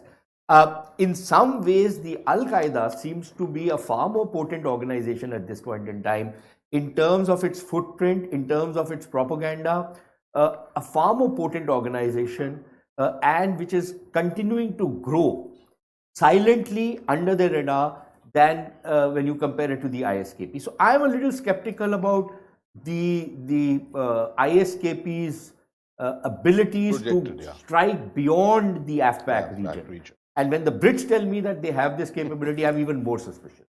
Rajiv, to you the last question. Of late, we've been once again a lot of revisiting of Bajwa's famous old statements. You remember, in fact, Sushant has also spoken yesterday. I was seeing one of your YouTube videos. You were talking about the Bajwa doctrine, the very famous press conference which he had given, media conference which he had given in Rawalpindi at one time. So, a lot of emphasis coming back to say that Bajwa was the one who always spoke about the weakness of the Pakistan army, its incapability to take on the Indian army, also his overall working towards peace, some back channel messages being sent to the Indian army leadership and things like that. What do you make of this? Today, do you think in the state of weakness that Pakistan is, was there any truth to this? Is there any truth to it today? And is it likely to manifest? Is this some kind of an outreach that the back channel elements in Pakistan are trying to make to India? The Bajwa doctrine is nothing but the Pak army doctrine. It's been named the Bajwa doctrine because it's propounded in his time. I think Bajwa was a realist in more ways than one, a rational real man who kind of understood the limitations of the Pak army. And when he spoke to Hamid Mir and 25 other journalists, he wasn't trying to tell them that the army is incapable or is not, cannot, or the army systems are not working. What he's trying to say is, listen, today we are in a mess. We are in an economic crisis which we need to get out of to progress and take the country forward. So it was in that sense that he meant that. He was not trying to say that the army is finished, we can't fight, and we have to make peace with India. No, I don't think he ever meant that at all. Yes, he probably meant that a certain air defense system was not working, or a certain artillery system was not working, or a tank was not working, or whatever that may be. But it was not as if the army had come to an end. No, it was not that. Yes, in his time, the institutional view was, I think it's in view of the problems they face, it makes more sense to open up gradually, especially trade links with India. And that is why the back channel outreach to India, which is real. And unfortunately for Bajwa, it was Imran Khan who backed out. He thought if he went along with the idea, he'd be accused of selling Kashmir. So it was Imran who kind of let him down, and it couldn't go forward. But the point is, now the question being asked is, will Asim Munir take it forward? Now, Asim Munir has been in the hot seat for about 5 months now. 5 months now. The time required by a chief who's come into that powerful position in very trying and difficult circumstances. And in fact, his appointment also had been made controversial by the PTI in the manner it was done. So I think we must look at the fact that what did Muslim Munir do? The regular thing. He went and visited the LOC first and made a statement: the Indian army, the Pakistani army, is well capable of defending Pakistan, and the Kashmir is an important issue for us. Thereafter, what did he do? He, like Bajwa, also met the business community in Pakistan, assuring them, "Don't worry, we are here. We will try work things out." That's what Bajwa did too. So he has been following the institutional line of action. He has not done anything different. And I think he feels more confident today that he is more stable today. That's why if you notice, his first foreign trip was to Saudi Arabia and the UAE, a very normal thing to do. Thereafter went to the UK, important aspect because ideologically the Pakistani elite is more Western looking than Chinese looking. They all send the children to study in the UK and the US. They don't send them to China. And thereafter, his now latest visit is to China, which came later. So I think he is following the line that the institution laid out very clearly and Disney. And I think he has become more confident on himself. And okay, no, I won't get into that. But I think, no, it'll be a wrong thing to do that. But I think Muslim Munir has become definitely more confident on himself. And in due course, we might see a further unfolding of the so-called Bajwa doctrine in due course of time. Interesting, very. Or the Munir doctrine. Munir doctrine. Which will become the Munir doctrine for you. Yes. We've got about 3 minutes with us still. And I think I can dare to attempt getting 2 questions in. Okay, I can see one hand here, straight. Yeah. After. Quickly. Okay, just one second. Let Major Gaurav Arya ask while the mic is with him at the moment. Then we'll come back to you. Just be ready. So my question is to Sushant. Sushant, for very long, Pakistan has always said that, this entire geopolitical mileage that it's drawn was because it was close to Afghanistan, shares a border with Afghanistan. And whenever somebody wanted to get to Afghanistan, they had their ports, etc. Now the same thing has become a liability. Now I'm asking you, and my question comes directly from your comment that the Taliban's ideology is an expansionist ideology. Radical Islamist ideology is an expansionist ideology. Now, Srinagar is not very far from Kabul. I'm not going to ask how long do we have, but that's what I want to ask. I mean, how soon is it? We have as long as we have the will to fight. Yeah, it's as simple as that. You lose the will to fight tomorrow, even Amritsar. No. I'm saying not about the will to fight. I'm saying you have a buffer in terms of Pakistan, a physical buffer. Look, okay, so I have a problem. Yeah, you can, if you're really a sucker for punishment, you can't call it a buffer. But that buffer has been responsible for the deaths, sir. Please give me the numbers you people have served in Kashmir. 30, 40, 50, 80,000 people in Kashmir? 80,000 people in Kashmir have died because of that buffer. No, Sushant, my question is, if the Afghans decide to come east... Yeah, how are they going to come in? Are they going to march in? They're going to do what the Pakistanis have been doing, right? Maybe up a couple of notches. So yes, you have to game that, you have to prepare for that kind of a fight. You have to take the fight into that particular territory. Absolutely, that was my question. You have to have punitive operations, but also remember that punitive operations do not end this problem. The Israelis have been carrying out punitive operations for the last 70 years. It hasn't really ended what is happening out there. Okay. So if we think that this thing is going to end simply because we are carrying out punitive operations, it's not going to end. Which is why when I speak about an endless war, I speak advisedly, and I actually mean it's an endless war. So you have to be prepared for it. You have to be prepared for it. And you don't have to bother about whether the Afghans will come in or somebody else will come in. This is your territory, you can defend it endlessly. This is exactly what has emerged from this entire discussion. This is an endless war. And you can't start doing these kind of things of paying total focus towards a particular border in India and relegating this, thinking of redeploying your elements, etc. The next war will come to you faster than you can think. And that's the lesson which should really emerge from here.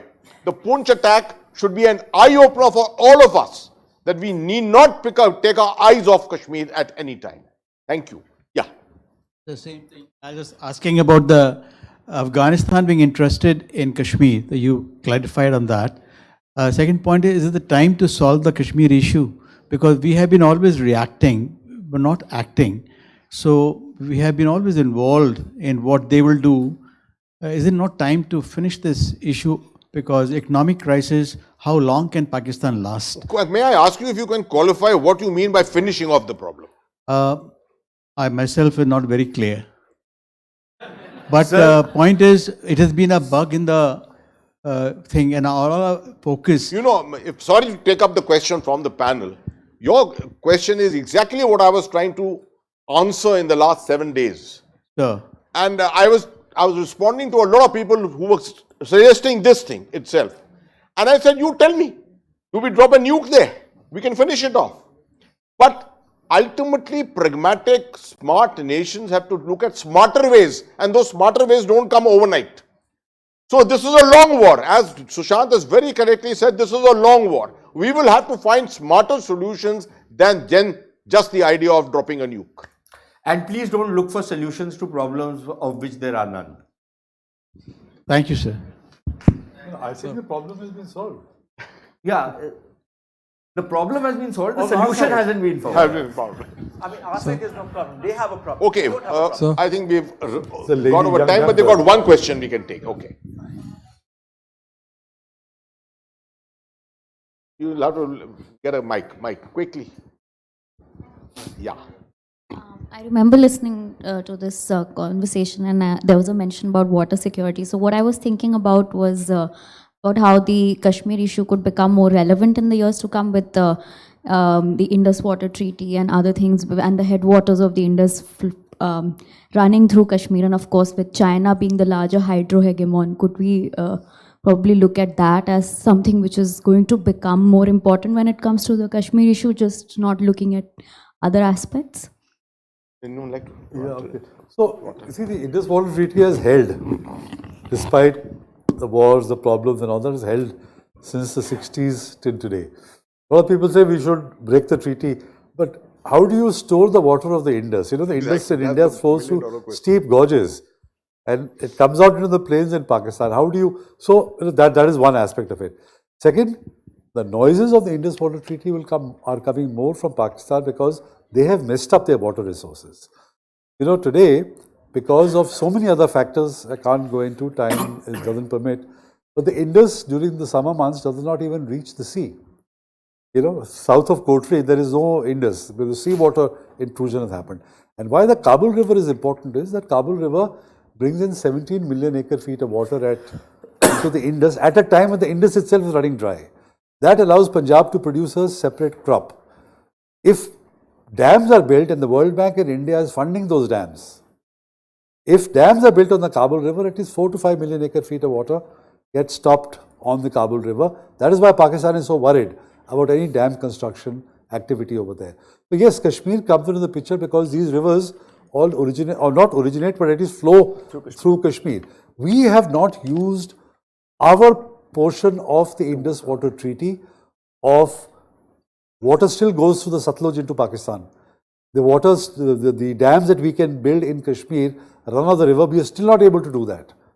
And therefore that water is going through. So I think the problem also is on our side that we have not efficiently managed whatever water was allotted to us. And Pakistan has a problem because they've mismanaged whatever water was available to them.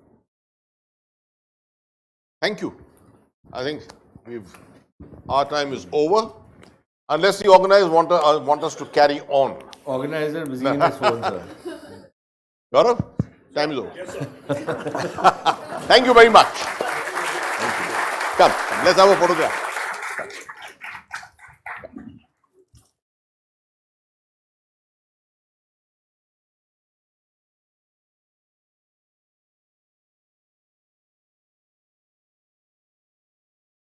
Thank you.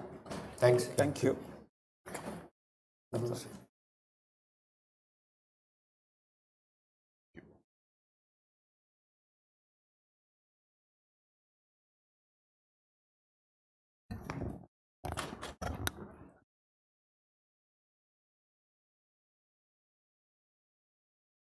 Thank you very much for this wonderful discussion, sir. And I must compliment General Hasnain, sir, the way you moderated it and the way you maintained the discipline, the Fauji discipline among in a non-Fauji this thing. I must say it was really tremendous, sir. Of course, sir. Of course. Credit to the speaker as well. Sir, may I now also once again show a video message, because earlier, just before the session, we showed a video message by our sponsors, PLR Systems, and it was so popular, and people want to once again see a video message by our sponsors, PLR Systems. So could we have the video, please? You can dim the lights.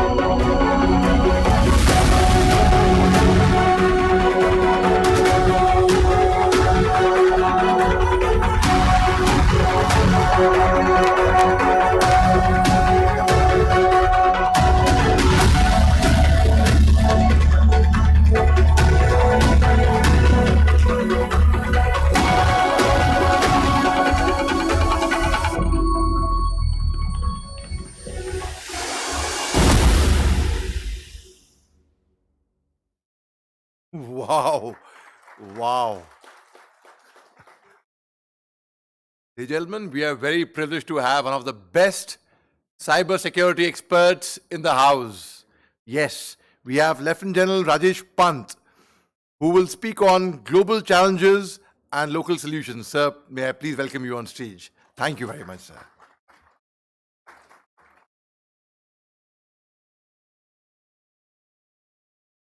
Point is on. Can we have the slides, please? Meanwhile, good afternoon, ladies and gentlemen. It's really fascinating to see on a Saturday afternoon so many bright faces. Thanks to Gaurav. Maybe he'll just join us for having this extremely cerebral event today.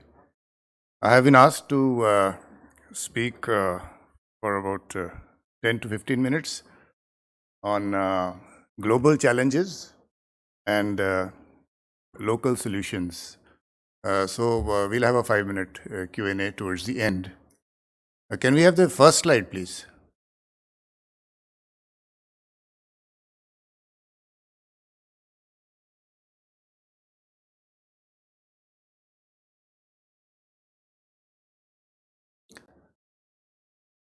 This is not working from here. Let's start with the first slide.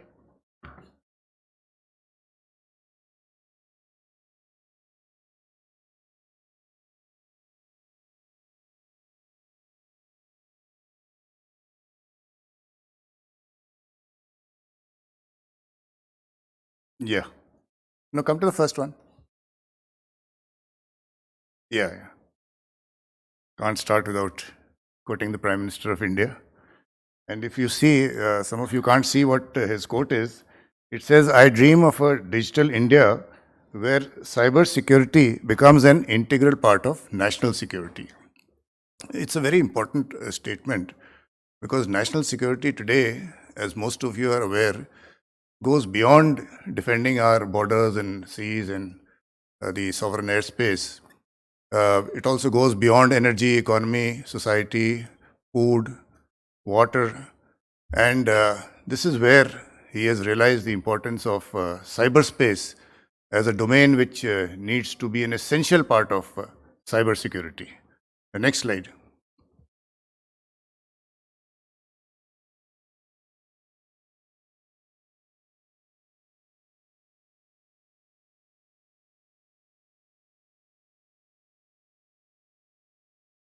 Can we have the next slide?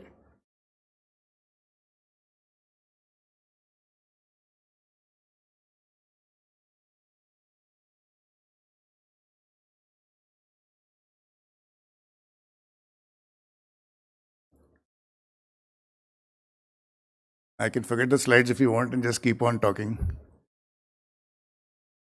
So anyway, let me start by cyberspace and what we understand by cyberspace, because we are clear about the defending the land, air, sea, in the air up to about 100 kilometers, the sovereign airspace.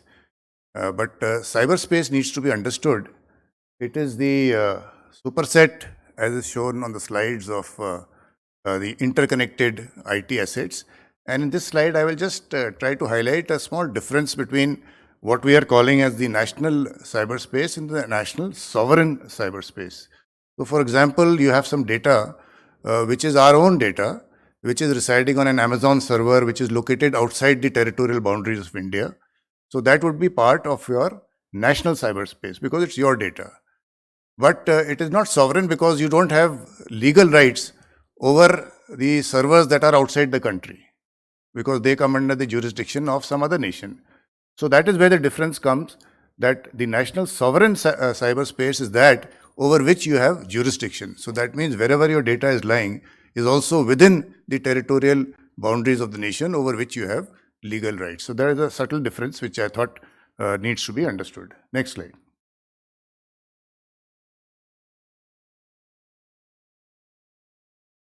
On this.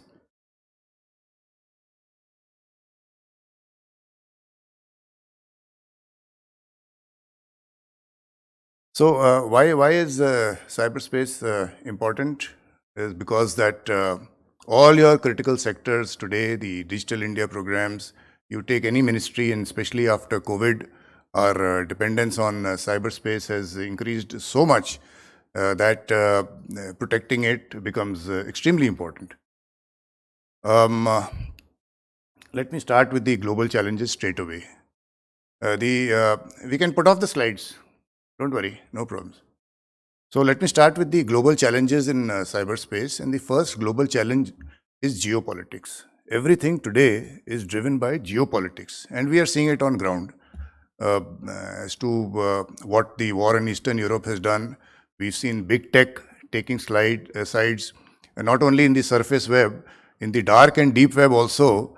for the first time in my career, I am finding that even in the dark and deep web, the groups have taken sides.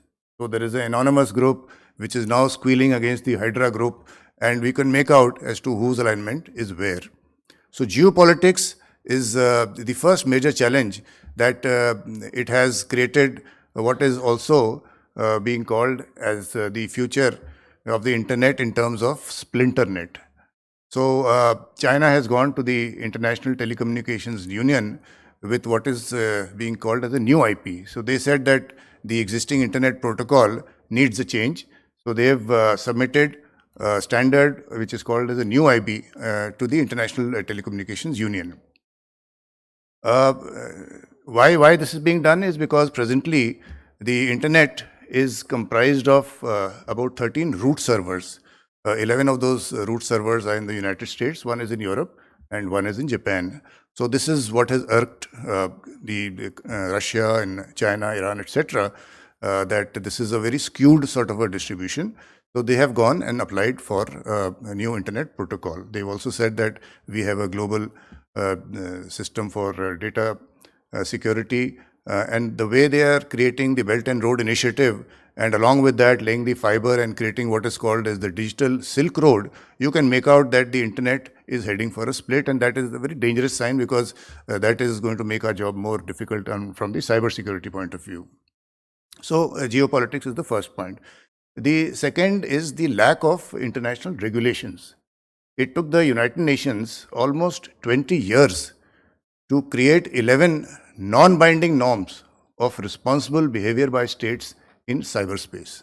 I mean, the first United Nations group of government experts was formed in 2002, and from then, just last year, it has been approved by the UN General Assembly. And these are non-binding norms, mind you, as to how states should be responsible in cyberspace. There is a treaty called the Mutual Legal Assistance Treaty, which takes very, very long to implement. The letter rogatory also is a very long judicial process. So there is a lack of international regulation. Some years back, there was a manual, it was called the Talon Manual, that defined as to what is a cyber weapon, what are the thresholds above which we will call it a cyber war, but people have forgotten even Talon 2.0 now. So this is the state, the second major problem. The third problem would be the lack of attribution. Attribution means where are these cyber attacks coming from? If you come to the Shastri Bhavan that we have, there's a National Informatics Center is there. They've got a huge screen as big as this, which shows you apparently where the attacks are coming from. And you find that 40% of the attacks are coming from mainland United States of America. But that is not the case, because that is only showing you the last IP address. So the way the attacks are taking place is that they come in 3 to 4 hops. So he hires a server in a virtual server, VPS, in US. From there, behind that, he's in Netherlands. Behind that, he's somewhere else. And then ultimately, he's at the source of from where he's attacking. So it's very difficult. And why is he coming from the US? Because he's taking advantage of democracies which have strong privacy laws. So if I ask the Amazon server as to who has hired this particular VPS, it will take a very long time. In fact, you might remember that in the US itself, there was a case of bombing in the Boston Marathon, where there was an Apple phone that was found, and they wanted to find out the details of that phone, but the Apple company did not give them the details. They said, we have privacy laws. Finally, they had to take the help of the Israelis and get the details of that phone. So that is the next problem, the lack of attribution. Then, of course, we have that the crime as a service. You see, the criminals have got together. Seeing that there are no laws, there are no regulations at the international level, the criminals have got together and they have created crime as a service. So there is a very common syndicate called ransomware as a service, where ransomware, I'm sure all of you understand, these days the most popular attack is ransomware, where there's double, triple extortion. That means you first go and first you take away the data of the enterprise. Then you leave a backdoor also. Then you encrypt it. And then you ask for the ransom. So if he doesn't pay the ransom, you say, okay, I'll sell your data in the dark web. And even after all that, he's left that backdoor at the end. So this is called the triple extortion. So ransomware as a service, earlier there were only specialized groups carrying out these sort of ransomware attacks. Today, there is somebody called an access broker. He's already sitting inside the companies. In fact, he knows as to how much insurance that company has taken for cyber insurance. So if you go to him, he'll tell you from this company, you can get $10 million, from this company, $5 million. He knows the insurance amount also. So there is the access broker, there is the encryptor who will encrypt the data, there is somebody who will help you in exfiltration, there is a negotiator. You'll be surprised, we've had these couple of ransomware attacks, and you find there is a negotiator comes in between, who negotiates between the two parties. So it's a proper enterprise that is presently taking place in ransomware as a service. So this is a very serious aspect because as per the World Economic Forum, cybercrime is today the biggest man-made risk to the economic progress of nations. And as far as India is concerned, if you want to grow at 6.5–7%, we just cannot afford these headwinds that are already taking place because of financial crime. So from the global challenges point of view, there is a need for international cooperation also. And finally, there is also a shortage of skilled workers, because the aspect of cybersecurity has become so important that suddenly we are wanting, even the small and medium enterprises are wanting skilled workers to help them out. So this is where the main problem is taking place, because the larger companies, I find, especially the banks and the larger enterprises, they have the deep pockets, so they have employed, they've got a security operations center, SIEM, SOAR, firewall, intrusion detection system, prevention system, they've put everything. But it is the 90% of the SMEs that are there in the industry that are facing the issue today. So these are some of the global challenges that we are faced with in cyberspace. So what is the government of India doing about it? Firstly, our existing cybersecurity policy is a 2013 policy. So a couple of years back, we established a task force. I was the chairperson of that task force, and we've drafted a new National Cybersecurity Strategy of 2023. It is presently lying with the cabinet for final approval, and that is a strategy which has a 5-year plan for the next 5 years, and we've tackled the entire environment of cybersecurity. The governance part has been tackled, cybercrime has been tackled, education awareness, the audits, cryptography, whatever is there involved in cybersecurity has been tackled as far as the strategy is concerned. Then the government has also issued a national security directive for the telecom sector, because in all our critical sectors, and we've got 7 critical sectors, including health and transportation and banking and financial services, etc., we've said that 2 sectors are super critical, that is telecom and power. Because if there's no telecom, then there is no flow of information, and everything from digital India to education, everything stops. And again, if there's no power, then it directly affects all the things that I just mentioned. So to address the telecom sector, we've issued this directive, and which stipulates that any equipment connected to the National Telecom Network of India has to be a trusted product from a trusted source. And what is a trusted source? It is a company which we go into the background of that company, who is the ultimate beneficiary, does it have any connections with the military or the intelligence of that nation, and there are about 10 agencies which go into the background of that company and say, okay, this company is a trusted source. After that, when the equipment comes to us, then we go down to the active programmable semiconductors, basically the silicon or the chips, as to where are the chips coming from, because that is also a danger. It can be programmed to do something malicious. So again, we see whether the chips are coming from a trusted source or not. So with this, this was implemented from 15th of June 2021, and we've ensured that over the last year, almost 2 years, all the equipment that is being put in the telecom networks of India is a trusted equipment from a trusted source. Similar thing is now being done in the power ministry. They've taken the IT part from us, because in the power they have an operational technology and the equipment is different. The generation equipment, transmission, distribution, grid operations. So for all that, they are having a similar sort of a directive for the operational technology equipment. So this is how we've addressed the telecom and the power sectors. A number of bills are in the making. You heard of the personal data protection bill.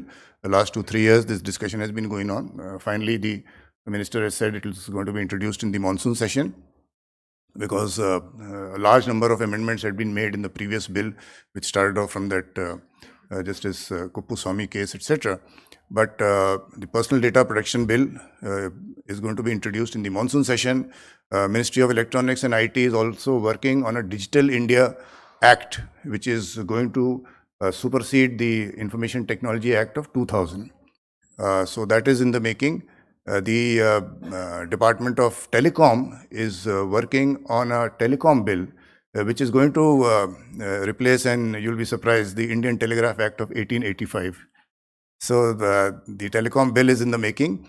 And you would have, I don't know if those who are interested in the cybersecurity field, recall that last year, 28th April, we, when I say we, means the CERT India issued a directive which stipulated a number of things. It said that in case there is a cybersecurity incident, you have to report it within 6 hours. You all have to be synchronized with the NTP, the National Time Protocol. All the VPS and the VPN providers here in India have to maintain records for 5 years. And the reason was obvious, what I told you, that people hire these VPS servers and from there they carry out attacks. And some of the VPS providers had left the country because they said we will not abide by this directive. And you could make out that these are the guys who are actually through which the attacks are coming. So certain directives have come out, and at a national level, we've got a massive program called the ISA program, the Information Security Education Awareness Program, which is carrying out the education and awareness, because we should not always be reactive post-incident. We have to prevent the incident. So preventing the incident is through education and awareness, it is through audits, it is through carrying out exercises. We carried out a national cyber exercise last year, and it is through carrying out what is called as vulnerability assessment, penetration testing, etc. So a number of these actions have been carried out. There is a very important appointment called the CISO, the Chief Information Security Officer, who's the guy who handles the cyber security. So far, at least in the government, what we saw was that the Joint Secretary of the administration was told, you will do the CISO's job, which was not fair because he did not have the knowledge. So now we've got all our CISOs, qualified people as CISOs, we're getting them trained and ensuring that there is this concept of crisis management plans, etc., being put into place. So these are some of the actions that the government of India is taking. The role of the private sector is very important in this, because when we see our critical sectors, most of it is private. If you see telecom, all the big three are private players. So how do we handle that aspect? As far as I said, the major players are concerned, they have got good systems in place. But for the smaller players, we've given them free tools to carry out their audits and checks, etc. So these are some of the actions that the government of India has taken place. And finally, what I would like to say that post-COVID, basically, there are only two mantras for survival. One is personal hygiene and the second is cyber hygiene. And cyber hygiene impacts all of us, because when I initially mentioned that we have these land, air, sea, space as the dimensions, I don't know how many of you go to air and space every day, but every day, the moment you put your neck down and open that smartphone, you are entering cyberspace. You must know the rules of cyberspace, how to handle social media, how to ensure that there is privacy maintained, how to ensure that your software is updated, the passwords, they should be of a certain length, etc.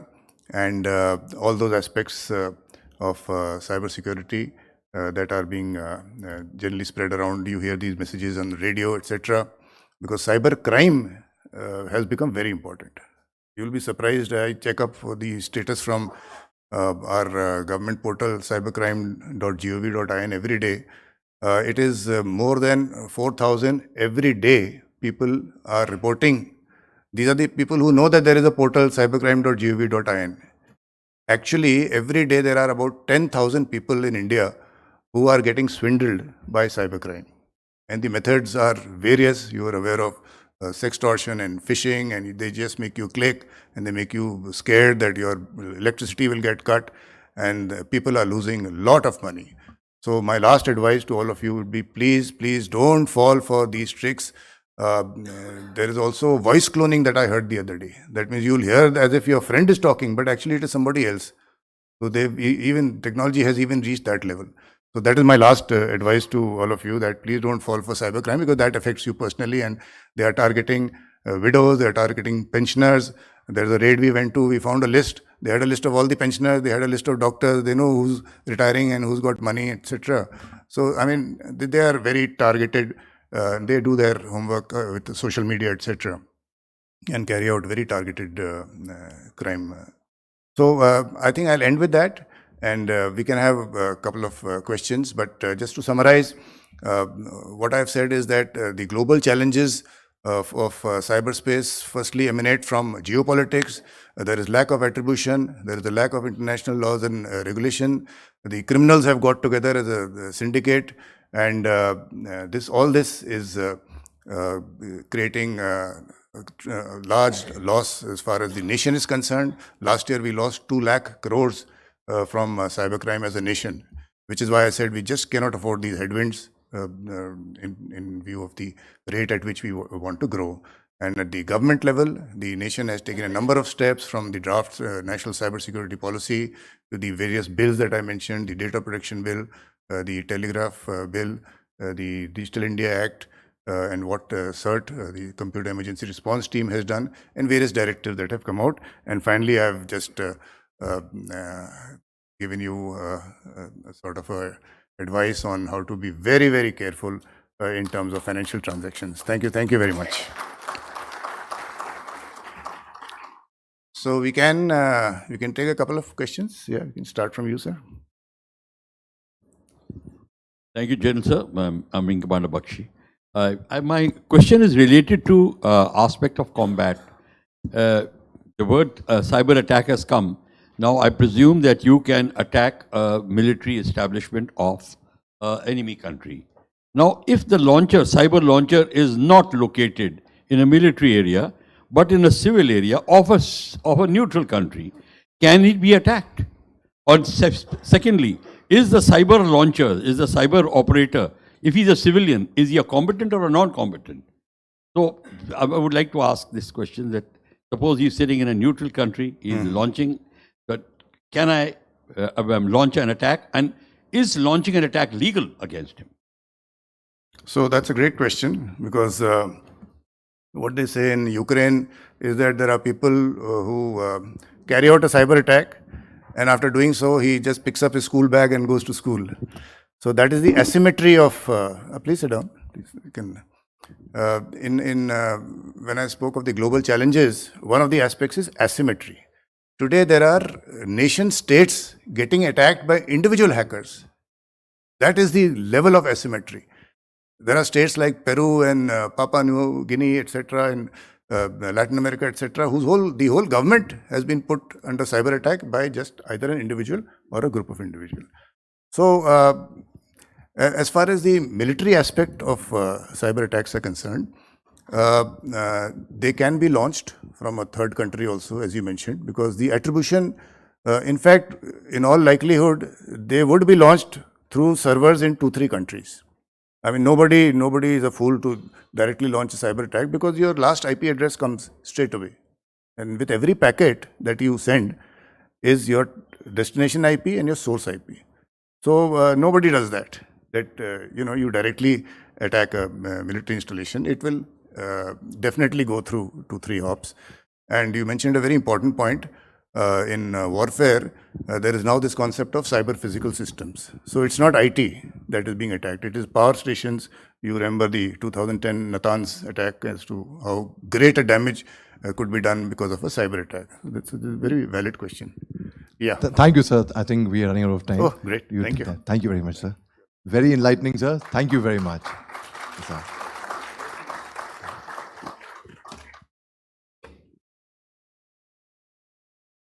Thank you very much once again, sir, for a wonderful session, and it was an eye-opener for many of us over here.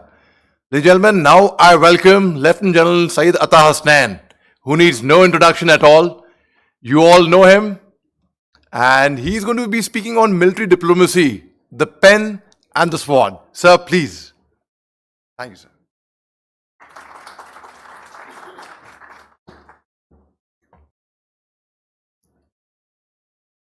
Good afternoon, Jai Hind. I'm back as like a bad penny once again.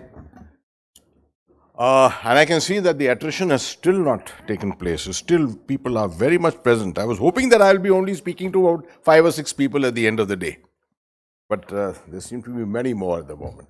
Anyway, this is a very, supposedly a very drab subject. A subject on military diplomacy. Is the sword sharper than the pen or the pen sharper than the sword? I'll try and make it a little more interesting for you by making it anecdotal rather than making it theoretical.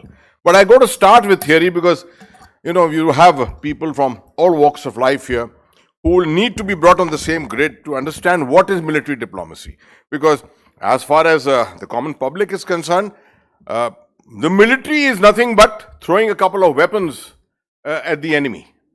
Right? It's all about fighting, it's all about AK-47s, it's all about the kinetic domain, counting bodies at the end of the day, not realizing that warfare is not just kinetics. Warfare has a spectrum, right? Now you're looking at cyber. We just heard the whole beautiful presentation on cyber. Cyber has nothing to do with kinetics.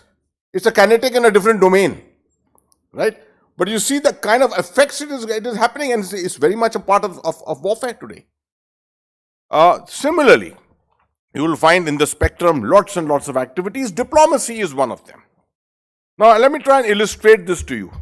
One of the best things happening at the moment is Operation Kaveri going on. Okay? And I haven't seen it myself, but I'm told of a wonderful video which has appeared yesterday evening of the Indian Defense Attaché in Riyadh standing. He's the one who's looking after this entire Operation Kaveri from that other end. Standing atop a platform and announcing to the people at the airport or wherever they are picking up the people from and saying, the Indian Army has come. Don't worry, the Indian Army has come. Can you find a better example of diplomacy? The message conveyed clearly, hum aa gaye hain. Hum hai na? It reminds you of the famous movie, Hum hai na? We are there. When we are there, you don't have to worry at all. That's the message which is being conveyed. And if the system does not utilize this capability of the armed forces, then you are wasting a resource. Every embassy, every place has got structured, has got a defense attaché, something like that. You got a MI foreign division here. These are all structured aspects of diplomacy. But going beyond that with many other things. Let me start by explaining to you. I was on a visit to Ankara many years ago, almost 20 years ago. And my flight was late. I was going as a part of the Royal College of Defence Studies delegation. And we landed in Ankara and my flight was about 8 hours delayed. 2 o'clock in the morning we reached. I had with me people from about 18 countries. Developed countries, this, that. All of them reached bleary-eyed, no one to receive. There was someone from the Turkish government who had come to receive us. But I was like a VIP because I was being received by the Indian Defense Attaché in Ankara. Brigadier Ajay Talwar of the Mechanized Infantry was there at 2 o'clock in the morning to receive me. When the 18 officers who were with me saw it, they were from 18 different countries. When they saw this, they said, amazing. You mean to say you got an officer from your army here? I said, yes, absolutely. He's receiving me at 2 o'clock in the morning, shaven. Shaven at 2 o'clock in the morning. It projected something different. Here is a different army. Here is a different country.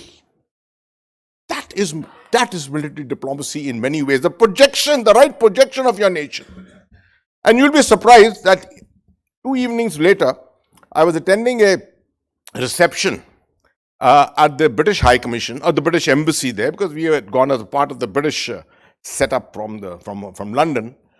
The British High Commissioner, or rather the British Ambassador to Ankara, tells me, you know, Brigadier, that time I was a Brigadier, do you know, Brigadier, whenever I'm in problems, whenever I need some information which I can't seem to gather from anywhere else, whenever I need a little analysis, whenever I need something focused on a difficult issue, I only go back to one man in Ankara. I said, who's that? He said, the Indian DA. Amazing. You have a whole British embassy there. No, but he went back to the Indian brigadier because he was the most knowledgeable man among the entire setup of embassies in Ankara at that time. This is what military diplomacy is all about. Projection of your image, correction, and helping resolve these problems. Let me give you one small definition of it. The profession, activity or skill of managing international relations, typically by a country's representative abroad, is called diplomacy. Right? And what is military diplomacy? The employment of military resources in a non-offensive manner to create or facilitate a positive working environment and promote trust. It is a subset of political diplomacy.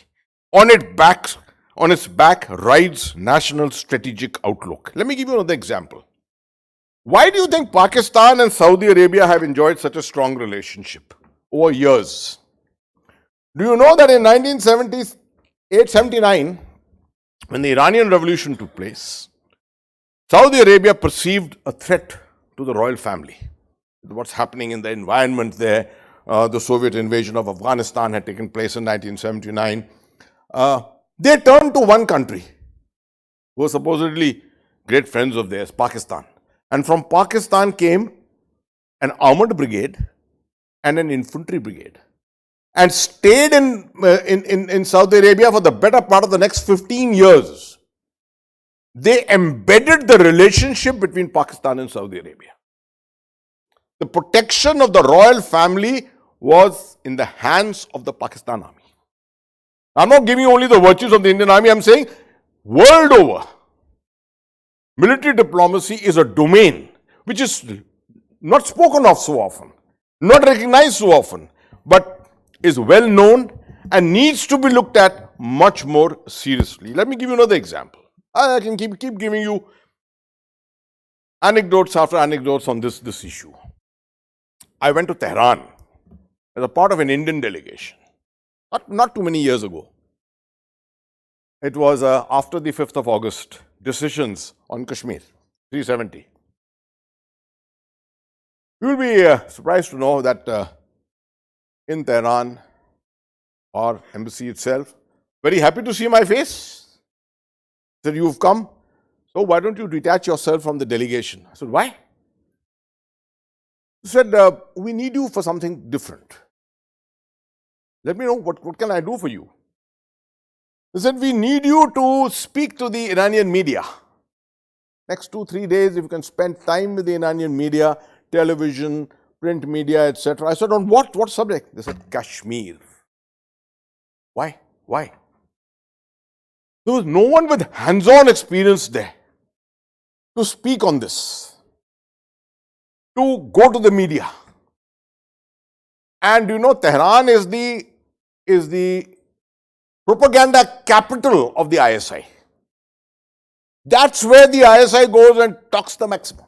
Because they know India-Iran relations are in the making, Chabahar and things like that. And they wanted to make sure that they go there, talk about the UN resolution, about India's human rights violations in Jammu and Kashmir and things like that. They said, so if you can speak, I thought this was a great opportunity. I went downtown Tehran, spent my next 48 to 72 hours only in television studios, with different print channels, with different print organizations, and interview after interview. You'll be very surprised to know, every question which was thrown to me in the interviews was as if it was drafted at Rawalpindi. That, you see, the perception was that no one knew what is Shimla Agreement. Shimla Agreement, bhul jao. Everyone spoke of Karachi Agreement 1949, which is something which we don't even talk about today. Now, if you don't have knowledge on this, if you don't have knowledge on these issues, you're not going to be able to speak on it. For us in the army, those who have been in Jammu and Kashmir know that what is exactly the Shimla Agreement? How was the LOC exactly created? What are the conditions on the line of control? What are the challenges? What is the meaning of proxy war? What is the meaning of sponsored terrorism? These terms are alien to people around the world. No one knows about it. let me tell you one more small story before I end. This is all about my international travels. Spoken at Tel Aviv. Went to Tel Aviv as a part of the Herzliya Summit, counter-terrorism summit.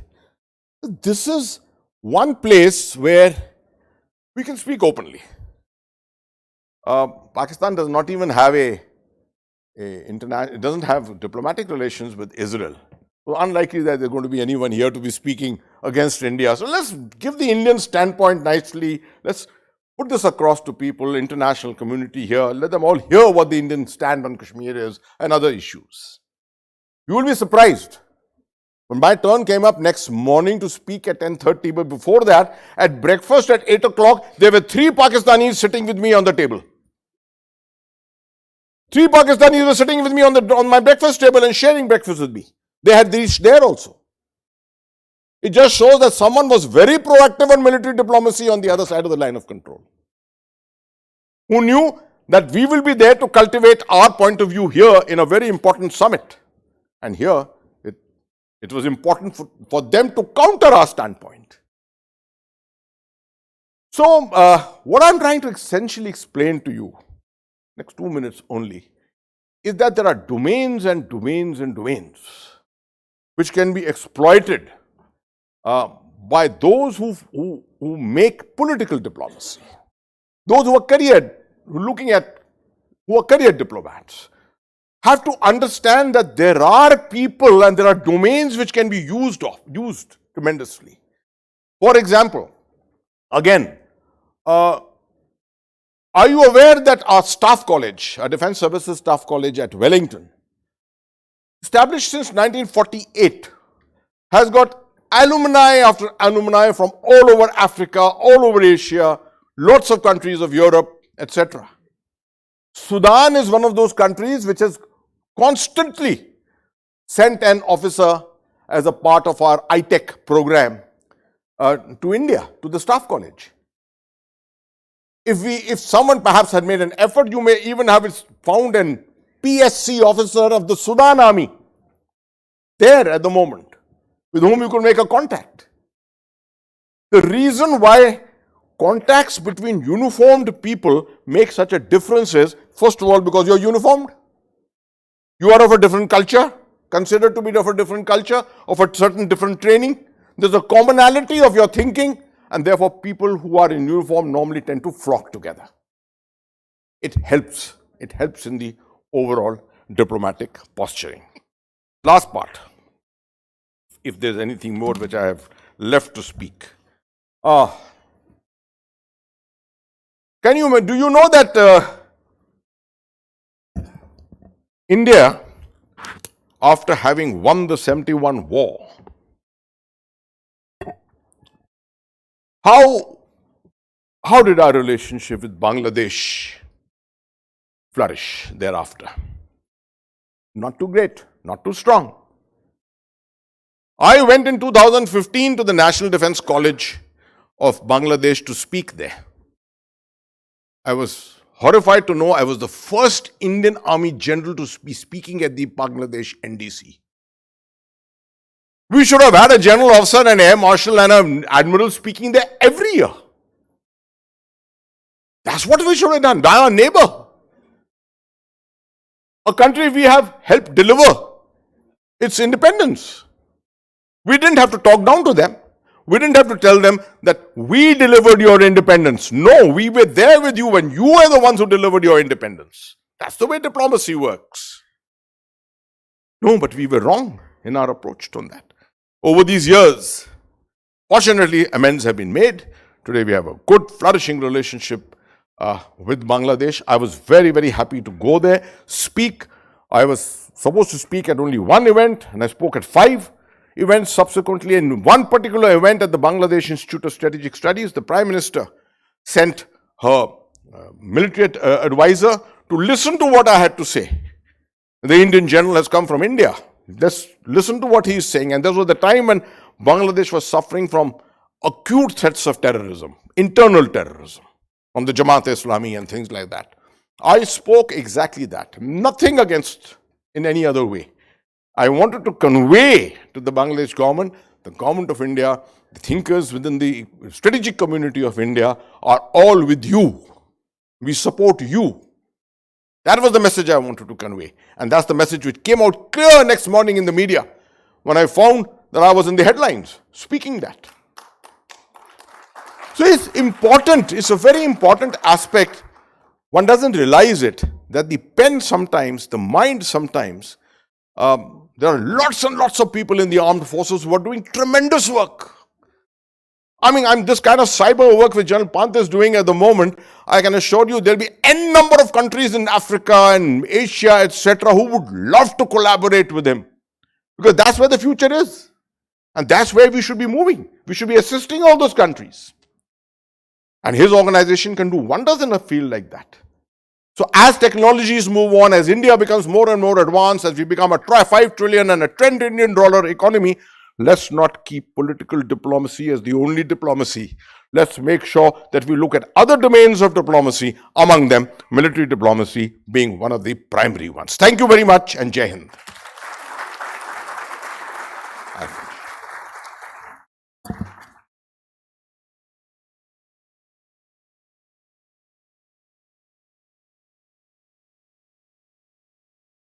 Thank you very much for this wonderful session, sir. It was really an eye-opener for many of us. And now we'll have a short break, a short tea break. Do you want that or not? Or should we continue? All right. We'll have a short tea break, about, say, 10 minutes is good enough. So we'll have a short tea break of 10 minutes. And thereafter, we have a very interesting session by Mr. Atul Rane, the CEO, MD of BrahMos Aerospace. BrahMos, which is India's Brahmastra. So be here on time. He's going to start exactly after 10 minutes. So be here well before time. All right? Thank you very much.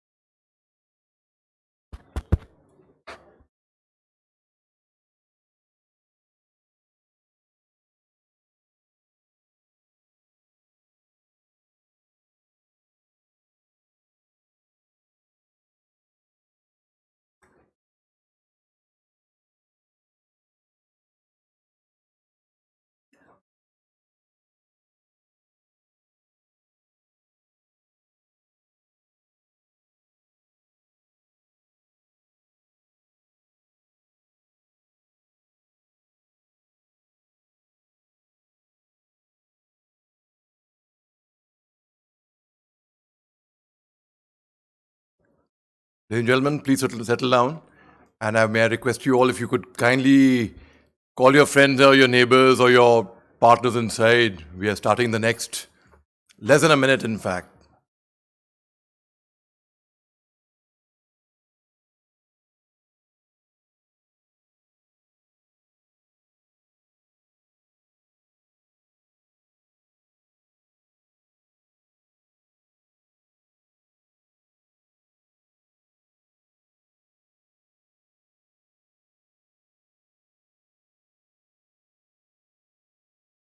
Ladies and gentlemen, I hope you all had your cup of tea and cookie. And after this refreshing break, we have a very refreshing session lined up by Mr. Atul Rane, the CEO and MD of BrahMos Aerospace. BrahMos, which is India's Brahmastra. Sir, may I kindly request you to please come on stage and deliver the special address. Thank you.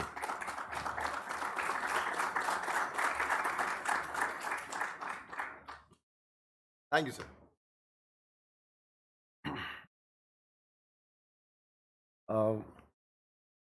Good afternoon, or it's almost evening, but it's good afternoon always for me.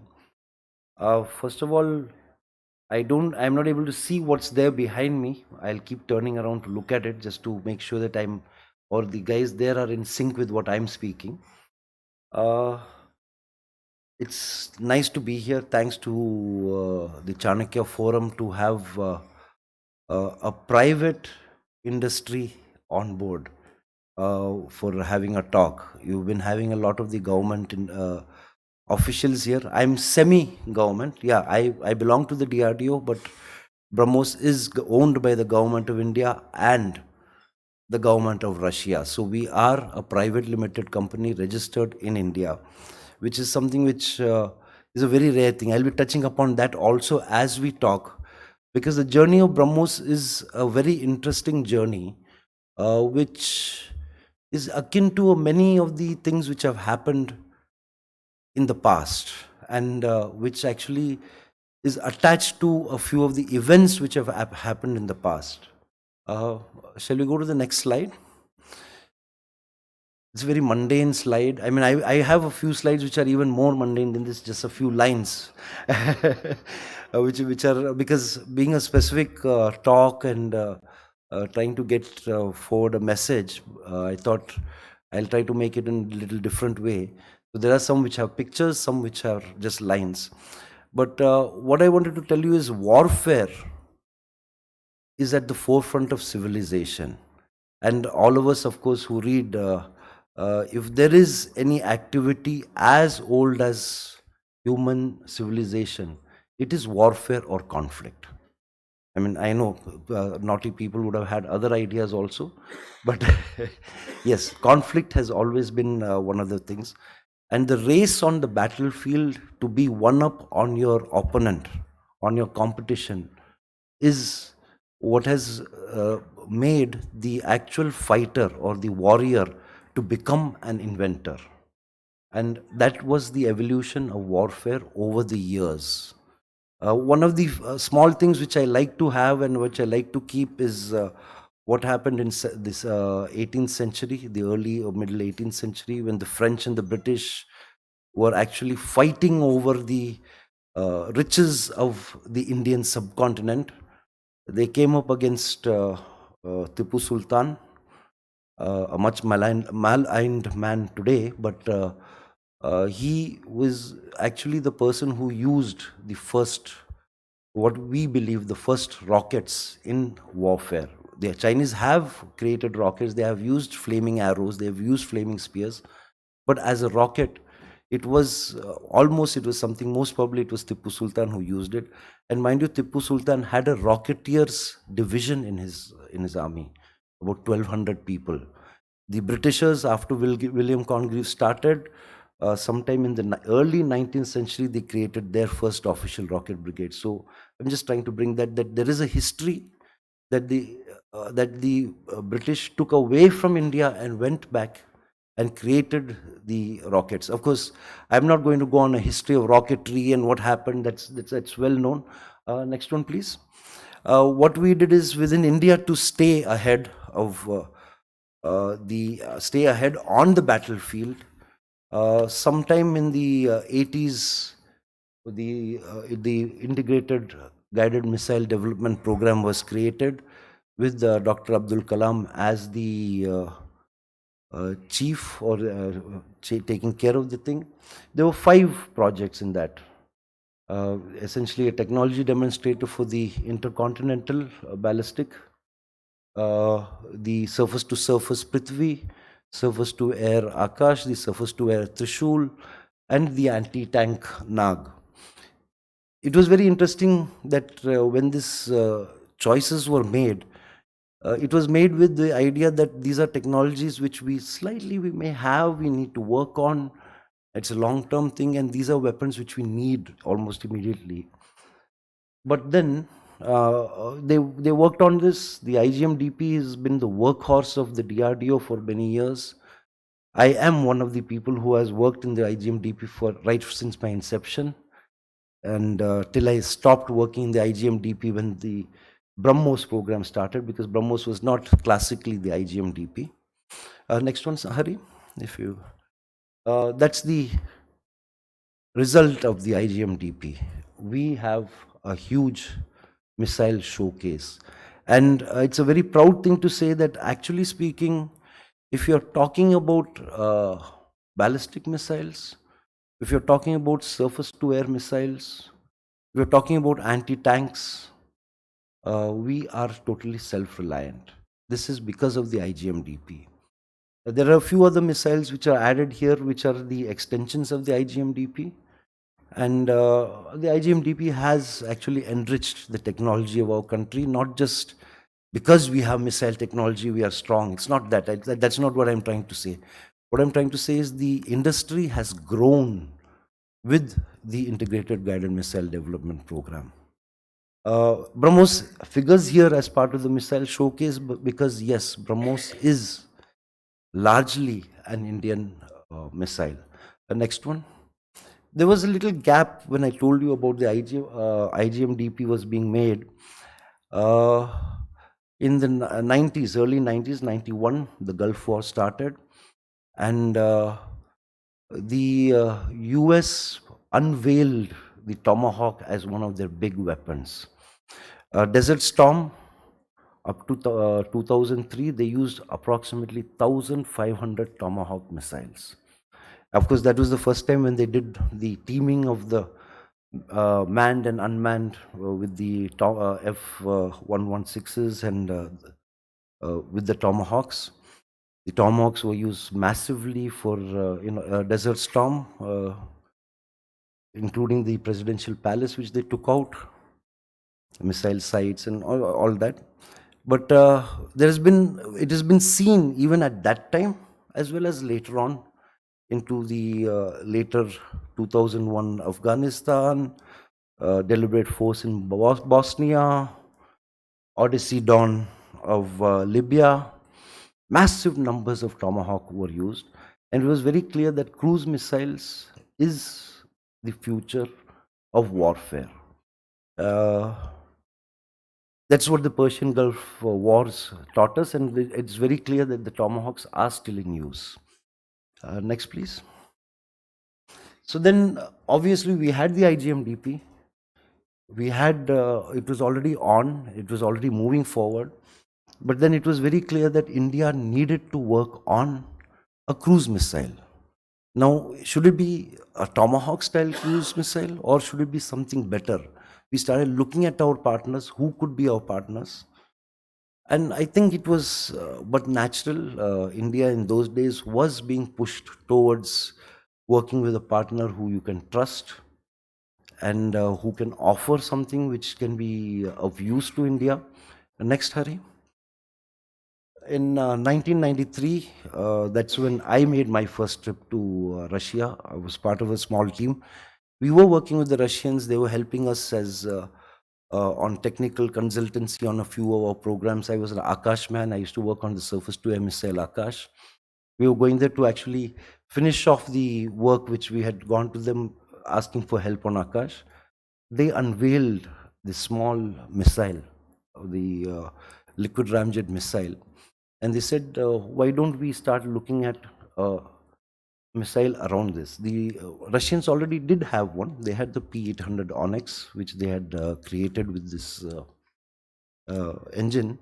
But then there were talks which started, and the joint venture BrahMos, next slide, was actually created in 1998 through an intergovernment agreement with Russia, where they created the BrahMos Aerospace to design, develop, and market an anti-ship, supersonic anti-ship cruise missile.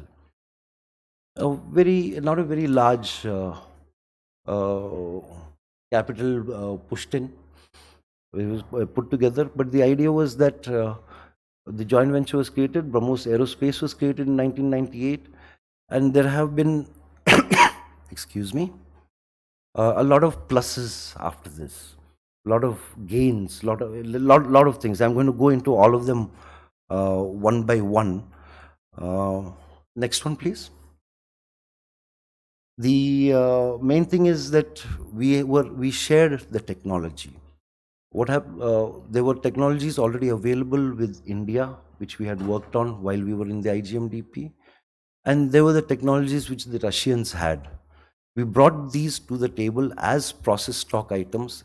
In other words, these items did not have to be developed. We didn't have to put money into this. What needed to be done was to just design a missile around these technologies. So there was sharing of knowledge, there was sharing of technologies. We were able to do things in time. Very interestingly, a company created in 1998 were able to do our first flight trial in 2001. We are talking about a supersonic cruise missile. In 3 years' time, we were able to create our first flight trial with hardware from both the sides. It's something like a record, and we got our first orders from the Indian Navy in 2004. So that is within 6 years we had our first order, and we were inducted into the Indian Navy in 2005. So and then the Indian Army in 2006. The speed at which the BrahMos missile was created and pushed into production and inducted was possible only because of a very interesting joint venture which was there. It's created what is known as, what I very proudly say, a world-class product. There have been spin-offs, not to the world, not to the common man, but spin-offs to our partner industries. I'll touch upon that as we come. But then everyone would be asking,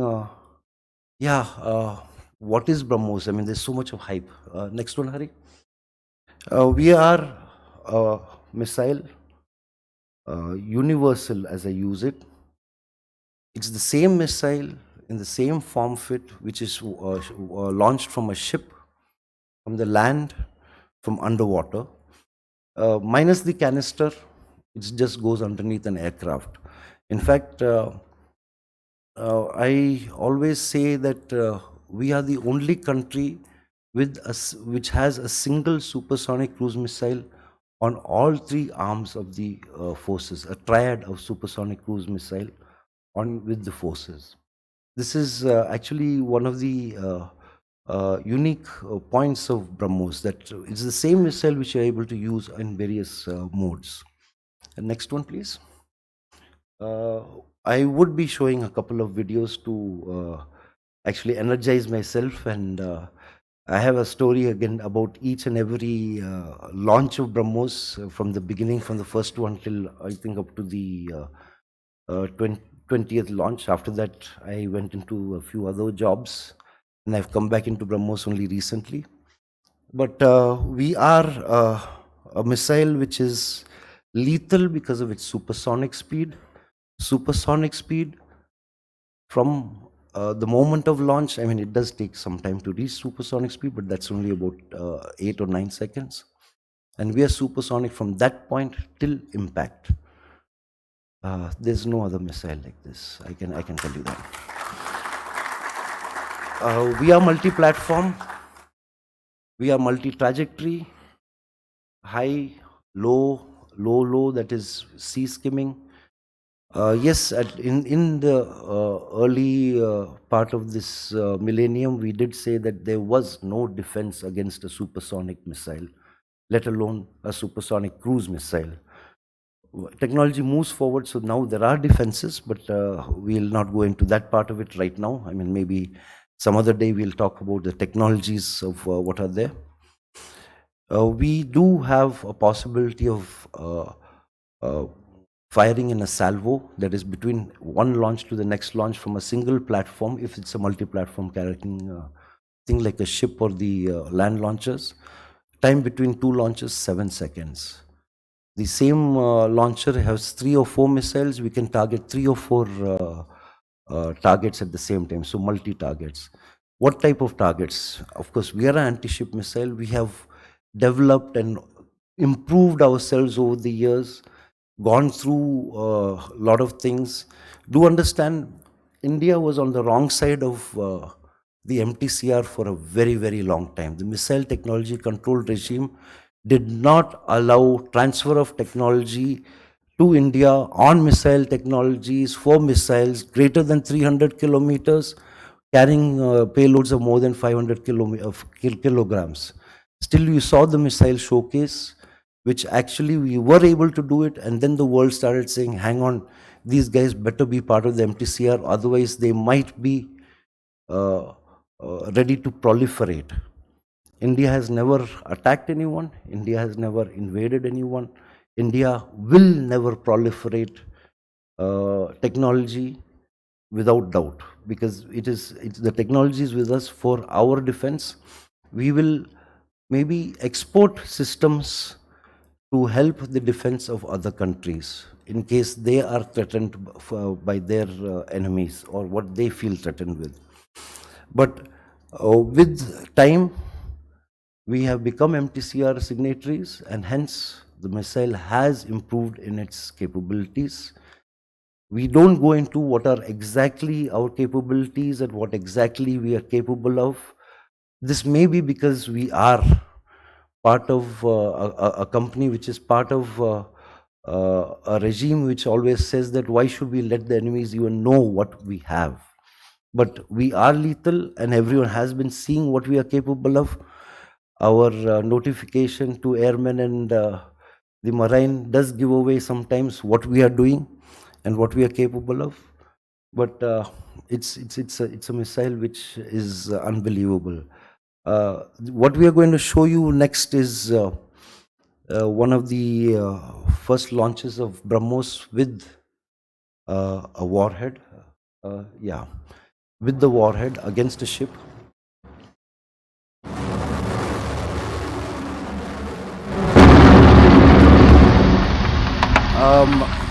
Mind you, this ship, ex-INS Anrodh, was an Indian naval ship. After the impact, there was a chopper which went, and we were in constant contact with the chopper, and I kept asking, VP, tell me, VP, tell me. I mean, we were not even talking in normal protocol. He says, I don't see the target. I don't see the target. Then they found a Gemini, which was about 1 kilometer away, where we had some Marcos. They are the ones who took this video.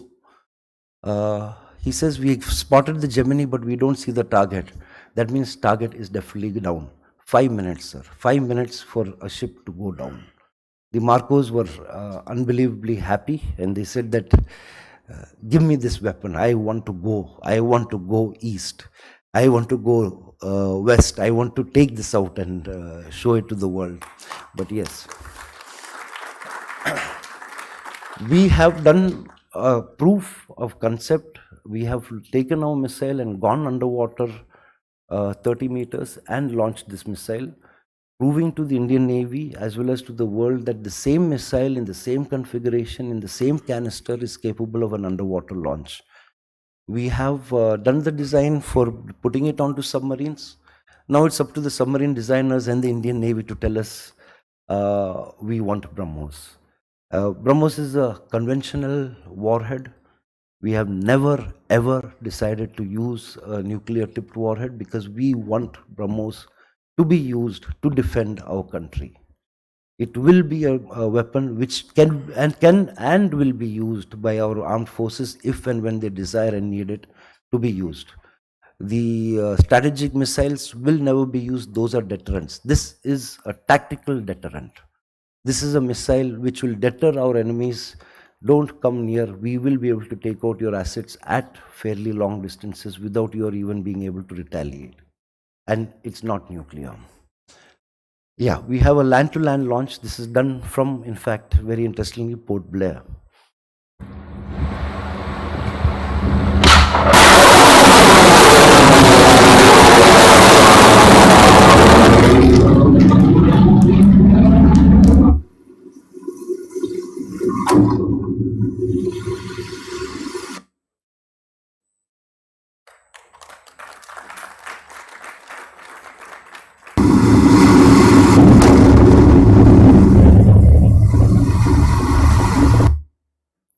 I must tell you, these are all fairly old launches. These are about, I would say, the ship launch which you saw was about 20 years ago.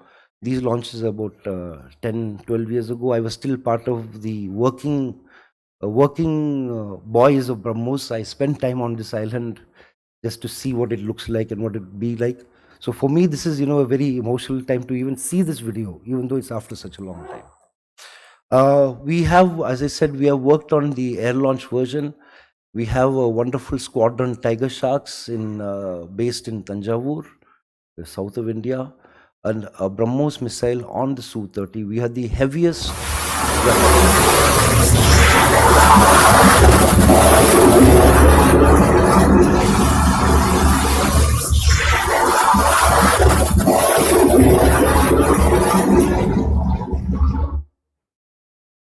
That was a ship which was, 300 kilometers away from the launch aircraft. We are a gravity drop missile. We are not hot launched.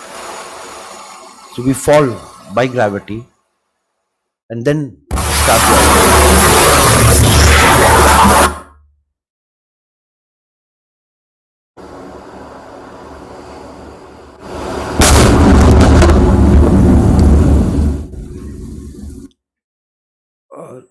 Next one, please.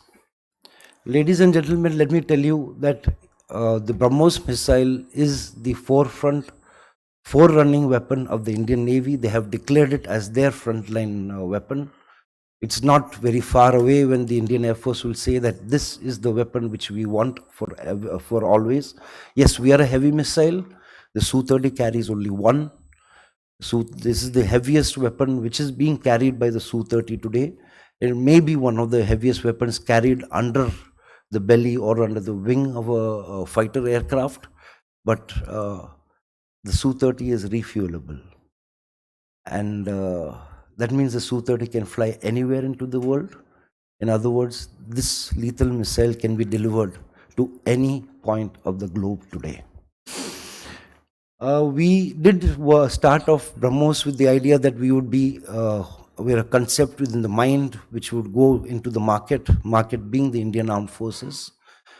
Time has gone by, we have done a lot of work, a lot of people interested, and we got our first order, an international order. In fact, the very first big order which the Indian government or the Indian defense industry has got for a major weapon system, January of last year, it was an honor to sign this contract with the Philippines Department of National Defense, 3 coastal batteries for the Philippines Marine Corps. We're in the process of executing this contract. The first deliveries will start by the end of this year, and the system should be operational fairly soon after that. We've already started the training of their personnel. We have started the work on the ground at their place. And very soon the West Philippine Sea will be a safer place for the Philippines. There are many more countries who are interested in the BrahMos missile. We are in talks with them. It's not easy to sell this missile. It's saleable only to countries who are acceptable to both India and Russia. We do need the permission of both the governments to sell this missile. That does limit the number of countries we can go to, but the southeast of Asia is acceptable to the whole world, because everyone does want to make sure that the West Philippine Sea or all the sea which is there is actually a free-flowing, happily marketable, navigatable sea for the world. The Middle East and the Latin American countries are also interested, because there was a day when it was way back in 2001, end of 2001, beginning of 2002, when a European Naval Chief, we explained the whole concept to him in an exhibition at Langkawi in Malaysia. And he says, my God, you have a concept, will it really work? I was a young boy and I said, it will work, I'll make sure, and we'll make sure it works. We've actually proven that it works now. He says, I don't want to be on the wrong side of this weapon, I want to be on the right side, I want this on my ship. Well, he's never going to get it, because it's an Indo-Russian joint venture, but everyone wants this missile, and if they're capable of having it, it will be there. Next one, Hari. I will be going a little faster now. I spent a lot of time, but I wanted to make sure that all of you are aware that this is a actually live and kicking article which is actually working. We have done only 34 development trials. Our Indian armed forces have done their own user trials. In fact, we were just talking about it over tea. They keep doing trials, and to date, 106 BrahMos missiles have been launched. BrahMos missiles I'm talking about have been launched, and all of them have gone to their targets. In fact, there are a lot of other stories also, but that's a little different. From the day one, when we started the BrahMos Aerospace, it was decided that we are going to involve the Indian industry. This is the biggest gain which actually the joint venture has created. Industries were identified right at the beginning, and we had already created what we called the public-private industry partnership, which we wanted to use for production of the BrahMos missile. Today, we have got even very small industries directly delivering items to BrahMos Aerospace for the integration into the missile. There are a few major public sector units and a few major private industries also, but more than 200 SMEs and I would say more than 600 industries altogether working as the part of the supply chain of BrahMos.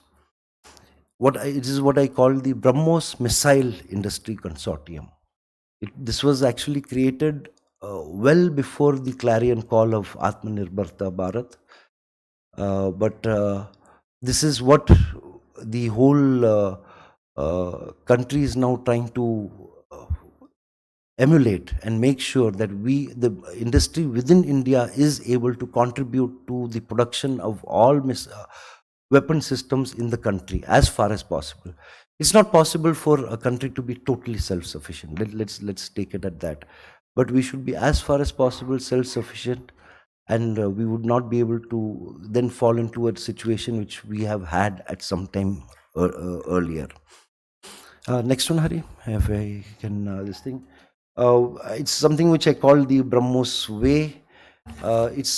When we started, it was the only company which actually thought of, doing its work right from raw material to the integration of the missile. Everyone else who integrates missiles in our country today gets a lot of free issue material that is from someone or the other as a free issue material, or the FIM is very well known among all of you. It's been a strong, long-term practical vision with a belief in innovation.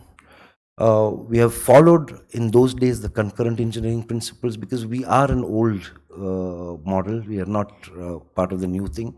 When we are going for our new things, we'll be doing it in a little different way.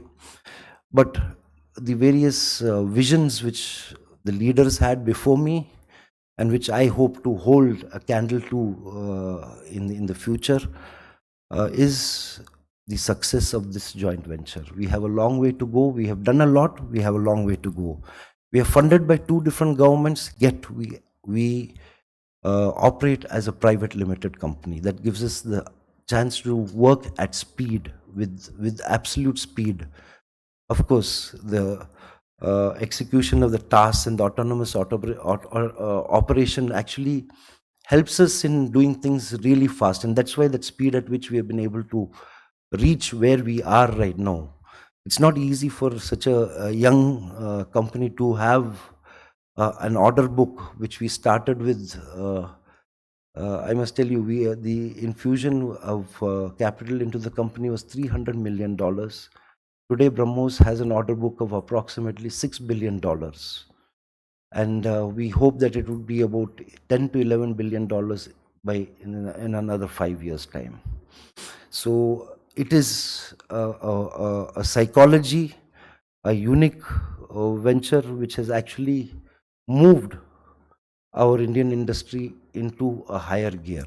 Next one. These are the mundane slides I was talking about, that it's just angrezi, but I wanted it to be there to actually explain that our industries have actually gained in a lot of ways. We have been able to create within our country different alloys which were never done within our place. We've got chemicals which have been created within India as part of the indigenization process. BrahMos has stood for indigenization right from day one. We started low within the missile. Today we are way ahead in the missile in terms of indigenization. Manufacturing technology in our country has increased. Next slide, please. There's been an actual, during the creation and working of BrahMos, there's been an actual networking of R&D, academy and the industry. R&D of our Russian partners, our DRDO, be it the young boys with me. There's been hand-holding of the industries right from the inception to the point of where they are able to give us our subsystems. Mind you, BrahMos Aerospace is a private limited company. It's an industry which does the integration of the missiles on our own.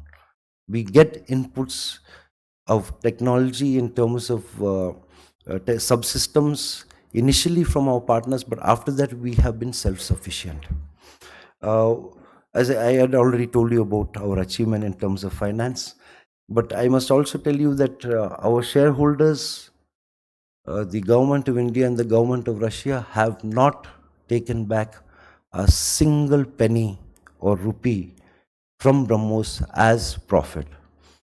Whatever resource or funds generation have been there have stayed back with BrahMos, and those have been plowed back into R&D. This is an example I want to give to the rest of the industries of India, be them either defense or even civil, that it is this which has to be plowed back into the R&D. We cannot keep expecting giveaways from the government that I want to do this, please give me a grant, please give me a help. We need to get it done from within the companies ourselves as far as possible. We need to plow back our interest in R&D. Next, please. Everyone, I mean, I should have put this earlier, but I had left it towards the end. It's a proud moment, again, once more to tell you, there is no supersonic cruise missile in the world today. Whoever pretends to be a supersonic cruise missile is subsonic, and they become supersonic only towards the end of their trajectory, towards the end of their profile. All the others are, all of them are subsonic. Everyone would say, why? Then what's the necessity of supersonic? What there? Then I would ask the next question. Why is everyone making such a hue and cry about the hypersonics? Then obviously supersonics is just a stepping stone to hypersonics. There is no comparison of BrahMos. We are a triad. We have a triad of missiles, the same missile, the same technology on all the three forces: land, subsea, sea, airborne. Attacking various type of targets. All other missiles are only for either a particular type of launch vehicle or a particular type of targeting. Next, please. We have been an innovative model. We are a supersonic cruise missile. We have the universality. That's the innovation which our product is. We've been able to deliver with speed in the sense in terms of time. It's this organizational innovation which has been there, which has helped us to do our work in time, deliver in time, and whatever the users have needed, it has been there. We have created the military industrial consortium which has been required to develop and produce this missile. There has been a lot of technology innovation. It's been unbelievable. We have been working together. I have been working together, I must say, and my colleagues as well as the people before me who have already superannuated. We have worked our lives on this particular missile. There has been a trust created with our partners. It's no more a business. It's actually no more a business. People may say that do we or do we not work with such partners? Bring me another partner who can work like this with us, who will give this sort of a technology. I will say, yes, I shall work with them. But I will always remember that this is a partnership which we started with, and this is a partnership which can only grow. We do have had a lot of business innovation over the time. We have been able to look at a lot of participation from our users, and we have had a massive work on product support. In fact, we have a track record of giving product support to our users and keeping the system up without it being ever non-functional for less than 72 hours. 72 hours is the minimum downtime of any system which is there with our users right now. It's been next Hari, it's again looks like a very mundane slide, but it's just a small statement I want to say, is that BrahMos, the Indian-Russian joint venture, is a weapon system which has been created due to the shared visions of both our countries. We have harnessed the best of technologies, we have harnessed the best of scientific minds. We have in fact harnessed the best of business senses between us. We have actually proven that India can leapfrog from just being a buyer to a developer. And we are capable of moving from not only developing and producing, but we can even export to the world.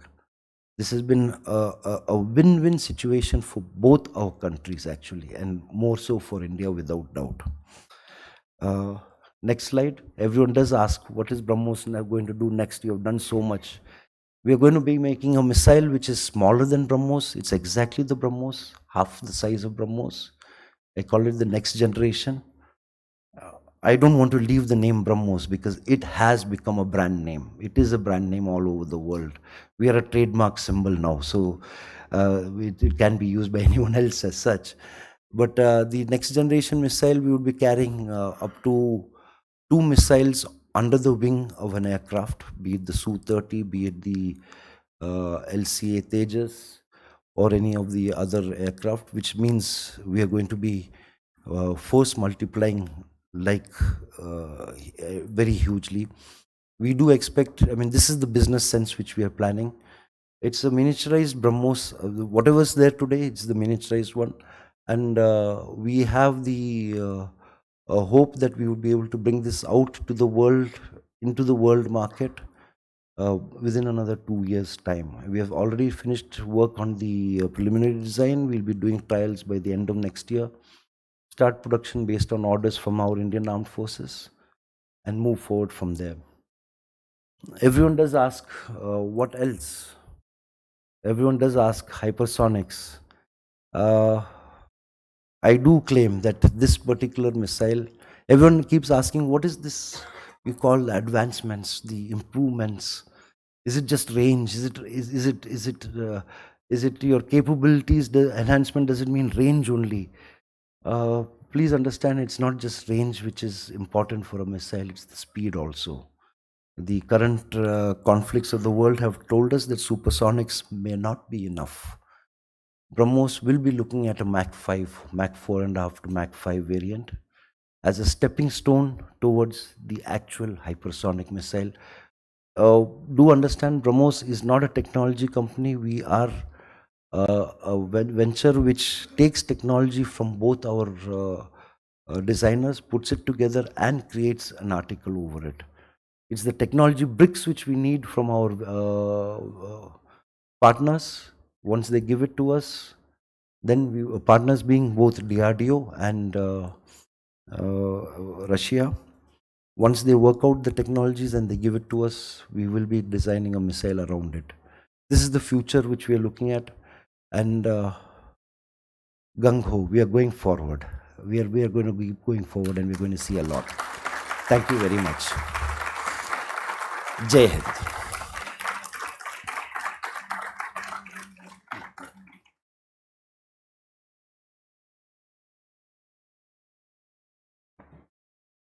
Thank you very much, sir, for throwing light on such wonderful, insightful topics which we had very little idea about.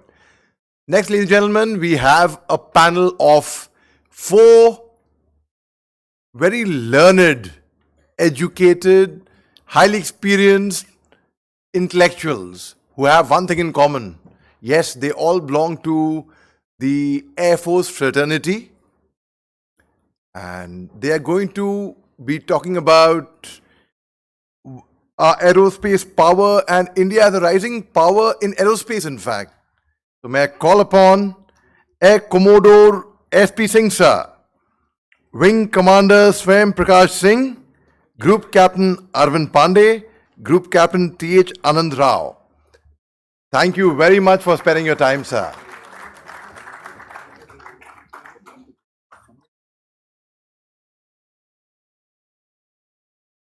And as I said, there's one thing in common. They all are from the fraternity of Air Force. Well, the most important thing is they are from CAP, Center of Air Power Studies. So they are going to throw such insights which many like me who had no clue about.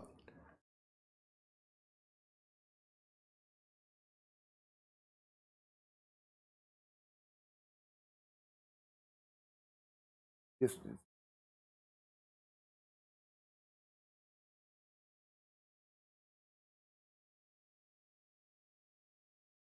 Thank you very much, sir. You may take the mic, sir.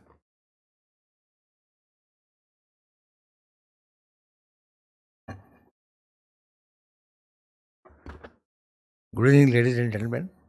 I am Air Commodore SP Singh, a fighter pilot who spent about 34 years flying different fighters.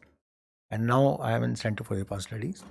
And today with me, this team panel, I have Group Captain Pandey, who's an ISR expert, Wing Commander SP Singh, who's an air defense controller and expert in the drone warfare and airborne warning control radars, and Group Captain Anand Rao, again a fighter pilot, and he specialized in space.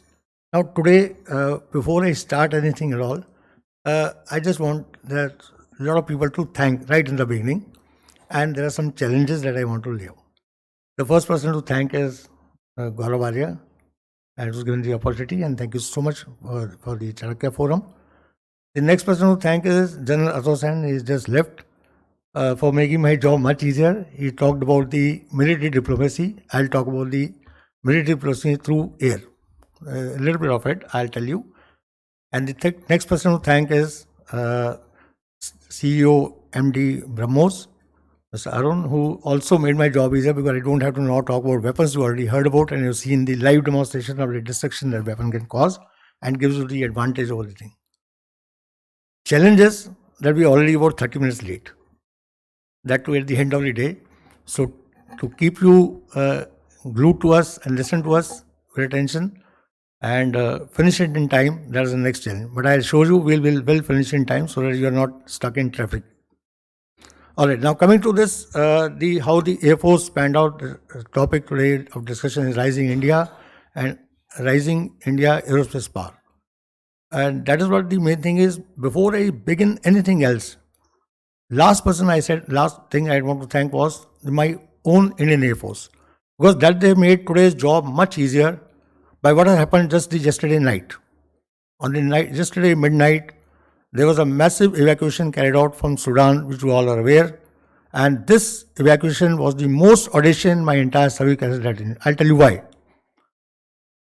The evacuation that was carried out was not normal daylight evacuation where the aircraft goes, there are people to welcome, lined up and then go.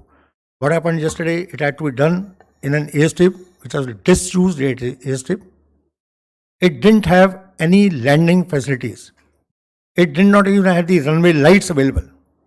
It did not have the fire safety hazard assistance. And it did not have any refueling capability. With all these odds against, we had to evacuate people. And look at the pilots what they did. They used the night vision goggles, IRFR, and landed perfectly on the night. Thank you so much for encouraging the Air Force. Garuds came out, sanitized the airspace around area. 120 people, Indians, most of them were pregnant women, senior citizens, and some children.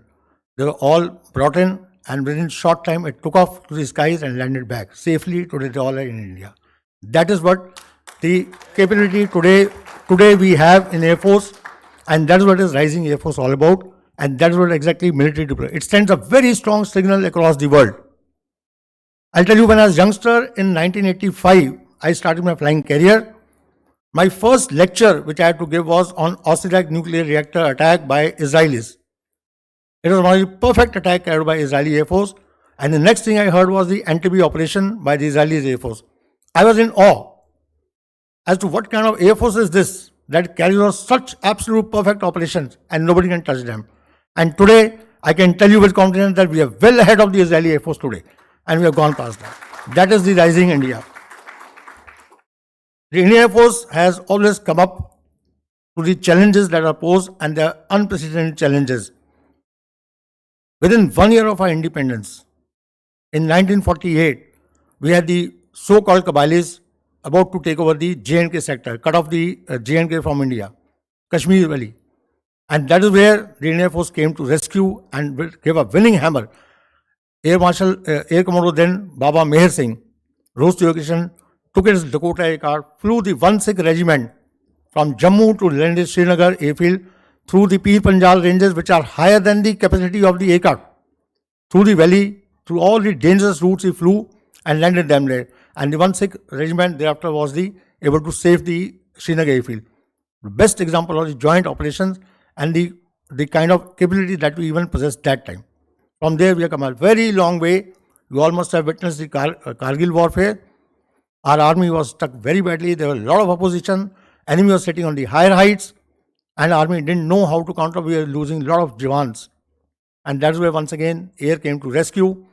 Our Mirage 2000s, they carried out the precision attack with precision bombings and destroyed Tiger Hill and Mantodhalo. Both of them fell, and that was the end of the Kargil war, and we were winning.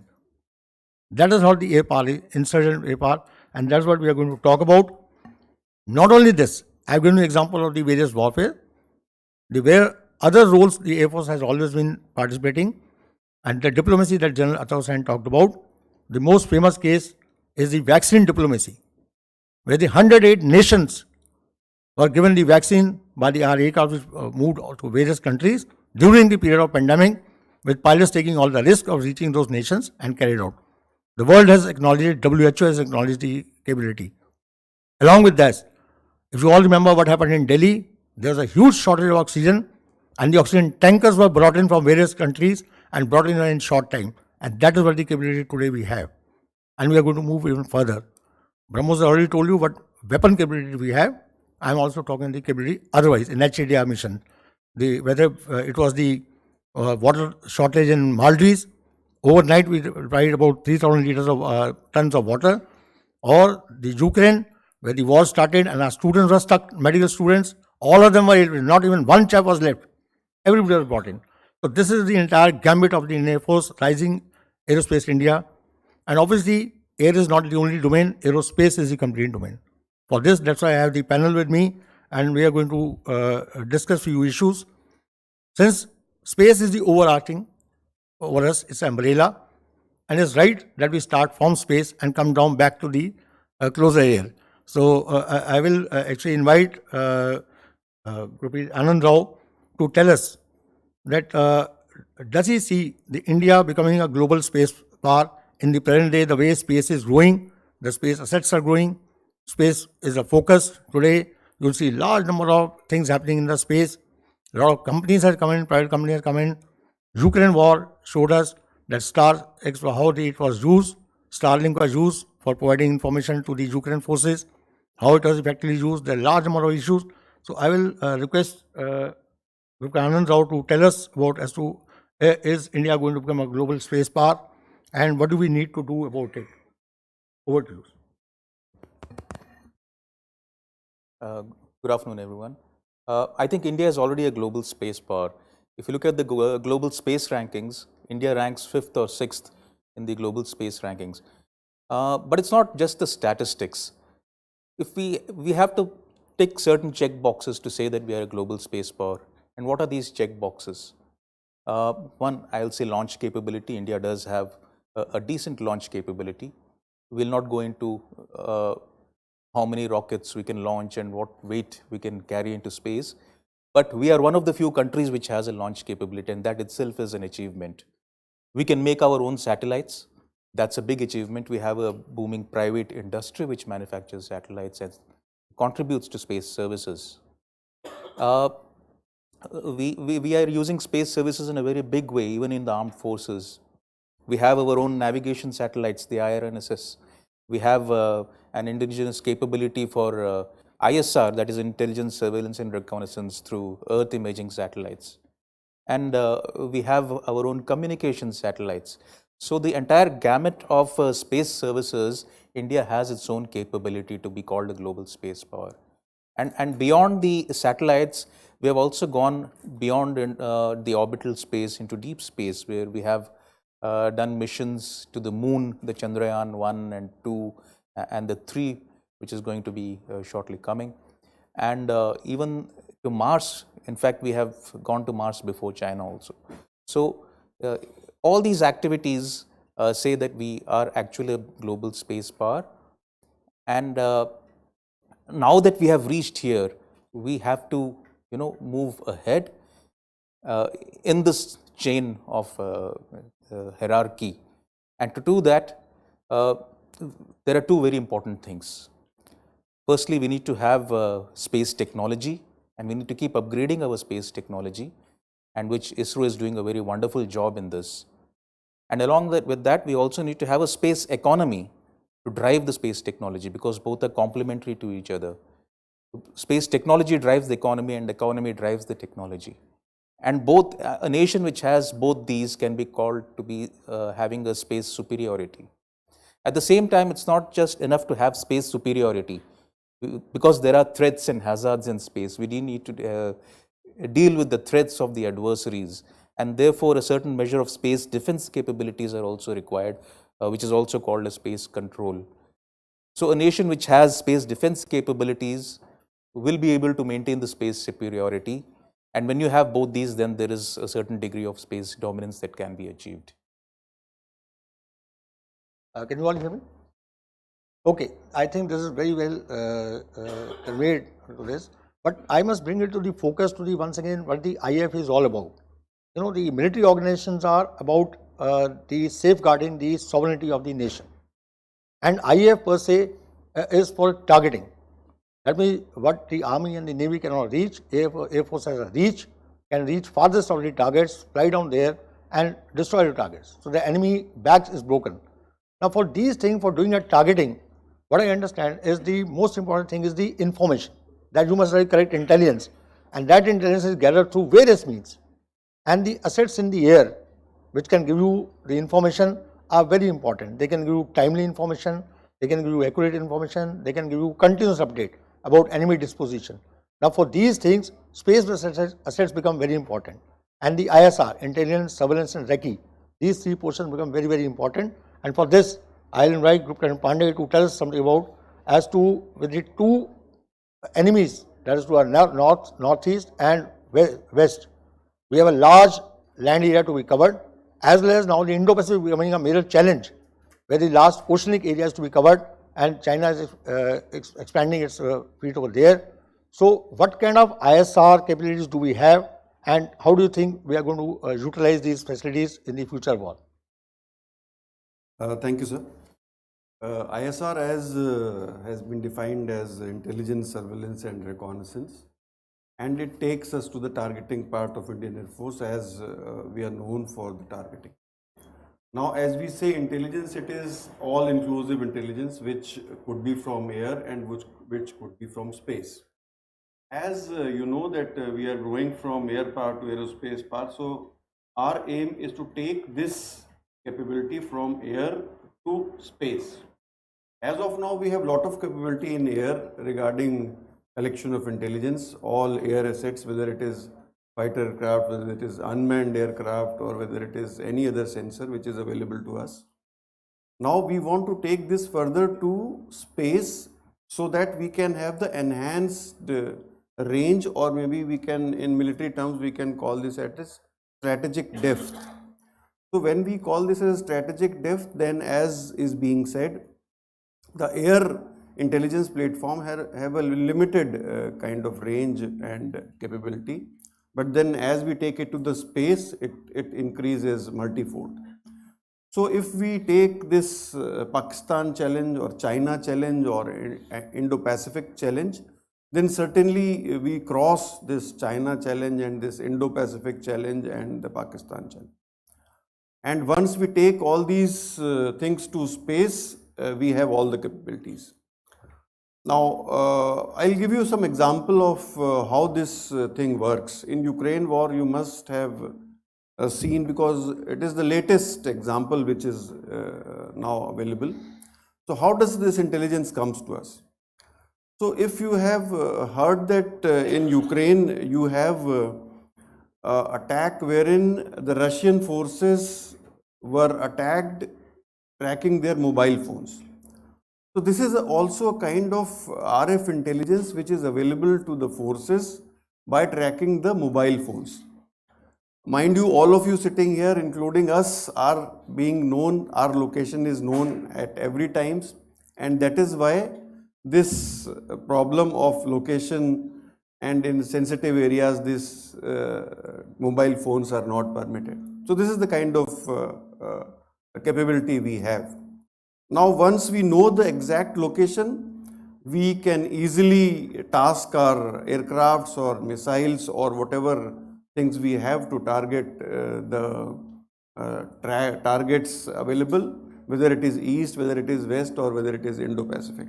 So this is the kind of capability we have, and we will continue to grow further as we grow from air power to aerospace power. Thank you so much. I think this is the, we have come down to the crux that I was talking about, targeting. Now, Ukraine war has, if you all have been following, has opened up a lot of aspects of the air war which is going on. And it is not only space which has taken the dominant portion and all in the war, but the drones have come to play a major role. And drones have really become the major warfare instrument.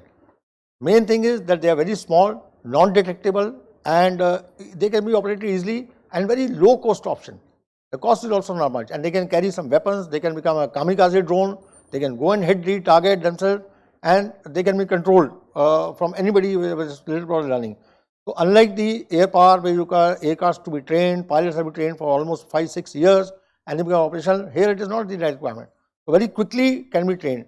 So similar thing, Indian Air Force has also got into this much earlier and it's into the drone. So I'll request Vincom Aerospace to tell us, where do we stand in terms of drones for the Air Force is concerned in targeting, and how are you utilizing drones in India? What is the future? If you can just...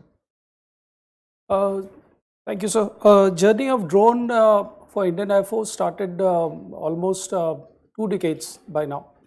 And we have been dependent upon equipments from Israel.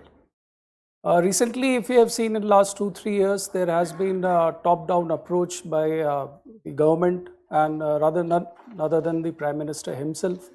And because of which we have seen a huge proliferation of drone in India. Government has released this drone liberalization policy in 2021. So this has actually opened market for the commercial use. That is one. And second is that there is a very huge awareness amongst the academia, industry and business people that drone is one equipment which can make wonders. Now, coming on to the military aspect of it, there have been a few wars in the recent past where drone has been used phenomenally, and more than that, the narrative of drone has gone at much higher scale. But it also has got both pros and cons. If we say that only drones will change the character of warfare or future war fighting mechanism, it is not. Drone could create a nuisance for one particular purpose,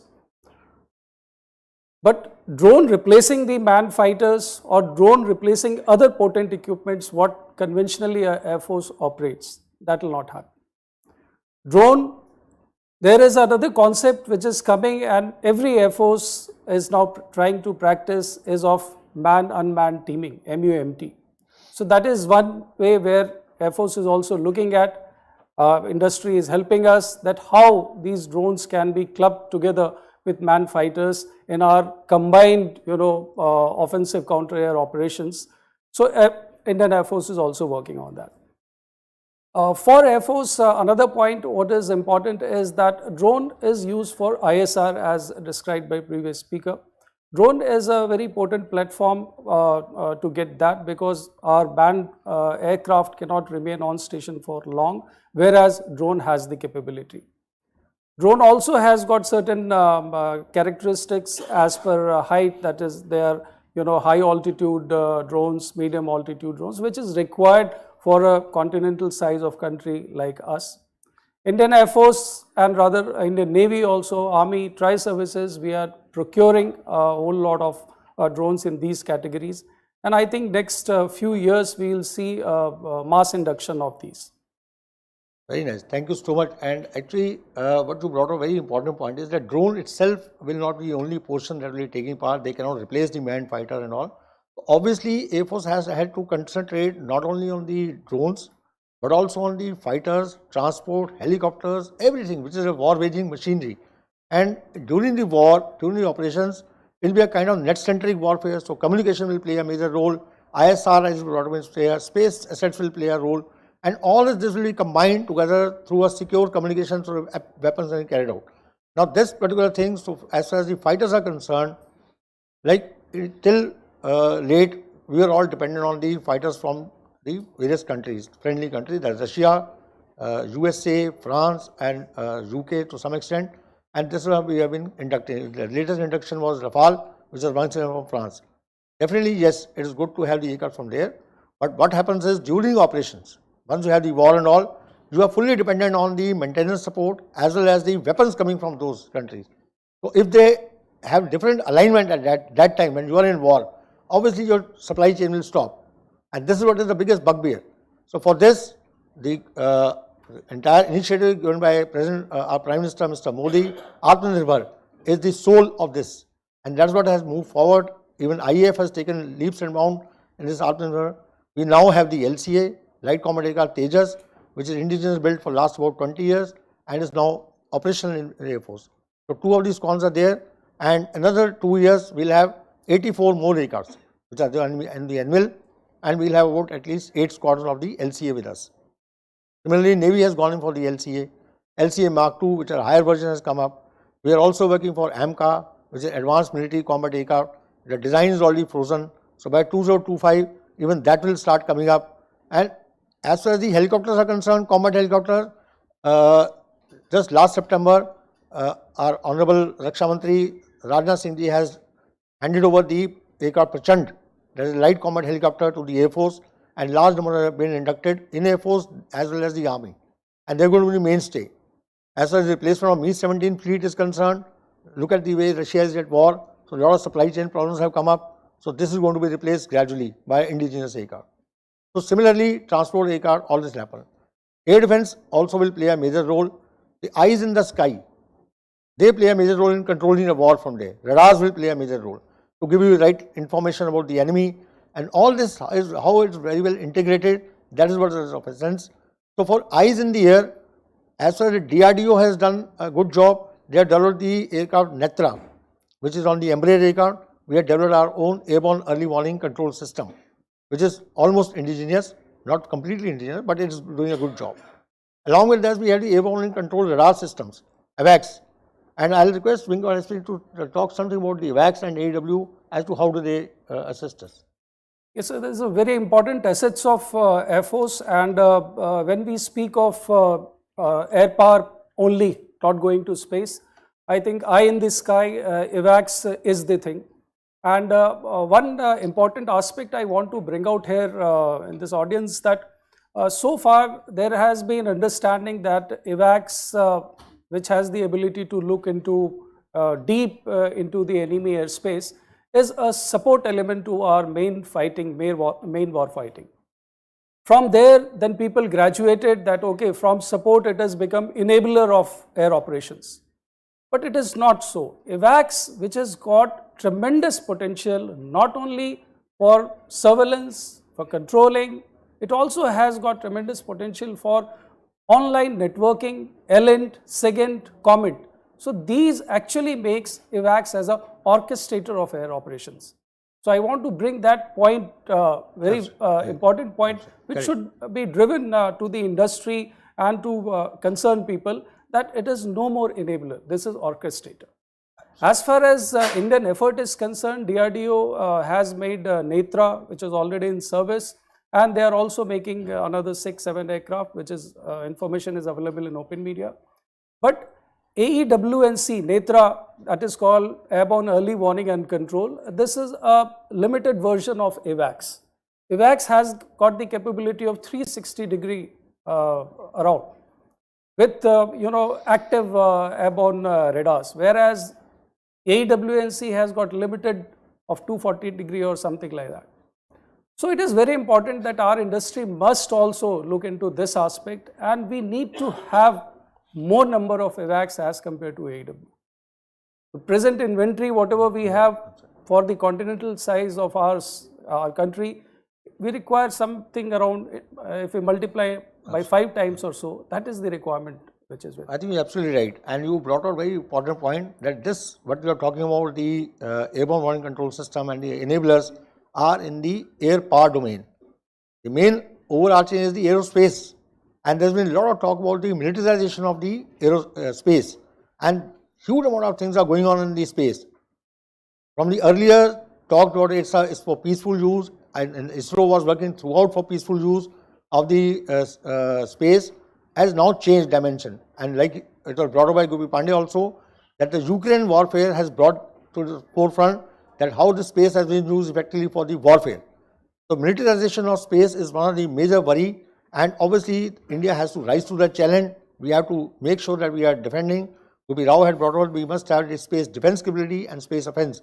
So may I request you to kindly just tell about how the Indian Air Force is working towards militarization of the airspace, and what are our capabilities and what are we doing in the future? I think we must first realize that space is a strategic domain, and everything beyond designated orbits are actually a military domain. Space has already been militarized, not now, but towards the end of the Second World War itself, when the V2 rocket was launched. That was in fact the first weapon that went through space. And subsequently, all the technology developments that have taken place were all towards the military utilization. And the armed forces across the world have got more and more dependent on these space services for their operational functioning as well as routine functioning. And what are these services? They are the navigation, the ISR that he talked about for targeting, the communication services, weather predictions, and so many more, early warning. These are all services available through satellites which have proliferated into the armed forces, and armed forces have become dependent on these services. And therefore, that has also created a vulnerability, and vulnerability in terms of anti-satellite weapons. The genesis of anti-satellite weapons is to degrade the functioning of the militaries who use satellites for space services. Therefore, there is a threat to our space assets. There is a threat to freedom of operations in space, and that's where the armed forces also have to step in. So the armed forces in general would broadly have two roles. One is the enabling function, where they use these space services for their targeting and other requirements. And the other is a securing function, where we need to secure our assets in space from enemy action. And both these have to be done by the armed forces. And the Air Force has a major role to play here, because anything that goes in space has to go through the airspace. And air and space are a contiguous medium. And therefore, it would be apt to call the Air Force as an aerospace force. Absolutely. I think very rightly brought out, and you brought out the threat to the assets that is there. China had already demonstrated ASAT capability, anti-satellite capability, and that's what the main threat is we have to worry about. Shifting a little bit from here, like we come back to the ISR, which is space assets have to give us the right amount of information in time and accurate information. So recently, the space policy has been just launched, Space Policy 2023. Group Pandey, how has it helped us, the IAF especially, in getting the ISR ecosystem in place? Will we be benefited from it, or is there something more to be done about it? Just kindly. As you said, sir, this Indian Space Policy 2023 has just been announced, and basically it gives an impetus to the things which we use in, especially in ISR. You all must be knowing that ISR is basically imaging of the Earth, or we call it Earth observation. So it is heavily dependent upon the resolution of the sensor which is available on the spacecraft. And once we have a better resolution in our pocket, we have a better picture of the enemy, and we have a better targeting capability to the Air Force. So what is this space policy does is it gets to us a very, very fine resolution, which I am not telling here, but then although it is an open domain, but then it takes us to a very, very fine resolution, which gives us a very good potency to first image, and then target the enemy at all times. And the beautiful thing which has been done is, till now generally it was in government control, but then now it has been opened up to the private industry, so that in case private industry wants to invest or develop or do some kind of joint venturing and some kind of R&D, then it is available to the private industry. And we have seen that once it is opened up to the private industry, the technology comes fast and easy. So this is what Indian space policy gives us in the ISR domain.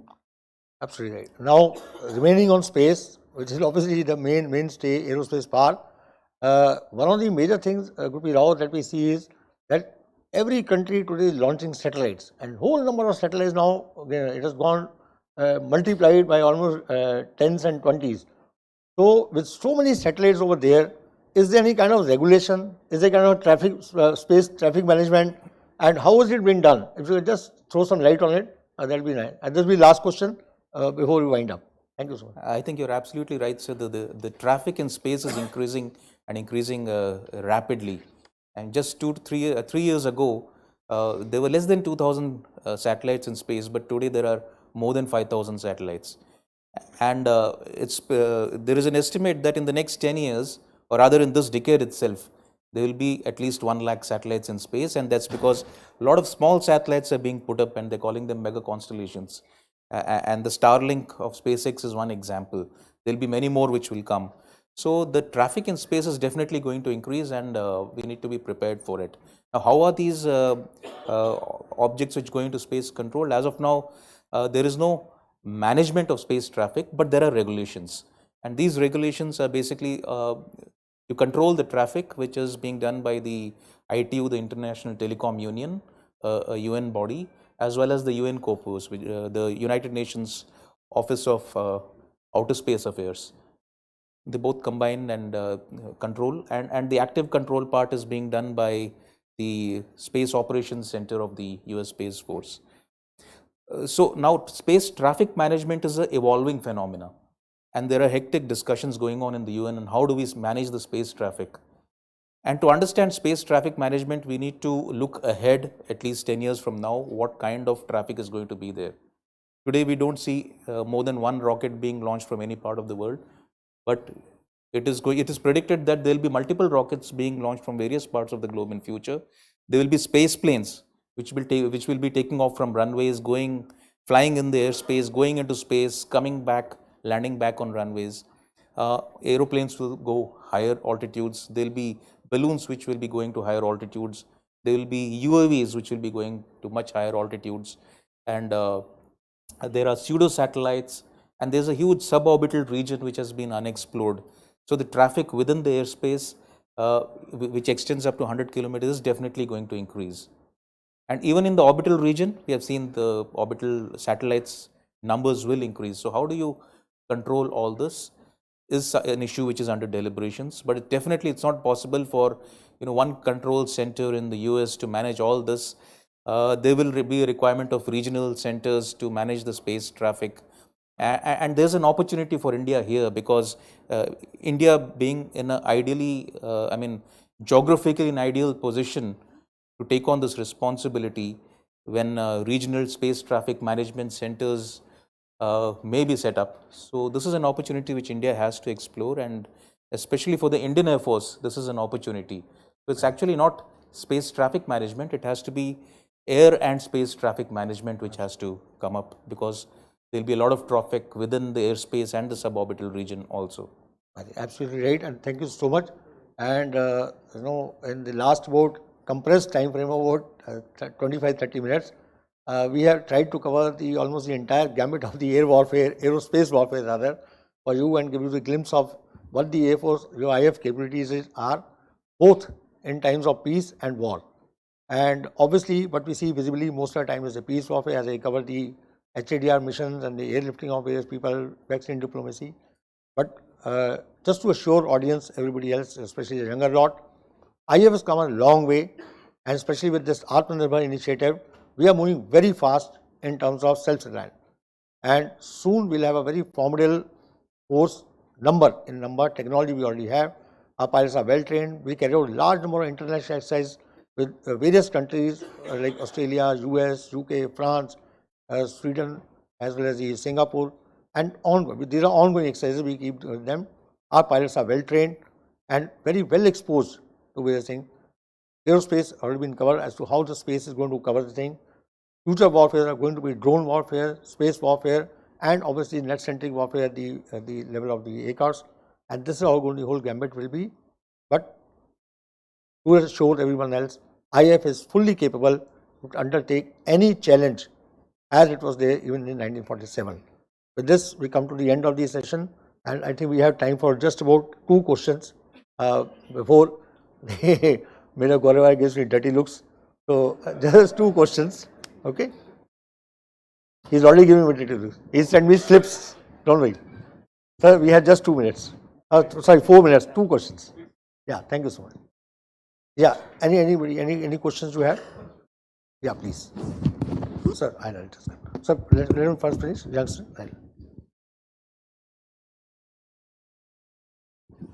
Can you hear me? Yeah, please.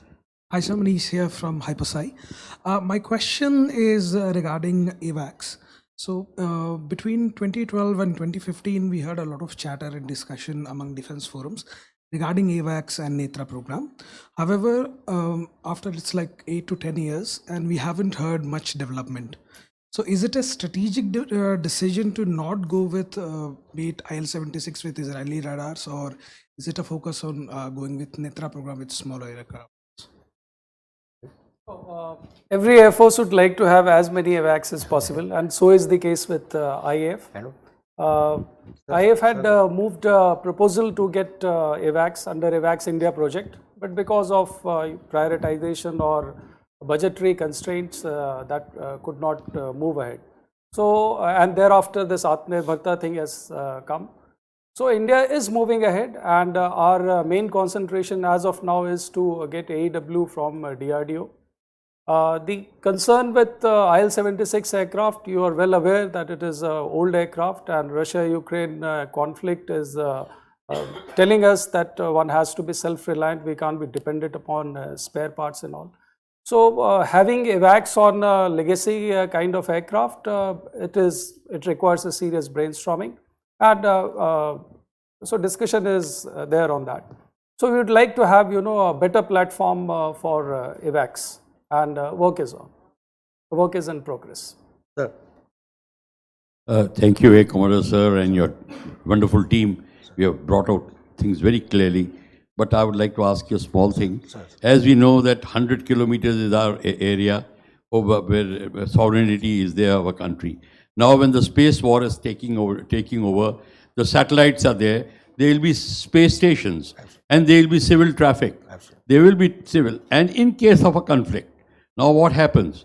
How do we then decipher what will be the control system where you will control your space weapon systems not to attack the civil, not to attack the civil satellites, etc. Now this is going to become a very, very complicated thing. Humanitarian laws will dictate you the laws in attack, the laws in defense. You will have defense in space.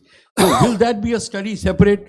Perhaps I think you will have to create one more directorate to study all that. Absolutely. Sir, I think Rupi Rao can answer. He's already having a lot of information on that. He'll answer. Rupi, sir. The things in airspace are very clear. In sovereign airspace, the air defense takes over all activities.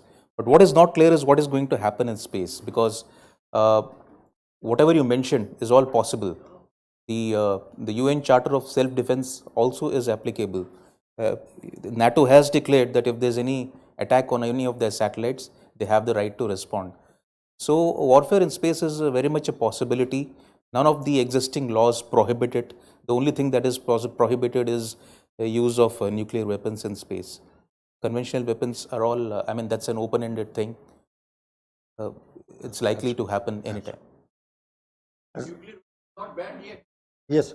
Not even on the ground. Yes. In space, it is. The rule is that the gamut of humanitarian law, proportionality, limitation, and unnecessary. You commanders are at judgment. Absolutely. You are very right, sir. This is all, and this is an evolving process, and that person on the spot, they'll have to take a decision based on. Absolutely. You're very right, sir. And with this, we come to the end of this. Gaurav, sir, we are dot on 6 o'clock. To the T, and A4 has met the target. And thank you so much. I know if there are a lot of other questions people have, only request is we are at Center for APA Studies. You can all, anytime you are most welcome to visit us, discuss any issue, we'll be more than happy to answer.